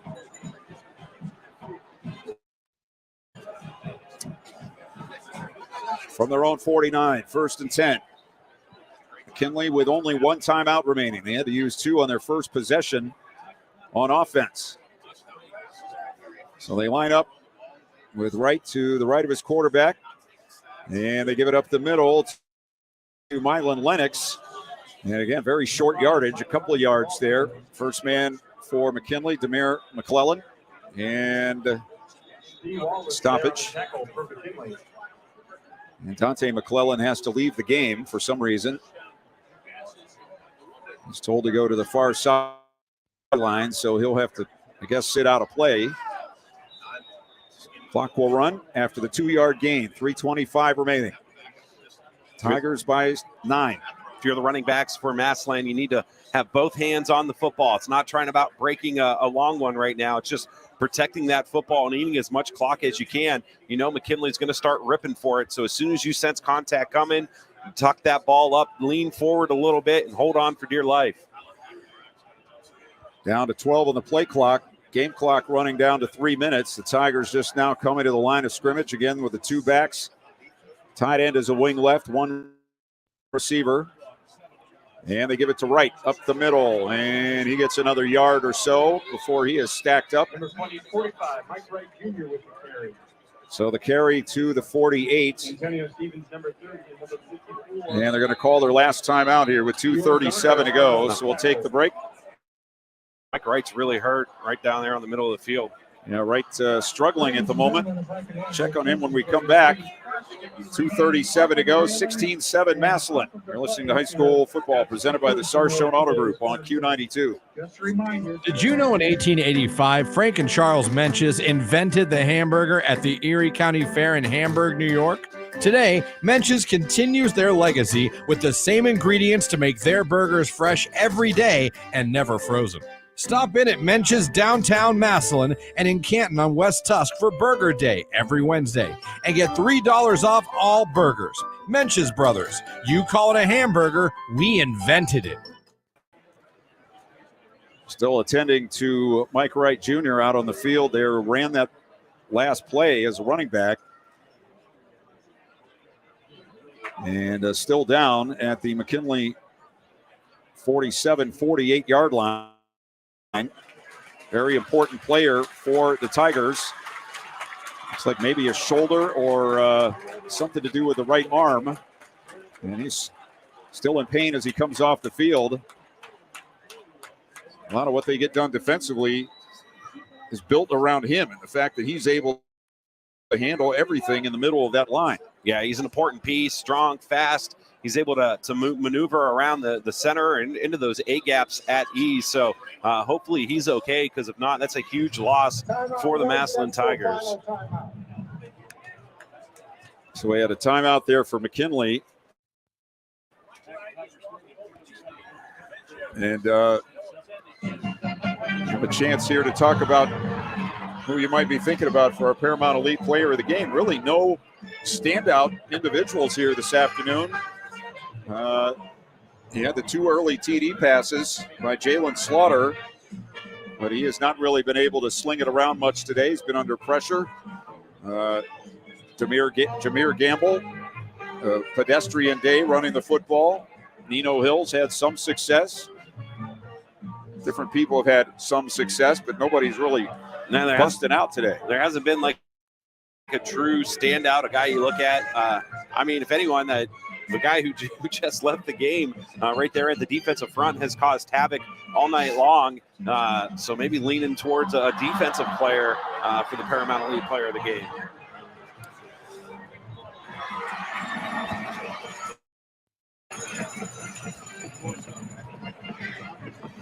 Massillon will have a 3rd and 6 from the McKinley 47 with 2:37 to go. Tigers lead 16-7, so they're just trying to get to the end of this one right now.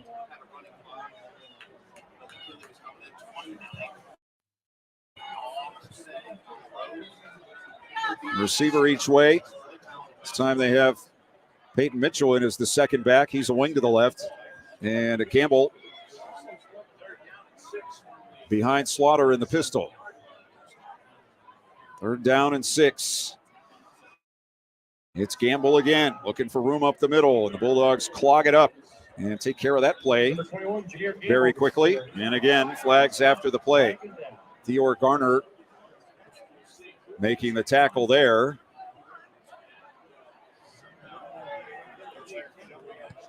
They called the penalty on the Bulldogs on Dior Garner for something after the play, so that's going to give the Tigers a first down. McKinley with no timeouts, and that will basically do it. Well, last year, the game was a blowout. It was from the start,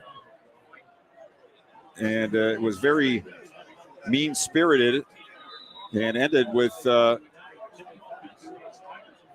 basically a fight on the field. Yeah. During the handshake. The school saying this week that there would be a handshake line after this game. We haven't seen anything really too bad. We've seen some late hits, but nothing really violent. Just a hit after the whistle in this game, mainly by Massillon, but a couple for the Bulldogs. As the Tigers here just letting the clock run down. And let's see, they're going to call a timeout with 1:48 left. Their first of the half. So we'll take a break. We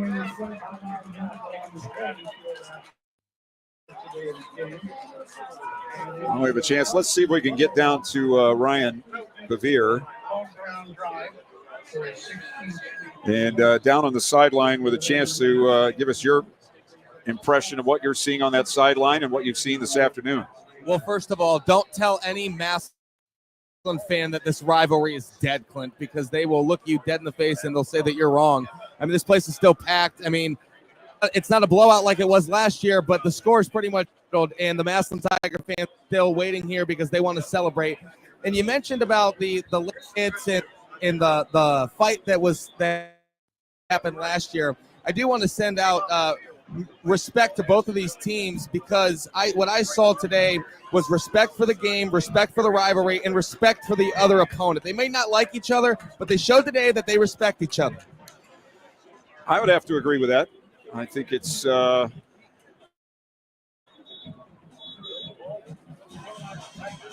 a pretty well-played game. The defenses have basically decided what's happened here. We thought we might see a lot more points today, but it's been a real defensive struggle. As I said, no points in the second half, and it's just been hard-nosed, tough football in the second half.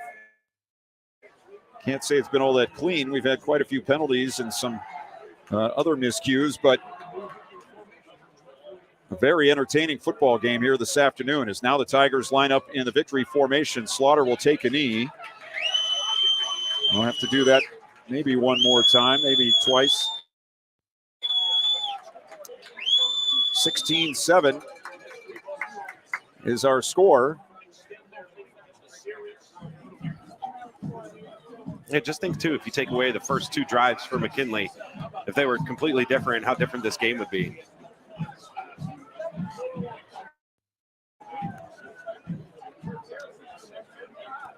Tigers just waiting for the time to run down. 8 on the play clock. Of course, both these teams headed for the playoffs next week, and both will have a home game. And when the ball is snapped, the McKinley player who's over the center bowls over the center, and more flags come in. Is that a rule? You can't hit anybody when they take a knee? Is that a rule? I don't know if it's an actual rule, but at this point in the game where you know what's going to happen, they're kind of probably trying to keep things toned down a little bit here today. Definitely don't want to see anything that like what we had happen last year. So I think the officiating crew has done a good job today too. Even a little push at the end of the play, they were flagging, trying to keep these guys focused on football itself. So that penalty moves it down to the 22. And the Tigers again will take a knee here. They'll only have to do it one more time.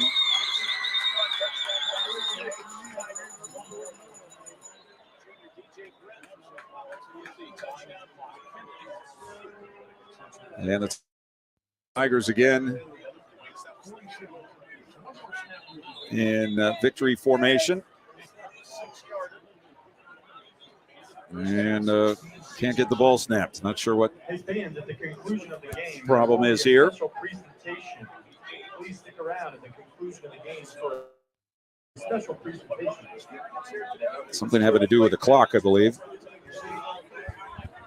Put the play clock. I think they're just 40. They're just going to let it go. And when they run the game clock, that'll be the end of the game. You have an injured McKinley player. It looks like a cramp for one of the McKinley players down there as well. And so they're tending to him. The clock is running down, and the teams are coming back to their sidelines to get ready for the handshake line.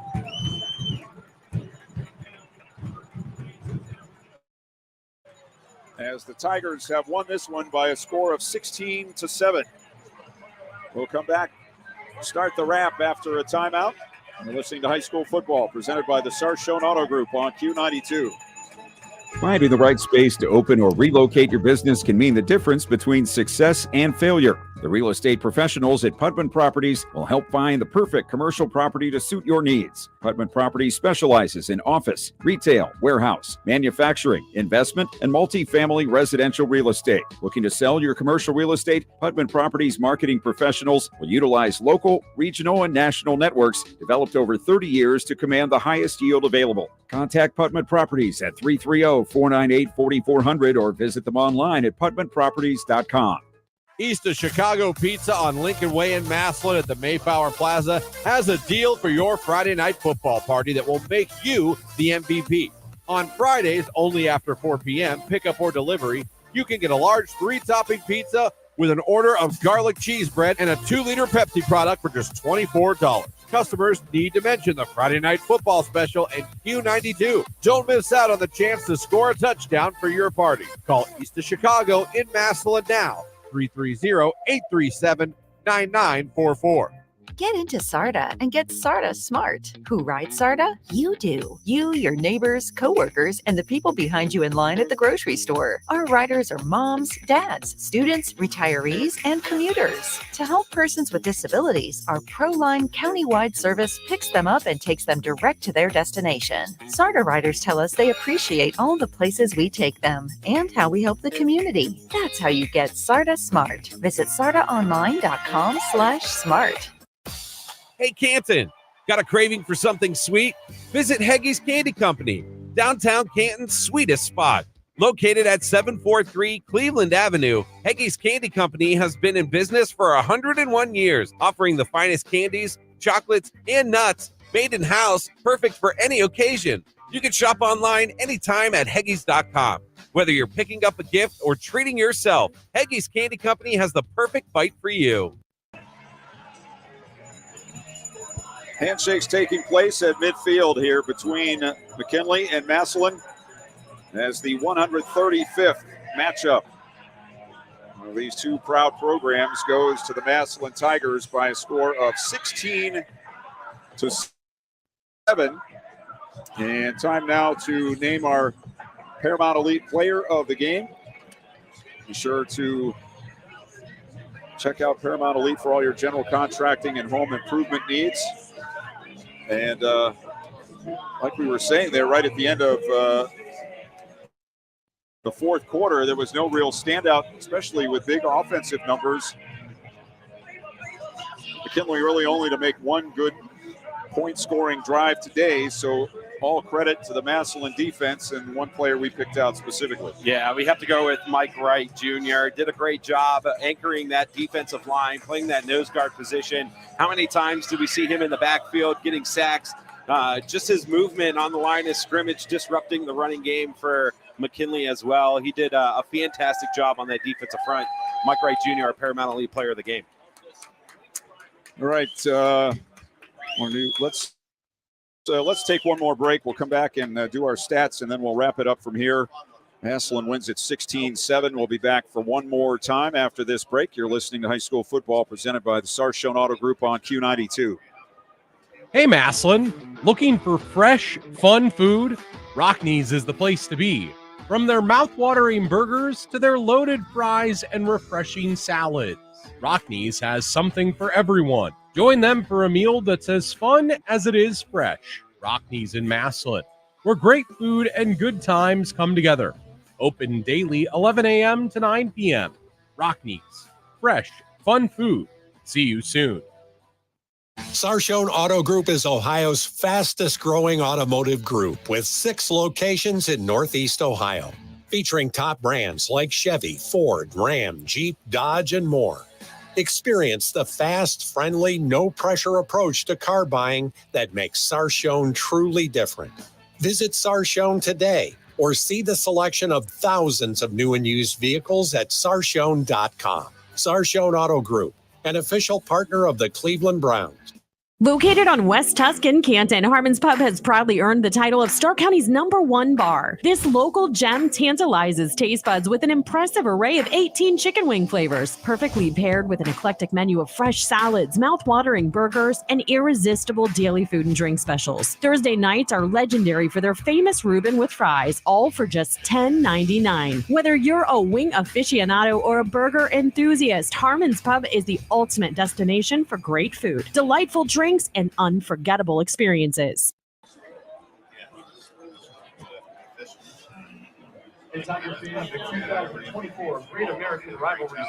Massillon wins it this afternoon, 16-7. Here's a final look at the numbers. Yeah, both teams close on a lot of statistical categories. First downs, McKinley with 13, Massillon with 15. Total yards rushing 95. Not a single team over 100 yards rushing here tonight. Net yards passing 97 for McKinley, 153 for Massillon. Total offensive plays, McKinley 48, the Tigers 47. Total yards, McKinley 192, Massillon 203. Let's head down and look at the let's see if I can find the penalties on here too, because they probably had more penalty yards than they did rushing yards here today.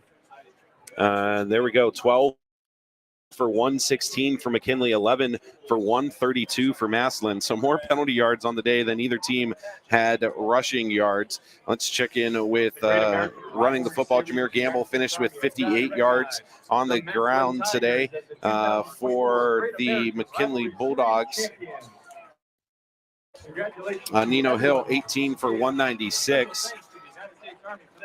Passing, Jalen Slaughter, 12 of 17, 153 yards and 2 touchdowns. Cam Montgomery, 10 of 19, and 97 yards and a touchdown. He also had 1 interception. Darius Hill led the McKinley Bulldogs in receptions. Receiving yards, 2 for 50. DJ Britt, 3 for 18 in that score. Braylon Toll, 7 catches, 88 yards and a touchdown. Jameer Gamble, 3 for 27. And tackles, Antonio Stevens with 6 total tackles. And Mike Wright had 6 total tackles. Tyler Ackenbrack led all tacklers today with 9. Tigers now lead the series 77-53-5. They've now won 9 in a row, which matches their winning streak from 1957 to 65. McKinley hasn't gotten to the 20-point mark against Massillon since 2015, and they've scored a total of 20 points in the last 14 quarters against the Bulldogs, though today was quite a battle. I don't know that we expected all we needed was mud today to complete the picture. It was a bright sunny day on a fast turf field, but 2 teams slugging it out basically. And the Tigers, thanks to an early advantage on a couple of short fields and getting a lead in the game, they were able to jump out in front and hold on for a 16-7 victory. Bulldogs, interesting going into the locker room and what you might think about and through this week. They have to be pleased in many ways how they bounced back from last week's game against Jackson and last year's game against Massillon. Of course, that was one of the great teams of all time in this area, that Massillon team last year, but also still a lot of things that shouldn't be happening at this time of year. Yeah, especially at the start of the game and then the start of the second half. Confusion on the sidelines, burning 2 timeouts early, not having personnel out onto the field where they're supposed to be. The penalties and the turnovers, only 1 interception today, but 116 yards and penalties. If you want to win moving forward in the playoffs, especially in Division I, Region 1, which is stacked, there's some really good teams in that region. Those are mistakes that you can't afford to have. Now, Massillon, they did have a lot of penalties today. They had more penalty yards than McKinley did, but I think they're able to overcome those mistakes a little bit easier than what McKinley is, because McKinley seems to get down on themselves when that kind of stuff happens. Massillon just kind of brushes it off and goes back to playing hard-nosed, good coach, good playing. They know where they're supposed to be on the field, the football. Well, that will do it from Paul Brown Tiger Stadium. Another year of high school football is complete through the regular season. Playoffs start next Friday night. And we will be there for you here on Q92 as always. We'll have a Score 7 Friday night for you. A lot of great games coming up. And we'll take you as long as somebody in the area is still playing. We'll be along with them for the rest of the season. So thanks to Rainsburg back at the studios, Bevere on the sidelines, and Keller here with me in the booth. All 3 of the Ryans doing the job today. And sorry we couldn't get an all Ryan broadcast, but my name is Clint Scroggs. Again, thanks for listening wherever you might be around the country, around the world. And we'll tell you again our final score from Paul Brown Tiger Stadium: Massillon 16, McKinley 7. You've been listening to high school football presented by the Sarshone Auto Group on Q92.